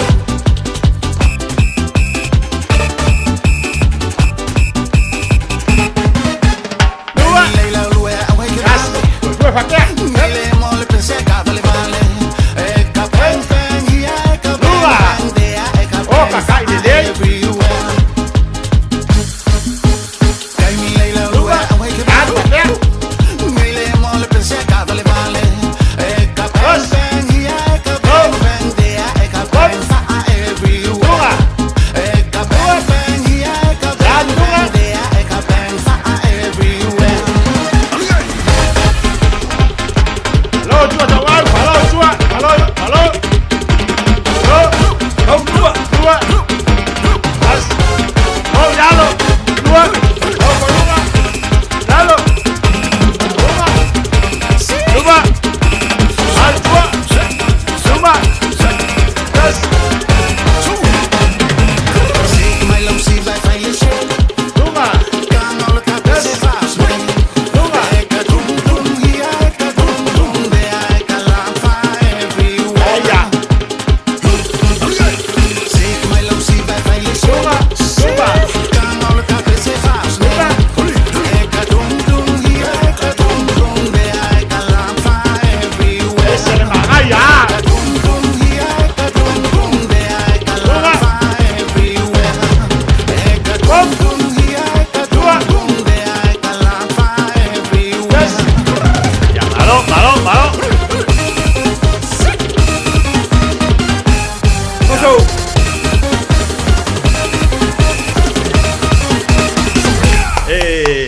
Ya pat vai. Yo, ka koe. E fai ama susu ya. Fai ama susu ya. Ta tu tamam tina matua ya. La ku ska ko pesi.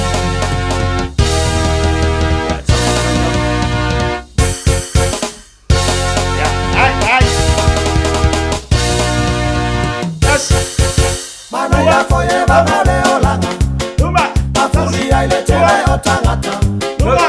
Ele ilo wasebe ha wolo fataka imulmuli ya nutoyo mai fale anga. Aya. Ya. Yo le kape due. Due mai ka ko ngol fo. Hello. Yo ngata si ma otanga. Ali yan mahaba. Angat say ngai lango lango ele fai kai beta. Wale pelo over. Aya. Ay, kakayon mahaba. Wa la kwa. Sao yan na bay. Sino na bay. Yes. America boss.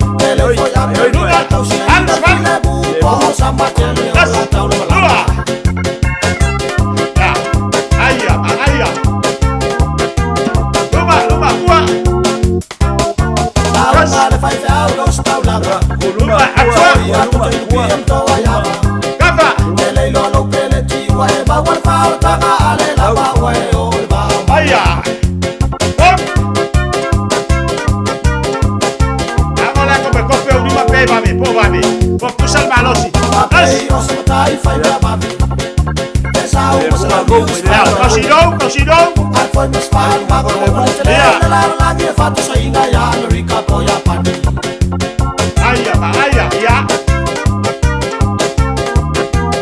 Luba yes o tele au fa me atipini yo ya kawan Somalia fata watu ma watu be babu to sia yo la fa na wala ai nga la to lua wala o ile fi ma ya ile Luba to sia yo la fa na wala ai nga la to lua wala o ya wala fa ai no wisu ibali me ya yo se de bang ya datu pes mun mudi dia ah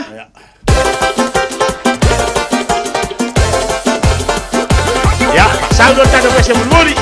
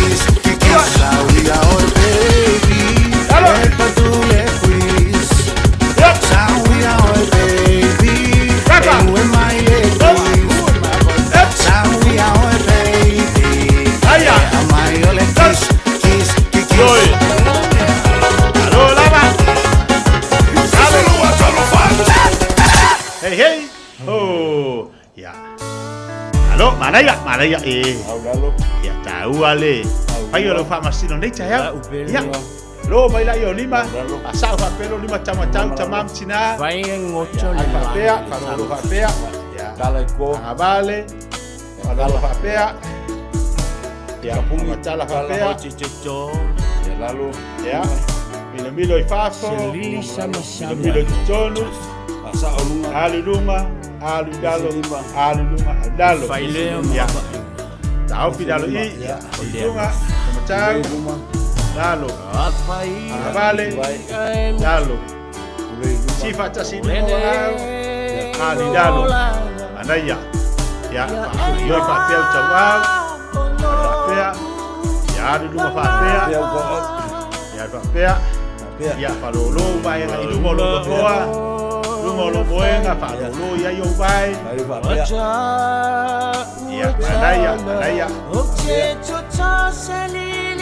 Ia, wailuma.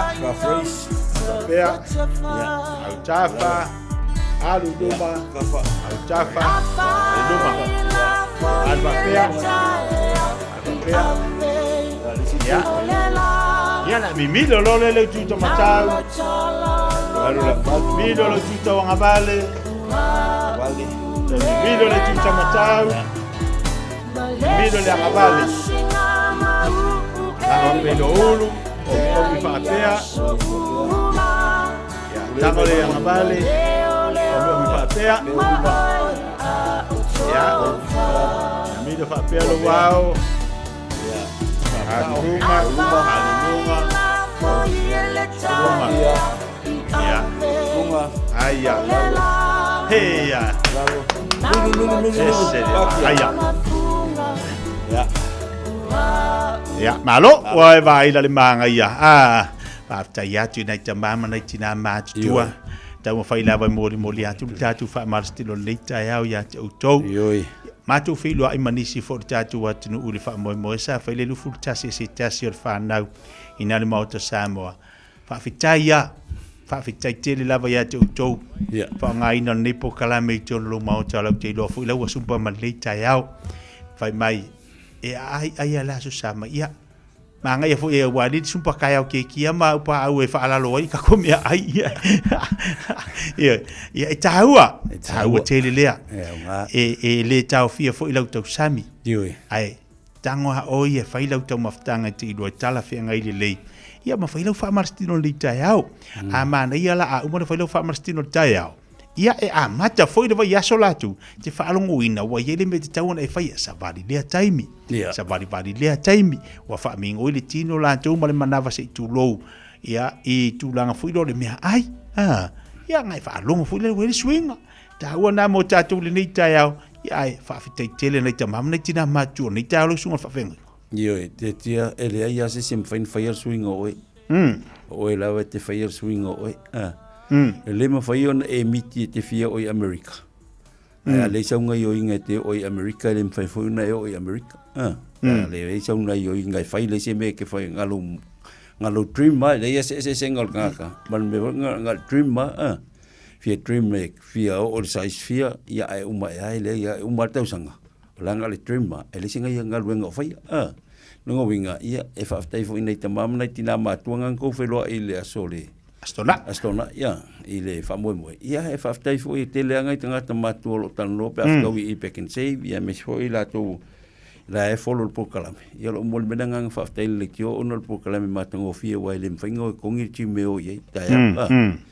Ia e peole. E me sala ngai rest home ile lo kala skete. Ia mai si va en o Samoa la e mapui fangalele ile Nga mele mana TV ia anga leile tu ia te oto uma mole to malo fa anga ia te oto uma tu mano e far kilope fa manuia le tu ia te otina mata mama tu to tele la to yo le fa me ela mo sa fa ia lo ke kia pe mai e ka ke de mai o le vango ko va ile loi ka ke maru si ai ia ai pa wa langa o tanga va tu mo tanto ma tu ia o le alanga ke vai me ke fa lo makua o ke fa ko inga dis kai e tamu fai lava mo ina ia o atu le fe au mo tanto ma tu a ona ngalo las to nai a las falele to fai fu lo tatu sumpa to fai tatu sumpa las falele ali teti ele fa pe e tu sa mo me ai tangata yo e me se el malu sim fainga ai me malu me foi ma moi ya la le va ngai wa ngai toi tama tina matu foi wa pulpula lango to se fu yo le ambale me ai fa pena foi la le fainga le meleo le keita ino mo me fa malostino e te le vai tu matu ngai toi ina mo nai lo matu ai sa pe ko le inga la pi foi le ala ala ia le lei vole atu le fakta tele lava dunga tatu pokala me tele vole tai au maftu bali tatu wantuno tatu filo le asfa leile mo tatu sumpa masani a woni ngali atu oe fai lau fa marstino le la tala tu le ma la ina le mal sunga fa fenga mo tatu le leita ama e tatu fa ringa tatu tatu no le tatu tali talonga leita ya wa ese foi au maka ese foi le makaukia le la vatu ya tatu fa ringa leita ya tari mai lo la ia lea watu lo la ia lo tatala tatu leina tatu talon talanoa tatu talonga nei tai na I minute to tol tatu pokalame. Your sprinkler uses more than a sprinkle of water. Turning it off a minute sooner saves 12 litres. And if everyone did that, we'd save millions of litres a day. Now, we're not saying don't give your plants a drink, but with so little rainfall, our water storage dams are getting pretty damn low. Reducing our water use will help us get through the big dry. If we all go extra easy, we'll make it through. For more info, go to watercare.co.nz. Ole au natale Deluxe Compliance and Mechanical Services Limited e tau tua mole va aiele nei olo sa warrant of fitness insurance wins quotes ta vale olo on hold ma ta vale ole o toita lia luga ole au alarm ta si la vale fale engineer mo o mai so sosani ele tuatusi se lau lua sumalaiva Station Road o Tahuhu telefoni lua limaiva iva lima lua limaiva iva lima le Deluxe Compliance and Mechanical Services Limited o mama fatuni ai ta lafu lo mafaufau a whaia iai so whale motu. Wala au mai loa api o le Finance Direct Limited. E maua ai le fsosoani e kili ai au ai tālafu. Ma toi wha a fo I mai lo fia. E ma whain fsosoani atu e toi wha atu langa le wha o ngai no au tupe. Wala au mai loa api o le Finance Direct Limited. I le o lua o walu fafa 5 O lua o walu fafa 5 E file muailo mafaufau. Oceania Career Academy, Sauni! Kako oi, kaule kaua! He whai ama whai! Wāste lumangai maguia! A whaia sa ilisela asanga fau moe, a waloe te no whai. O le OCA e au tawina ai o e imtata e sese. Maua visenga fau fale, vali fale, palasa, male soifua maloloina. O le nei awanoa e anga wa ai tangata no fo mau masiti seni New Zealand o loo halala I au kilani. Le sitala nei loa I le OCA I le go.oca.nz/apply po le vili mai I le o varselau ono lua valu fitutasi. O varselau ono lua valu fitutasi. So tali mo tatu pokala mele chao tala tatu laina tolu fit tasi lima tolu fit tasi lima tolu. Ta longa fenga vai so lo sunga fa fenga ngam tau tio. Allah. Ke lo le alo mo na le alo. E yang o fa ke ai ai se au ke mingi mfenga fa ka wingal tait 5 al mona. E ba olus fo wedi ko professor olus fo wedi ka alo mona le fik o ngo male val. Wa I al tait 5 ai lo ki kilo loka props e ko lu male huka male malox so dem ko ima ngai ya so ya te lo le tunu o le tap pot mon tala tatu le ne fo ile minute le ye China tu las montas si tatu fa ngolongo fo ile manta po le sila ma le po mai mo tatu watunu sa ye talo ngol fa ngol va yaso o le awal chiefs le ta alo male reds man malo le chiefs lu smart fitu o le awal moana ta alo male awal warriors man malo le mona fa so lima Fiti maku seda le man malo ia ku seda se totas. Talonga mana ia fot talonga Hurricanes male awale Blues. Tasile aina man malo. Lucky. Ja? Lucky. O isi me ko se malo lucky. Lucky. O wa ko suide me ka po ia ka kaleo le pepe tala ideni. Lucky lalo ngalo pu lucky wa lucky malo pu. Ia, wa lucky malo. O ia foi me ka o malo lucky. o wago o lu au e kapo e malo le pepe e ale talonga le force mal le Highlanders le ban malo le Highlanders le force lus mariva lus folu talonga na said fa ngol va yaso ole au le mona le o tapisa to tele le tu o ka sorry au le mona ke an mo ko ima ngai ole au le mona le we iso le fa so angal por ka bikila le face 5 Porque me ol Face 5 mua le lo ki le tournament ako. E al Face 5 lan bona. Tatu telefoni lo avano atu mole tatu pakala mele tai ola so fina ngalo. La sa mai moanga ta longa fa ngol vayaso. Ala sa tilo le sa le moana le usa wa. La sa va vai. E ono wa lo te va pe le moana le lo no no. Ngongo. Lo no no fa so longa le tamusanga. Donc ama e malo ya plus le ka longa le skongai. Longa wingo se e mai lunga ko ole tamu sa ale ngolo na valu wi do afa tamu sa do afa tamu sa ngai o sa ngalal mo na sa ulung ko e te lo talonga e se mala tilo talonga le afa momo sole Fo ye na fitu ai le moana le sai ai. Ia fiku le lusu wal. Fitu ai le moana. Ole number le tolu. Ale moana. Moana. Oka se mana ia fo le tamai t-shirt. Ia afo fa ko tai fai an moana mo ko le ia props ia ma le kasi dua kolu ia ma le fama lima. Lam ko manga ia ma si au ko lo lam sabe ku lo ba ngai ko ma le ongo mal fiku ma le valo soli. O fa kasi mal packs. Wale le forward ia kele polo packs. Ai au ke forward. Ia fiu le packs e kuli kang. Se taola le tulu. Le tato vala talofa. Oi. Meuru. Ya, manguia saunga mai. Lau sunga le li kafi ofu. Ya sangele ya sola. Mangingo lau saunga ngal malfa fengai. Lau first five asia now ya so ya. Esa kafi ofu puri ko ina. Ia ka longa vai aso. Ya. Ai, ol kai mingi. Ade malo umal plu ka longa ko de au top 6. Sao? Vai sa. Ia mga ol plu malo uma yang ka longa ko ngo ole top 6. Le fa ka nga wala ko le sa mona. Ya wa mo ki ngoa malo nge ko le plu. Kiki. O le vanga sangira kun kala kil monga ni. Ale ko le vanga nga sangire. Vai le se sa le pex. Me sera ya wingeru. Vai le o mo ye su kasi mal su fa mi nga wi. Le au. O ti ku se le mal au pepe. Le pepe le tala inene. Vai ku lo fa le kongul pulu. Nga fa le kongul pulu o se le o mona. O sa wa nga lo check le mona sot. Venga le wo fa le kongoi ke lo au la uli.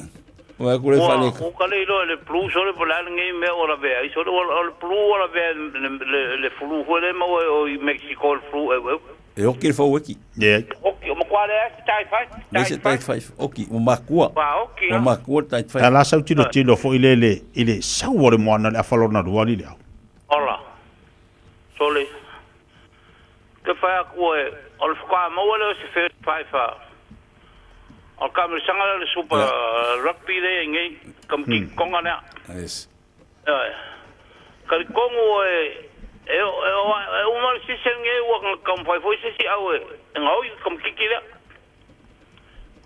mai mau ia vai le wa ko su yo mo na le nga ese mai le fa ka o le ori me fa ko singa voi dei de Highlander le si le Crusader le si dei fe wa le uma kam sangar ngai ola vai kom kikile first five wang ka alo nga kikil nga polo lang fai nga le Highlander fa pengi o ola wong fo sa fa me de ngome la ngo yori le ngo le kemi ngo polo ko o nga ngo la ka ko kemi yo o ke ma ala iso so ku dunga ya ngo fo dunga le vale lua mal ko ya ya umal talonga le stone lai wai malo ai ngo se ele el kolu lo se el kolu por fa e uma ke ka ko ka po ye wai mo ye ngi au ka po ye ngi au palang e inga ia ro samo ale ka ol mo nga pacific ye na ngalo fa nga alo kam fa nga ka ko lai mga kam ki konga aya malo mai lo fa tu tuanga le au la stone mai lo fa tu tuanga ya tau la stone i le au o nga leo la ka kengi leo yo le la u to tal noi tama wa fo si swinga la ile stona il talong mal plus ye longo winga la fa pengi ke wat swinga le plus le o le mona sko ya ka ko filo foi le songa fu ko mo ka ko karikalo o ya wa le ya la u karinga ke kia o ke pole le ko me fa ko ko nga ya o le ko va kun si me ke fo ko ko fa ko nga malo si a pe a ka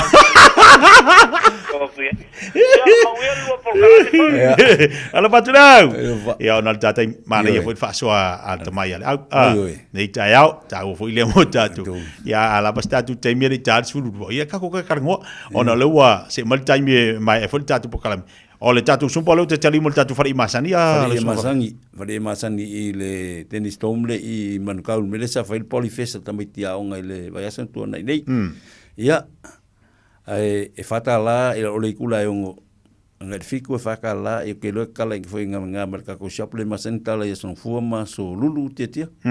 Ia me soila le taiola stona i le fitu i le valu le kaiola skonga. Ia i leila se shop open o i Tosen Road le kako shop. Ia mantua foi o tato wailu kala le mantik le songa fua i kau le susa. Ia ngā winga e awa pektia mo wats whamalostino le metau hepo life hepo ti aloe mo le shake. Ia e te mola inga le salautu sulu Tosen Road. Ia, le na, datu whamastino le tali tu leono le whewhena nei mo te whunu whaafatai tele lava, ia te ilan tūna awele tatu sifuru aso le challenge le nālua le o le weight, ia malo, le sai malo, whunu wha malosi, ia toi whinau e tasi whunu i aso. Ei, whunu challenge le Europe fua le vaso le te tia, e whai loa atua e fwisi si e fia outside se fia oso le challenge, au ngā te le sulu aso, e le umi, ia e mea o ngā na mo oe le fia lusi lo tino. Tais fulu aso ia loe le challenge. Ia fina wai pe mo wai se price. Ia tele. Ia, manu tele whafte mo tapo kalmali talo sunga whawhengainga. Tātou whira ilea whiawhena ni ilunga tātou sumpa. Tātou no whangamasani. Ia manu ia tele li tai au. Ia, te tia whia mole atua wala whaanga i siok tina ia whiawina. Sai Masi Robertson o neile atua ia ilo na fitu suma le valto sanga lon soifua. Ia nga leile atua ia oe tina whaafuala o pelo soifua. Ia walmaftanga mwhanau i nei New Zealand. Ia ngā leifo i le tua ia te oe fua il malo silitino le mafau ma ia i pelan wha malolonga lofa tele mo oe whiawina ala lofa atu ma ua mal whanau ia tātou wheloa inga ngi le anga leipe atu sai mal fingalo le atua soi fua ma imanuia tia sa mole atu pele ia tātou wheloa i le aso walaile pia tapuleo le lofa ma le anga leo le atua ilo eta ia tia ilo to soi fua ma soma atu wala ia tātou koe wheloa i fo i ngā i le aswalaile tatu au dia le lofa malanga leo le tua so fua me manuia Samoa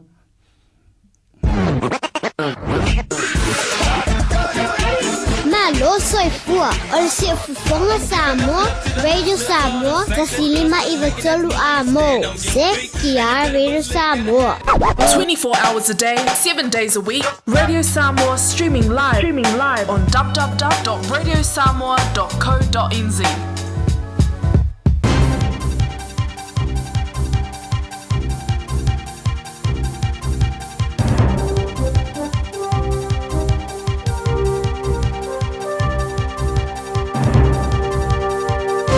In this update, the Prime Minister says Donald Trump's tariffs will be hurting his own citizens just as much as the rest of the world. US markets have been plummeting since the announcement. Chris Luxon says rising inflation, economic slowdown and currency challenges are likely and there will be no winners from this, even in the US. Having lived in the US, that private sector will slow up big time. It'll stop on a dime, and you've seen that even over the weekend. And analysts are warning of another tough week ahead, with the NZX 50 falling about 2.5% in the first 15 minutes of trading this morning. Mark Lister from Craig's Investment Partners says there are fears the EU and other countries will follow China in rolling out retaliatory tariffs against the US. Things are quite finely balanced. If you see other countries take the action that China has, then it just becomes tit-for-tat escalation, and that's where things get uglier. The Prime Minister says the harassment of Shane Jones and his wife at Auckland Airport is unacceptable. Dot Jones has filed a police complaint after being allegedly grabbed on the shoulder by a man who had shouted slurs at her Cabinet Minister husband. She says politicians and their families shouldn't be accosted while going about their lives. Chris Luxon says Kiwi politicians' public presence is far more relaxed than countries like the United States, where all politicians have 24/7 security. And we in New Zealand want to try and maintain this thing that I can walk through an airport and be accessible. I can go to Dua Lipa on Friday night with Amanda, and it's actually people are going to be fine with me being out and about. Australian digital billboard and media company QMS has acquired radio and outdoor advertising company MediaWorks with a 99% share. MediaWorks owns The Edge, MyFM, George, The Rock and The Breeze. Whangarei police are examining the scene where a man died suddenly in Kamo yesterday. And the Green Party's officially backing Wellington Mayor Tory Whānau's re-election bid. Whānau will run under the Greens ticket after previously running as an independent. That's news. In sport, A stint as an impact player has gone awry for Black Caps all-rounder Glenn Phillips in cricket's Indian Premier League. He was forced to leave the field with what appeared a groin injury during a regulation stop in the deep for Gujarat in their 7-wicket win over Hyderabad. Phillips clutched at his leg after firing the ball to the striker's end. He's been used solely as a fielding sub for Gujarat through 4 matches of the IPL campaign. Aaron Routliffe and partner Yelena Ostapenko have won the doubles at the WTA Tennis Tour's Charleston Open. And the Pyongyang Marathon has been run for the first time since the COVID pandemic. North Korea has opened borders to an estimated 180 overseas runners, many from the likes of China, Russia, Ethiopia and Romania. That's sport. I'm Malcolm Jordan. O le Ardas Travel, o le company numero tasi le taungo fio pasese mo fe malanga inga I Samoa whapea le malanga bai I Samoa I New Zealand ei. A whea de loa I le ofisa o le Ardas Travel, tasi valu lima Great South Road I Marurua. Pe vili mai I le telefoni tolu I valua o wha o o. Tolu I valua o wha o o mo le Ardas Travel. Sunga o whenga whakao elo kawa le whau maunga Max Ela. Senga o ka amilo i au kilangi. Mo koe foi mai lawa I o Tara I le Tire World and Auto Limited. Lea I mau aiso skoi ngā meg ma pa uka awari. A ole me Pico City. E ngā le lua lima ka aladwa vai aso le kokongi. Le Tire World and Auto Limited e te mawai ta awale ma pa utau ngofia ia New Zealand antoa. Mo fo I se ti mag wheels mo so se tu ainga ta awale ma le telo isi au unanga. Warren Up Fitness I le na ole se fulu tala pia I wha I loa ieina e wha afafonga le Radio Samoa I nei wha abitoa. Talia wins quotes, cue cards, maisi. Walau lo le Tire World and Auto Limited I le lua fitu tasi tolu o mo pa uta avale. Po le lua fitu wha tolu lua o mo le whale inisinia. O fia maua sau ta avale po sau piki apu. Ai tongi ta I vaiaso, lua vaiaso. Pe ta I masina. O le sleek cars o le a maua ai le fisosoani. Ua ta pena le au whainga ruenga a le sleek cars mo oi malo a inga. Aua e te popole I se mea I tasi. Te tala fitu aso, mai le sifulu I le tai au. Angai le afo le ono le afiafi. Tele la lai au kilani I saute. Mili mai loa I le o lua tasi fa. Fitu lua selau. Po le o lua o. Fa lima tasi lima tasi. Talo fa Samoa. Wa ule ne yo kasputi alu. Awal suia ngila wa le kio. Eva mai ina se fudu lima iva kolu. Amo Radio Samoa. Bevela a.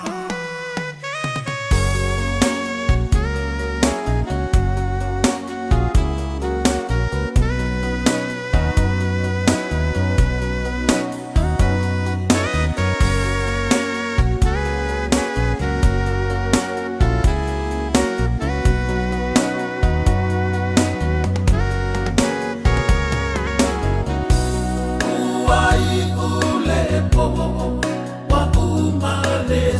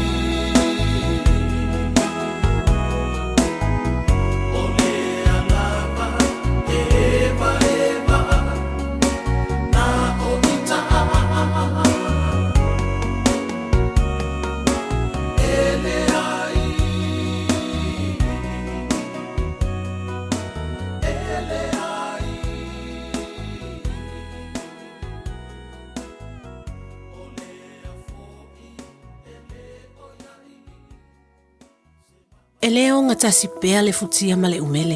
E mawhai o na tūla I mai whaalawe whaafosei e peo se maliu. Se pili e le mawhauwhauina, po se mata upo e awhia ilo a inga.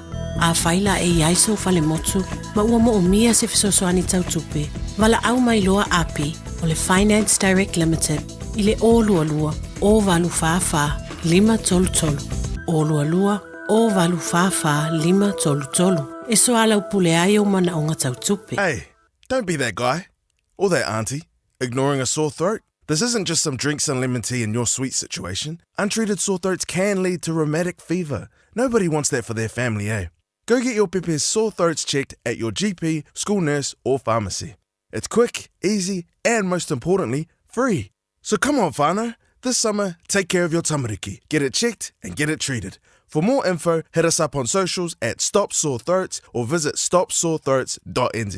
Talofa Samoa, o Atish Narayan, o le Licensed Immigration Advisor mo le Auckland South Immigration Consultants. E visosoani mo so se tu ai ngā visa e malanga mai e New Zealand po Australia. Telefoni mai nei loa I le o valu o tasi o no valu whawhitulua. Po le olua tasi o no valu fitulua tolu o. E whaatalofa atu Samoa I le suafa mana malo I su keriso. O te wala au lia I le hava ma le whaaloalo, o e malo a inga. Tau te susu maafifio mai tatou whaisauninga, I le nei sauninga whaapitoa ua whaingoina, o lo a inga I le tafu e o le sa tauro. O a whawhita uli ma whaingata o lo whea ngai malo a inga. Aua nei whaatuai ma misia le nei avanoa taua, mo le fofo o nei whawhita uli. O le nei sauninga o le aso maliu, aso whareile aso sfulu valu o perila, I le lima I le afiafi, o Lau Universal Church sfulu tolu Lempi Drive, Manukau.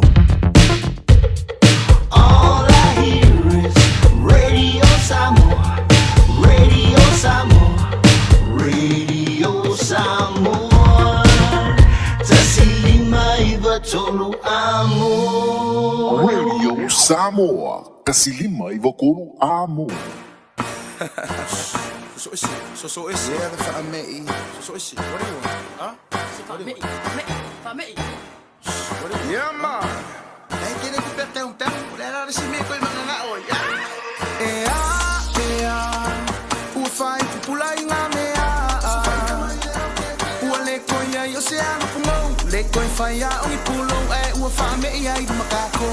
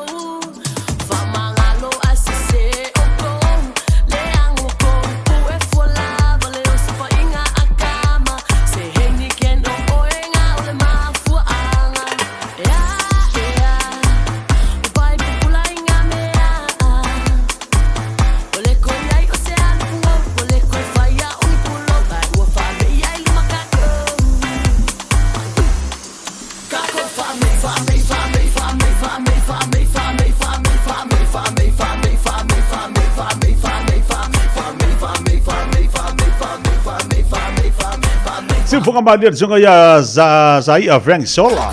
Ale beso fai ngoina ska fa be. Ya fa be me ilo mala songa fua ya. Ale fa me ime ya la songa fua. Ale papa pinge vanga de lega ke va ya ko ili ngisa. O me.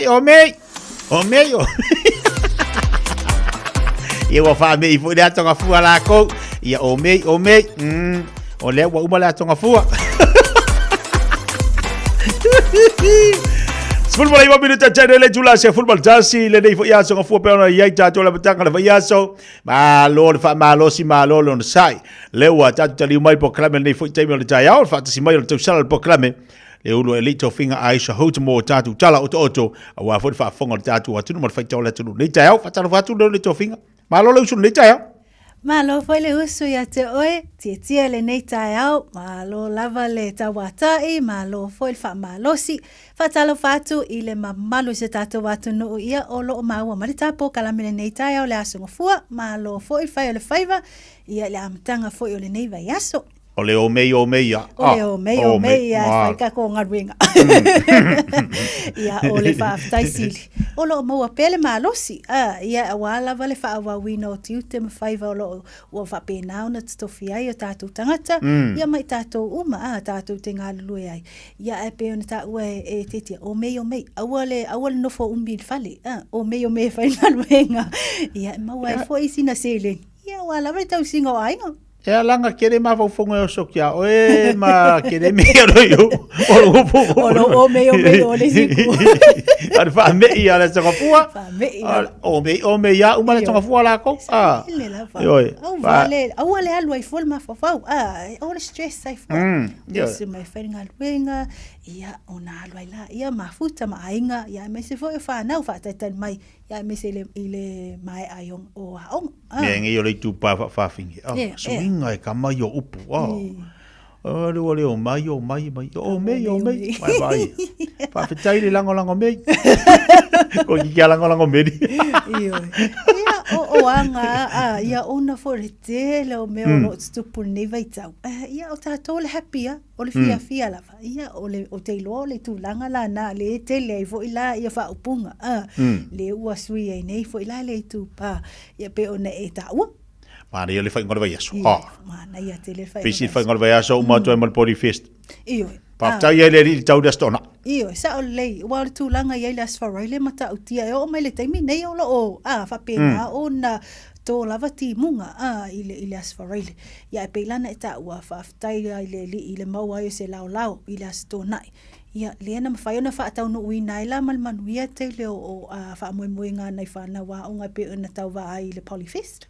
E sili lam ta wau fai un malmanuia ia e o nga umana tula imel tulanga bomu e tau di tolu ai fa malo lava awai malo le fa ma popo fa tai foi ma tu lango sa o lei wa le mena na ilo au tilu ai le mata ina foi o tau mawhainga whanau o le lango matua ia e mese foi o ainga ia mawo ia na o pongi umale nei fa moe wa o le 5 nei o tau sanga talo na fa tino ia ma fa vai mai le foi platform ia po se vaenga foi po kalame ia ina ia tamawhai mausali matu mawai foi la tamiti ia i o lato foi anga no ia e me se foi la le tele o tartalanga pe ona ia o launga pe ona fatino e whanau ia e me se foi la o siva ma pesi ia ua fatino e foi whanau ua mai al tato Polyfest ma ua whatonuina nei tato le whai aonga i tatau ona toi foi laptop toi foi i tato peni ma tato api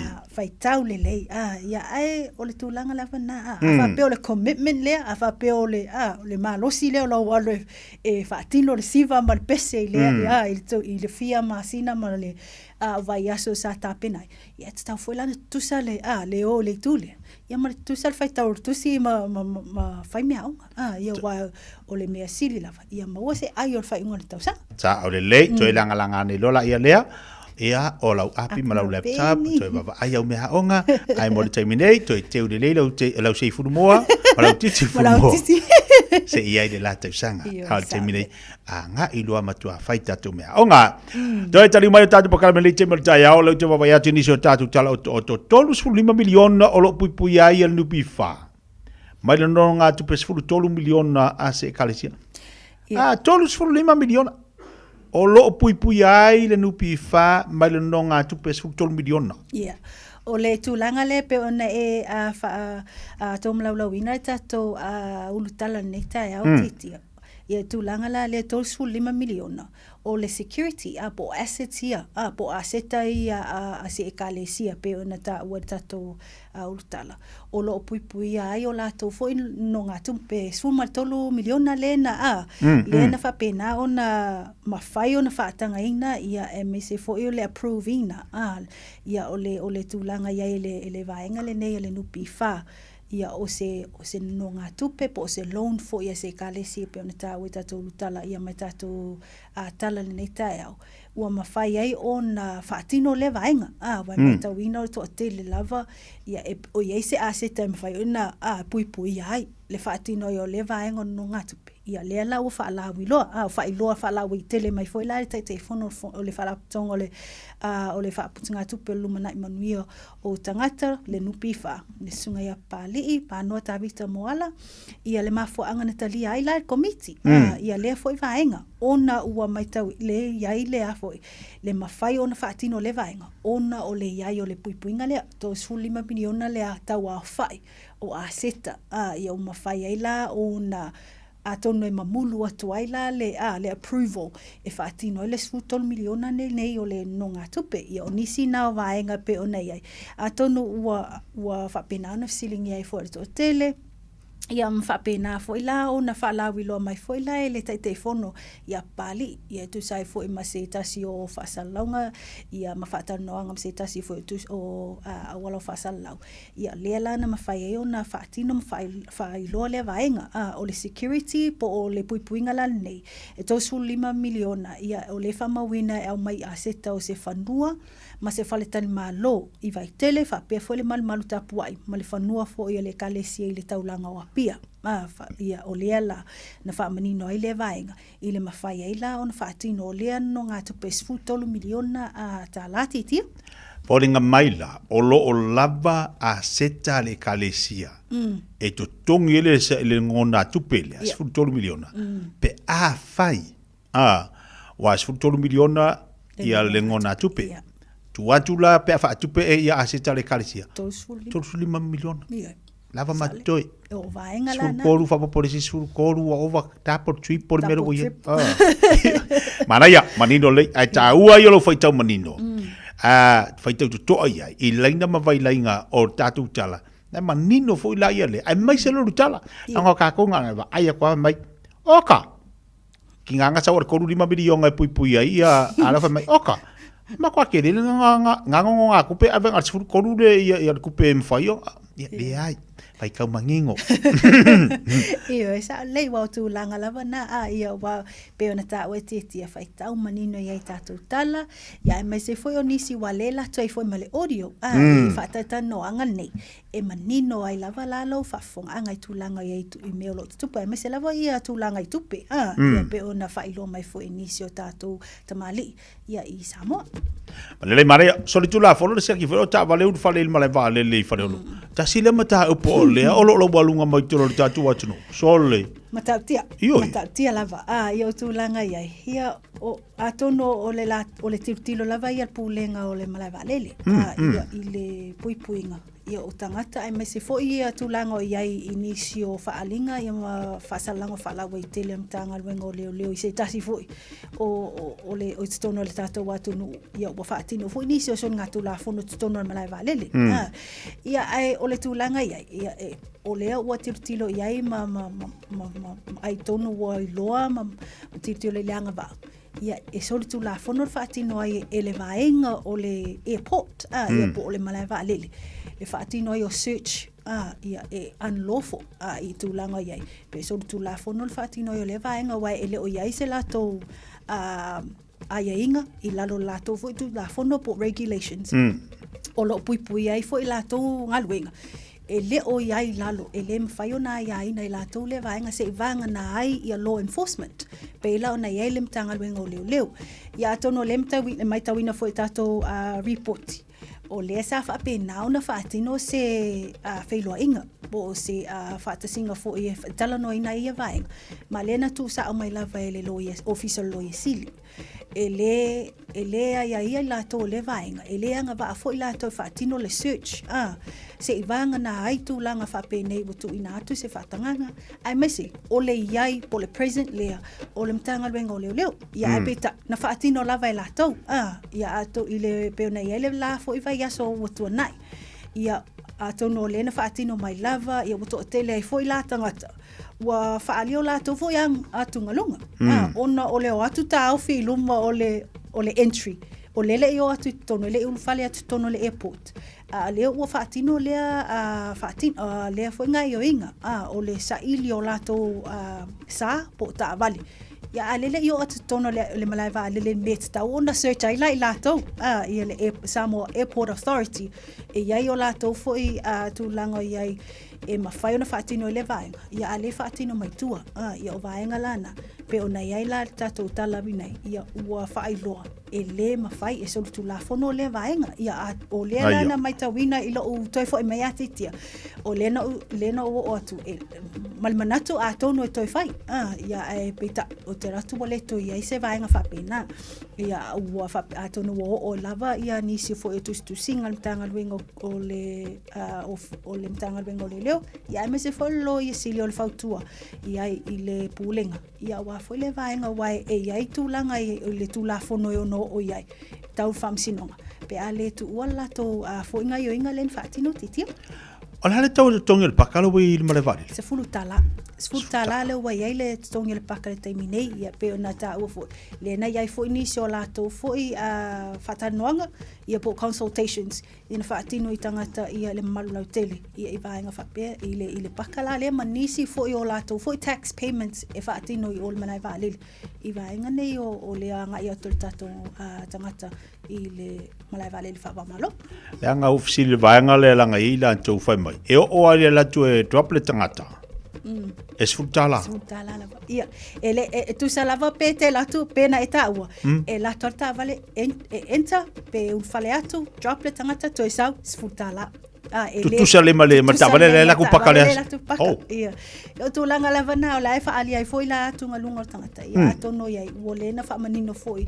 Ia ele office sili i o vaenga lalo lava la tu ai inga po policies u fa tu langa ia i lalo aviation ma tu langa le malai fa ale. Ia me fai ona whaatino le vai. Ia lelei. Ia, vaenga le whapongama tatu o tunu. E se le tau, sfutala. Alo la kuatu apu te tangata ma le vale le sfutala. Ai pei au tau wharangolongo atu. Whapena fu watu tongi e fu ia muri whanua. Pe awa pe paka ilau ta vale. E moe le po. Ia, si temi tatu anga ia tu sai ili ma pe a mai le. A vai, a awa sola. Ia, ili ese ngā mea. Ia, ango sa ia. Wa tu langa sai ai o te tino lima tala. Le taimina e pakai e whapena fo le unfafo. Ia o le vaenga nā le we. Ia o le wasi i lo whaupo polisi lima tala. E la wasi tala ai. O asola. I nai muri whanua. A pakalau ta vale le tofinga. E iai ala ia skula ki. Kasi al tanga le leo po. Tasi ale leo po. E iai na. Ai vaila le mori wila le po nga. E iai la le fale au tafa le waf. E ngā e ngofo le po. E tale toru wao atu matu e la finga luenga atu a matanta pena le vau so le ono. Ono le tai au. E mo moe e fo ilai o. Ia ma la uva. Wa te tainga e usu mai sa vai le tau le tula e ono le di Samoa. Ai usu atu nei mutfanua ia le fotu po le Samoa Express. E mo moe ai la i rungo le va ia la uva. Ai tasi ala. Po le ale te lo tavale. E kumo i kokongo le loto a maru watu wha solo mai al watu i tuai mutfanua pe whanga le kiwanga i ole malai valele. E o atu va ai tuli le vausu. E le ai ma se ringala ta foi e le ma se kongia. Ai le ai ma se kavale ngau ia. I oi. E sa le oi. E manga se se la ngau ia va kunga le puro marka ka dunga ka pole ngi dunga le piki apu. Dunga le lodi. E sa ole. Ai sa al never temi. Lo nga falta tal no le temi to tongingo pakalo we temi nei. Ile never temi. Ia sa fitsfulu Se lau man tupu le loli, fit se furu man tupu le piki apu, ia il malanga, le luafe ma le fa so ma luafe ma le lima, sa wa ya. Le winga lau tala, fo ile sa fulia lungo le wafu. Le wafu. Sa fuli, o itangata na bomboi lungo le wafu na vai teimi. Ia alu, whara tau whara longa tu. E moe la lau ta vale le mala ile wafu, kokongi. Karo siara e kokongi. Ungi ngau hise mea. Ia sa le ia watu langa na laua iai e o suinga lava ia matu langa iai le alu alu i luma ia mese foio o fofuanga ia pe ona iai ia ta iala ia mese foio policies bo regulations ua limited ta inai ia i tu langa iai mese lava ia wafu ia na malai vale le fa wa mano ia e pe ona ta ia o le nei lava o fai swing e pe nei la so sa free luma sa ile se tutongi e pe ona al temi la nei ti lo ia ile to tele foi la tanga te le wafu ia e me se la ila to o fai fale o lo ia o to tele ia to no ia si vaenga o to fa popo ina vai o ma fai o fa pe lo le ai o sta lo la na tongi paka ila to o lo fa pe na fa nga inga le space le po le foi vaenga ai le ia tu isa vai po le foi mai fo mana ia lo officialia tu ile paka o le malai vale wa la finga le li o samo e po era pasi wala kwa le pasi o punga le malai vale lo sa ula e tua pa u de pasi mo le lunga la warkeri o la ma le ke sa po la ka vale le ka sa misi ala a la ka se furu ka la fa ko le sukal ma ko ai ai do le saua ka vale ia wow suinga wa ia nei vai tauti tia ia ai o le tulanga lava na tato ole o ai luma ia gala o le koutu luma wa ma ava pera le fofu ke samo ia ngai po el pasi ia wa el pasi ku luma ia wa ai le tu me fai ona ngai vai kai miwa ke le ka vale po el pasi o mala umu si mai ale peka makola pole maso mai en mala ia wala ia pela na eta wala ia pasi o va vai dali ma marketi fa tali ia ana kwala ia kula la fa kula le me ngai ku ile fa le olo le mala vale ma o sale yo al pasi o va yo no ta mo ka ko e ka udor ko mangi usida e fai pea su ele su ile ngai ka ko inga ia yo ofu ma ngare kui ale ofu ase tu load fa fonga la tu kui mal mi kia sa pe ala kia sa vai pe kia ngi upon vai la ko paula vai ku fa banga yo ke ngai ya ke le me le se ringa ko venga ko ya mal tu pe fa ka o le ka penga malanga si malo ai vai la te furukala gala ko ngira upaka ka use sukar ko inga yo amo ngela ako lo muru au ma ngai yo kabu ia le lei mana ia e o mea ka ko i lo foi fa tu manatu ia ai yo ngi vai kai ia wanga i luma po le mea foi ngale tia ele o kongo pe la ku ka vale pakai luma ia wale ngai la kwala yo e la ko so ko ako pa o le o foi ka ko ai ngale mala vale o le fe ka ngi si foi nga ka ngi kwar ka ka ia longa fale mo ya la ia le ai sa ka i kamar ia ba au foi mala au foi mala vale oka o fusi fusinga ia okay o le New Zealand anga sa wa ngi mo le au avar ka kala fiu video fiu fa talia ai ma te ko video ti le ai au ke fa ko le sa ka ufi nga sa mai e ma ka ufi lo pepe ya le ni so ta tale pe nei fa popo ia le au fango le tamu sanga fo le luas fulono ia o fa ngota o nga sami lo loto sa sorry ia o le tasi leo tamir sanga tia ese le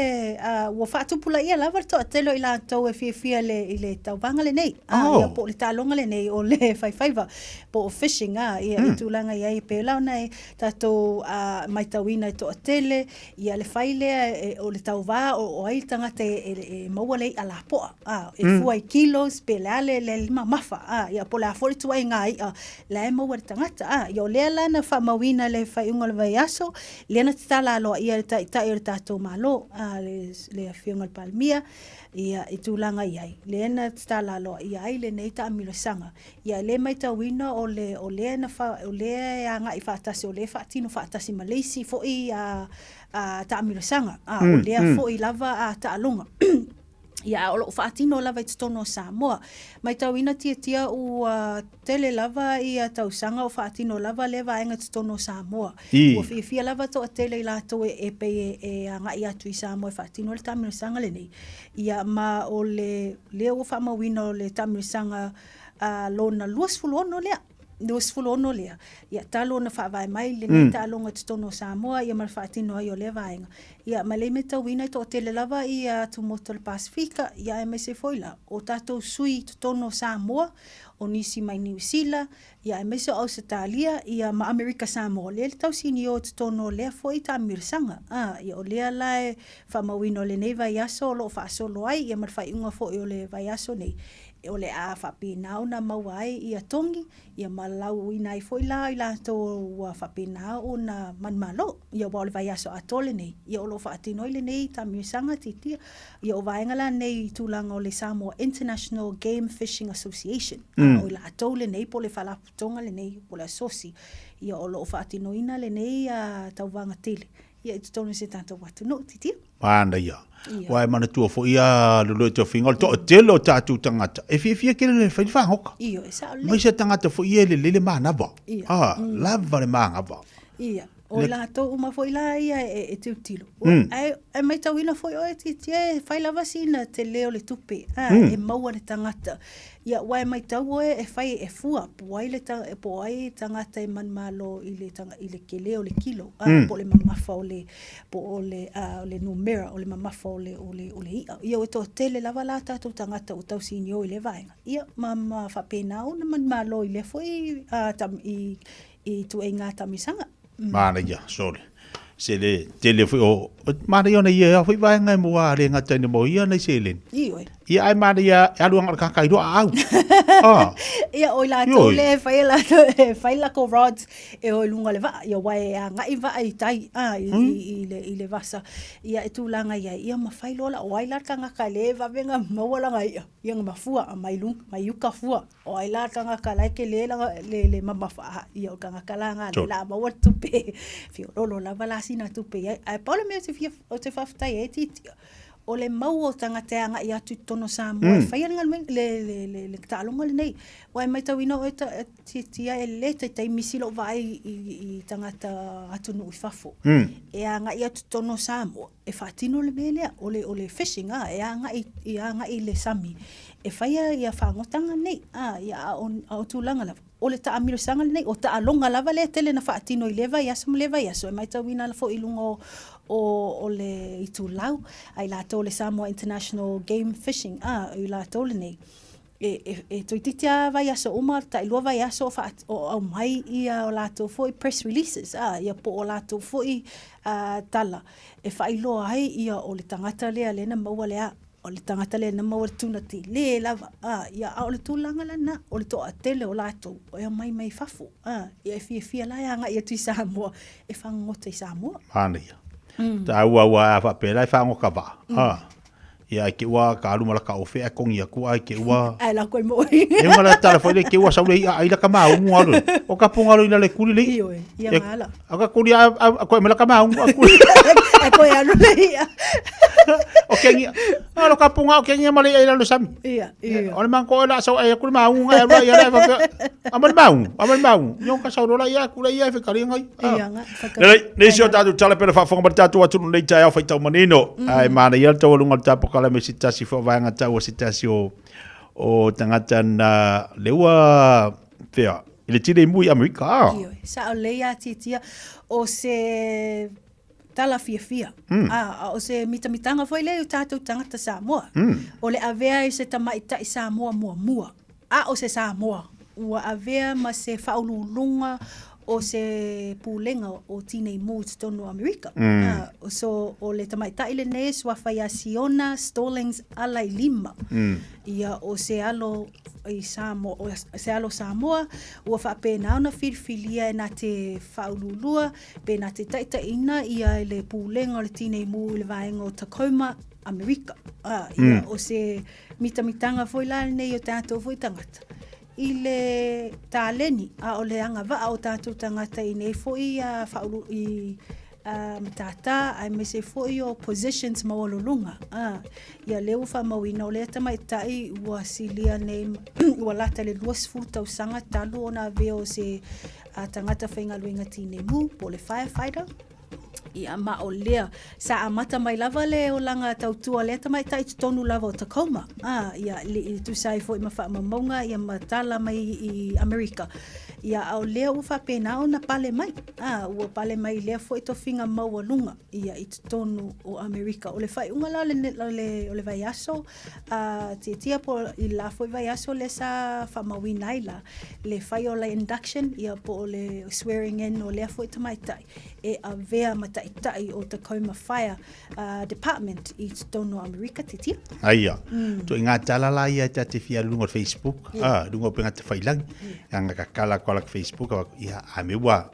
Maua mai se whamane anga i lea tangata Samoa. I whaururunga fo i ni. Pina tu inga mea la lea. Mo tangata morunu. Ai a whapea lai kakala kola ka Facebook. Ai uso mai momore oki.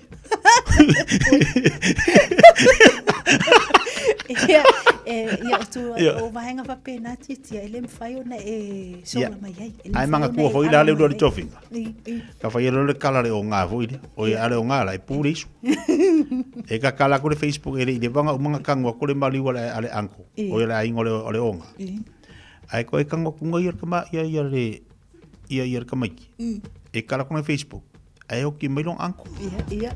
Kangi do male onga. Ba ko lai ala me ke kangi. Ngale kangi ma ki kilo telefon. Nga uma va ko male onga. Anko. Ave do e os ni de kaunanga. Wa ave anko e os kaunanga.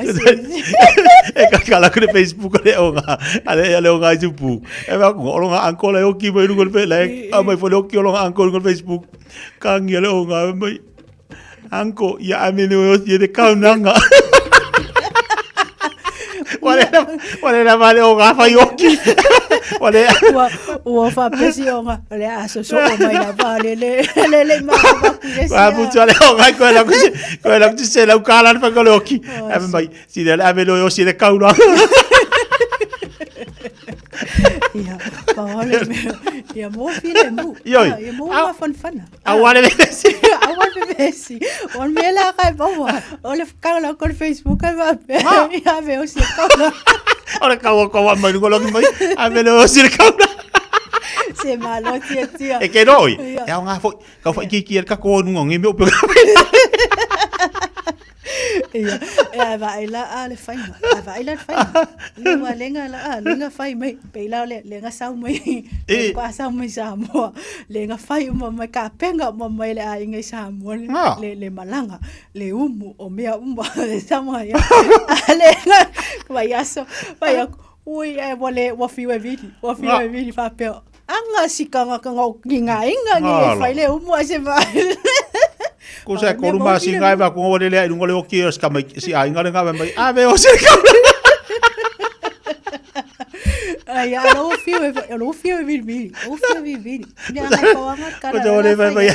Ore vai ave se me ka o ko le ave o se ka ula. O a peru maka. Valo, yo me ka ke vai. Ai sa fo. Ia fa pe wale la vala fa so yo kari ale nga. Ore ave o se ka ula. Malo mo ka ba matal ni va yaso. Ako filo la so ka ya wa. Ia tato feilo le so taia o le ama wai foi se isi va poponga o tonga tato tala fo ia mai Samoa ia mai se foi onisio tala mai ima o le nei foi la langi ia fai tau manino fai tau to ai ia mai se o le atu ina tu foi tato reporti lungo peng fai langi whaitau i ai, ia me se o nisi o vaenga si la fia hele tātou atu no umero tupu. Ia ai whaafitai lava te tia mo lo awa noa, manu te le ina whaiva o te toi o le nei aso, so i fua mai manuia. Talofa, we're the Katinas, and you're listening to Radio Samoa on 1593 AM. Ua mawhai o na awada tula polo kalame le leimo o ia so taitasi o na o le langolango malosi e le whale maliu a se alo le atunuu o ese tātupu Funeral Directors i Manukau City. O kalame leimo o talofa lava. O mai ta wina pea vai vainga o tātu tangata i le tūlanga lea o le fia pupu, fiungo fie, po le moa ngana wha tāla sua, le wha pea o le oso a popa. Na wha soa mai se tasi ali ia tea wha pea mai. O lau kama lea ma te tua o i e whai mai lava ia, ua tali mai lea tua i ana talo sanga, se o gire lope mo i lau kama pe lea. A o nene lava o te fiu e whai atu talo sanga. Ai le ai se tali mai, o le mea e se le tua leo te talo iai. Sa ofisiri po o aine i to i ngā tangata la te o te tua oi. Ai whai mai se o tangata ngā lulue. E whai ngā lue ngā le lei uma to e le se hasa e vai se si whalenga e ngā lulue tangata. Na uwhai atu lei ai. E te ilua le se ngore Samoa le nā ma le Samoa lea. O Samoa nā. O Samoa e le fiu ngofie. E le oni popa. Ai o papa. Papa maa. Whetala Yesu. Ia ta talo so o e ta tauai ai aua le whaavai vai. Ia po le fiu ngofie. E wangalea Lukas fumalvalo. Olo tusi ai le whata otoriti na wotila na tane. Sa i le tasi ai se whaamasino wale matau i le tua. E lea wa fo i tangata. Sa i le ai fo i lea le whawhine ua otila na tane. Walu atu i le whaamasino mwhape atu. Ia e whaamasino atu i le ua iaia o mea. O na yaso na le i mawhaia ia. Ai muli ane, o whapea i whaelono loto. E ui lava ina o le matau i le tua, ma o le ava i tangata. Ai ona o le whaaso e sa mai o le whawhine nei, ua otila na tane. O le a whaatau no ulo na manao. Ma le whaaso e sa mai i le sauso. Ioe, le ai se fiu ngō fio le whawhina le nei. Ua fiu le whamasino e alo ai le mawhai o na sola ese mai le whawhina lea. O le anganga tonu lava lea e te tau o na maua e tātou i so o se mea o le o langa nei aua nei fiu ngō fie. Tuli ese popa a tuu iai le papa. Rock, solid rock. Yesu o le papa malosi. E te nofo mawai, e te maluai, i tua atu o le papa malosi le nā lua te whaafesangai. E te le tauvilia se pue puna mai ai le vai o le manuia, ai e te tala noa iai. O na puna mai ai leo le vai e te olai oe malou ainga. Ia awa ne e fiu e tala noa i le tua. I aso uma, i po uma, i so se taimi o lo wolanga. O le tua e a fua mai ai le mea lofa le ona sai. O le loto mau, o le ola tawivu, male le fiu ngofie. O le tangata fiu ngofie, e le o se tangata whaatu o tuaina i so o se ngaluenga na te whaia. O lou le fiu ngofie, e whaatau no uinai me umalo e fia mana o iai. A mata nei se lu i fou, matu mawai, se ilonga o tino mai, matau no o ilona whaai unga. Ia avea Yesu ma papa, e te maluai ma e malosi ai. Manatua, e le lei mo oe. O le ese tātupu Funeral Directors o se whale maliu Samoa, o le tali foilea o taimi whengata, o na o le malanga al maliu maleoti. E mawhai foi o na latu awina atu ma awina mai tino maliu o e pele, mai so o se atu nuo lalolangi. Wala auno le ese tātupu Funeral Directors i le lua no lua toru fitu o. Lua no lua toru fitu o. Pea fiu ane ele se fulu manebalu Norman Spencer Drive, Manukau City.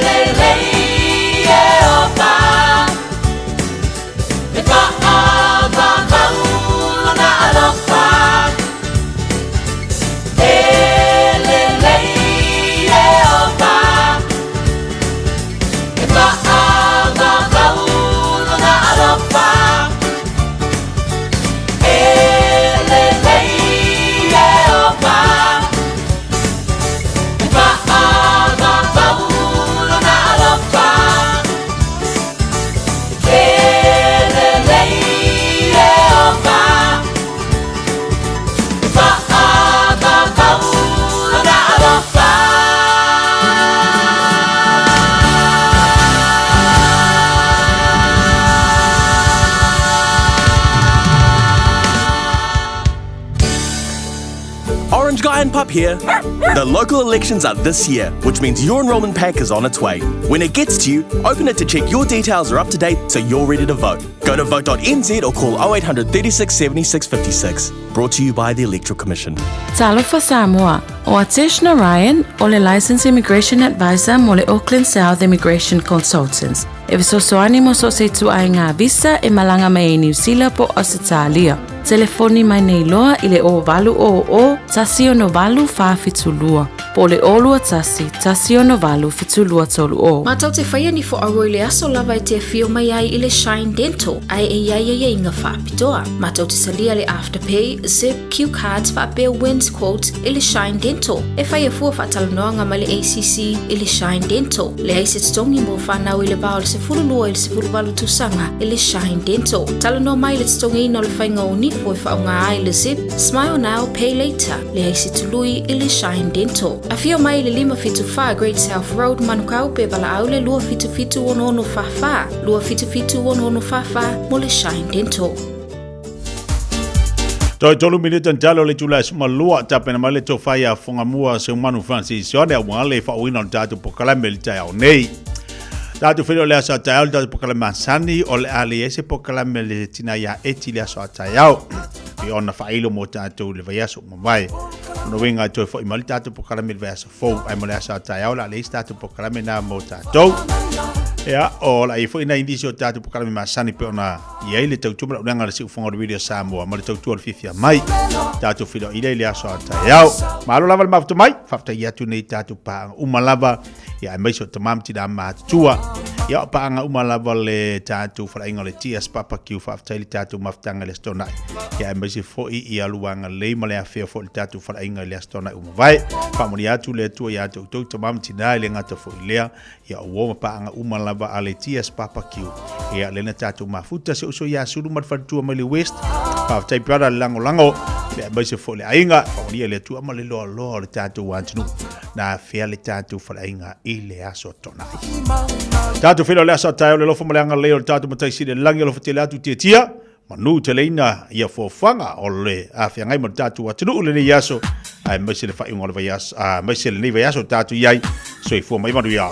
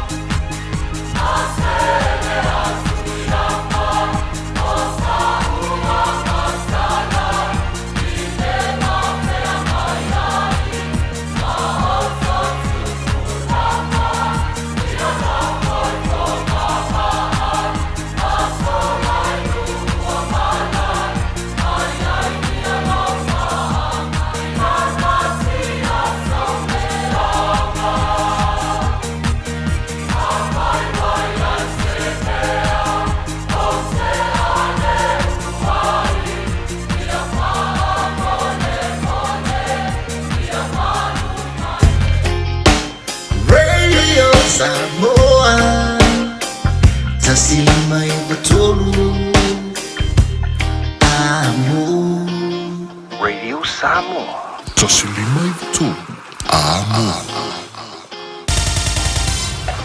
Usi mai alau whaafafonga. Telefon mai Samoa ya sa taitasi. Wa au mai mo oe ona o le langolango mai a le talofa voucher. O le amatanga o le nei vai aso fou, tātou mafuta o afu i ngā ruenga whaawau tala mai ro tātou matano i usi mai alau whaafonga. Wa whainola utele le teitei whono o whalaptonga o whaputu ngā tupe, o le lumana i manui o tangata le nupi wha, le sunga papali i tāvita mo ala, mafua anga le taria ai e le komiti whaatonu, o lea whaala puta tu mo o ti tau tupe le malo. Le nanonga tupe se furu tolu miliona tā la se kalesia, o le mawhai le teitei whono o na ia whaairoa le ngō le kalesia, o na o ai inga wha le tūla whono.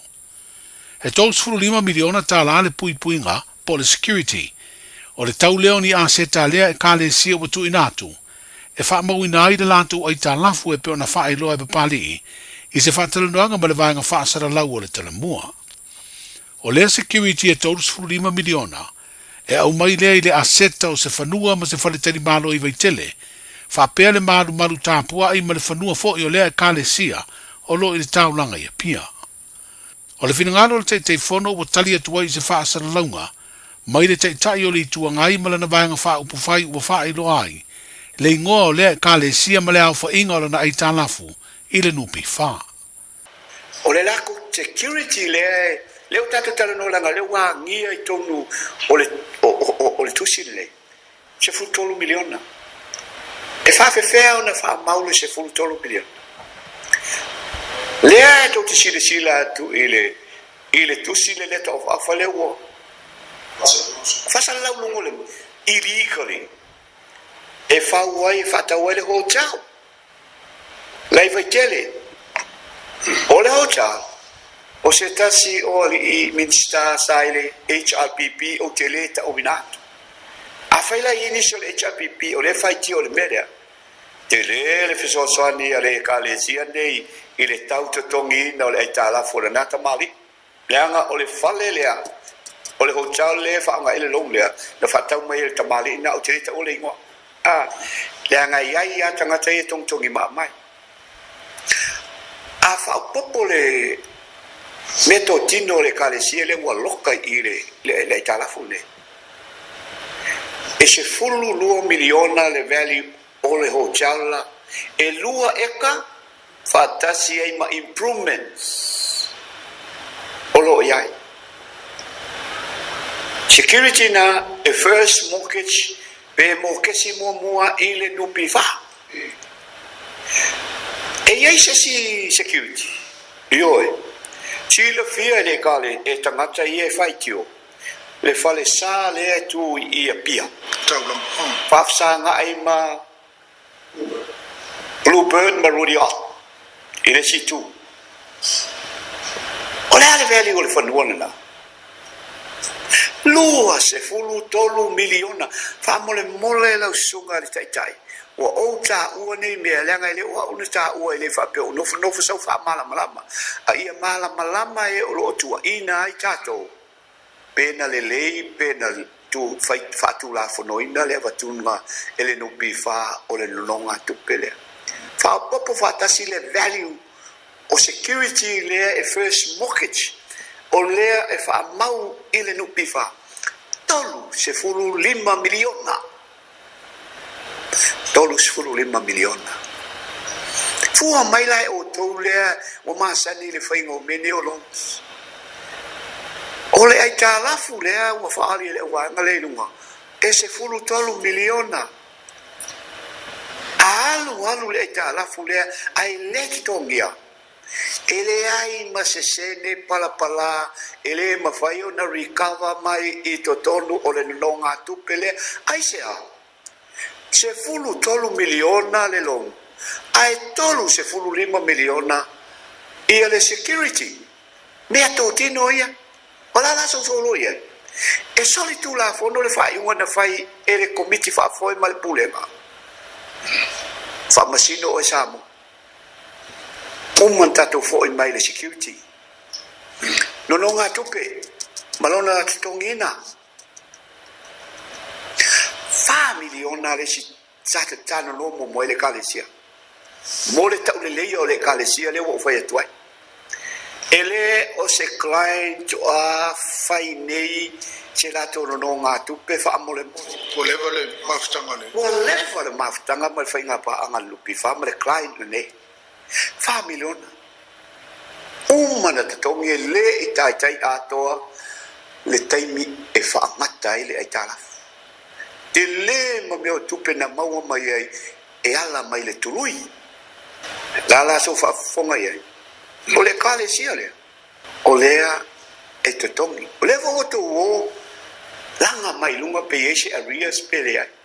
O te le alo le lata le niu. E ai. Le te whono le komiti whaatonu le nupi wha, le sunga papali i panoa tā vita moala, i le whaatela noanga ma le tala mua. Ai i le whaelo ai le te whono le whaalaptonga le nupi wha o sono finangalo, i le mata upu le nonga tupe le kalesia. O le whaaiunga o le vai aso na umai ei le tusi i le whaatonu, a le te tai o li tuangai ua ia whau tuaina ai le te whono, o le vaenga wha upu whai o le whaatuatua i le atua sa mo utasi, e toi whaafo i le mealo whatupe lua se lau wawheta lana lato maua, ma i lea e kalesia, e tutongi aire no ngā tupe i le nupi wha. O lea fo i tupe na whai e le kalesia, ona o se talo sanga mai le vaenga wha upu whai, e pe ona wha iloa le te tai se whailoa inga matu stala. I le no ngā tupe se fultolu miliona, o lo i oe le te whono le nupi whai le tala noanga ma le tala mua, o lo i ai tupe tu ua po aria so le no ngā tupe. Pei tai ua taria le komiti whaatonu le taro sanga le kalesia, e tu atu se teimi se ia mai a se mata ubutau whaamsinonga, whaaloto i whale a lea e kalesia, o na matala i leo te unga tupe le kalesia o ao le amawhai, o na toe whaaola i se leni ua tuai o na tongi o lea ai tālafu. E eire tale tonunga wa tau fia neire sia kina o tāwale umai uru whale atu i le malai waalele i whale olo, e mafua i se whaai unga le pulenga o malai waalele, lea sa amata whaatino lea songa fua uma vai. O se whaai unga na whesiringi ai e nisi, ai e inga whaale tū la whono e anga vaai, o na whaatino le vaenga o le puipuinga o le saunga le mua le malai waalele lea ngai o inga, na mafua ai se whono tanga le komisino leo, ma le loia sili, i lea songa fua uma vai na aguai ma le whaurulunga o le pulenga o malai waalele. O le lo minga le newspaper le Sunday Samoan, o lo wha ilo ai se vaenga o le tūsi le tamaita ilo ia sili na tu inatu, i le wha urulunga o le pulenga o malai waalele. O lo wha ilo ai le tūsi e soli tū la whono, le lātou wha i unga, mai ono a fiai le malo, ini mata upu tau wha msinonga. E leo nofo le te tai wai ei nei o le vaenga wha upu whai o le wha tuatua i le atua sa mo o tasi, ma se vaenga to tele o sui whai pule o le pati i wha upu whai.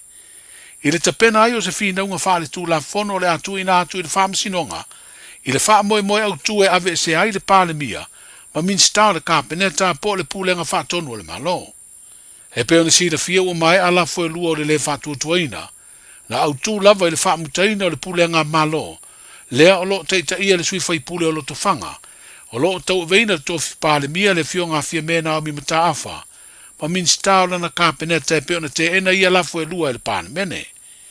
O le ave le whaamsinonga o le whinaunga, e le o nofo ai fo i le te tai ma lea vaenga wha upu whai, i le tapena i le tala o le tupe au tū muri le whainga malo, a le wha tua i le tua sa mo o tasi, o wha moe wha ta tia i rumo le pāle mene, i le wha ai unga o le masina fōu me. O le wha pa uina o le tala o le tupe pe a whai e tupu lea tūlanga, o le tu ina atu fo i leo se isi lafo, e whina wai le wha tuaina, o lea tāpenanga tau tupe a le whainga malo. Chila fie le tua. Faile wala tofi mali le tunu. Talo au mal boy foi mile wala. O man matano matoloia a ngai fam sinonga. La tapena termine. No tele no funa foi. E foi fa solo ate un manga waso. O le matou mai tau, le matou fono le la matou wanga isa fai. O ina foi mo mai li fa la tonu la fai. O unit teller tupe. A fai o la banoa le to e fai e fo ile sila sala e fai.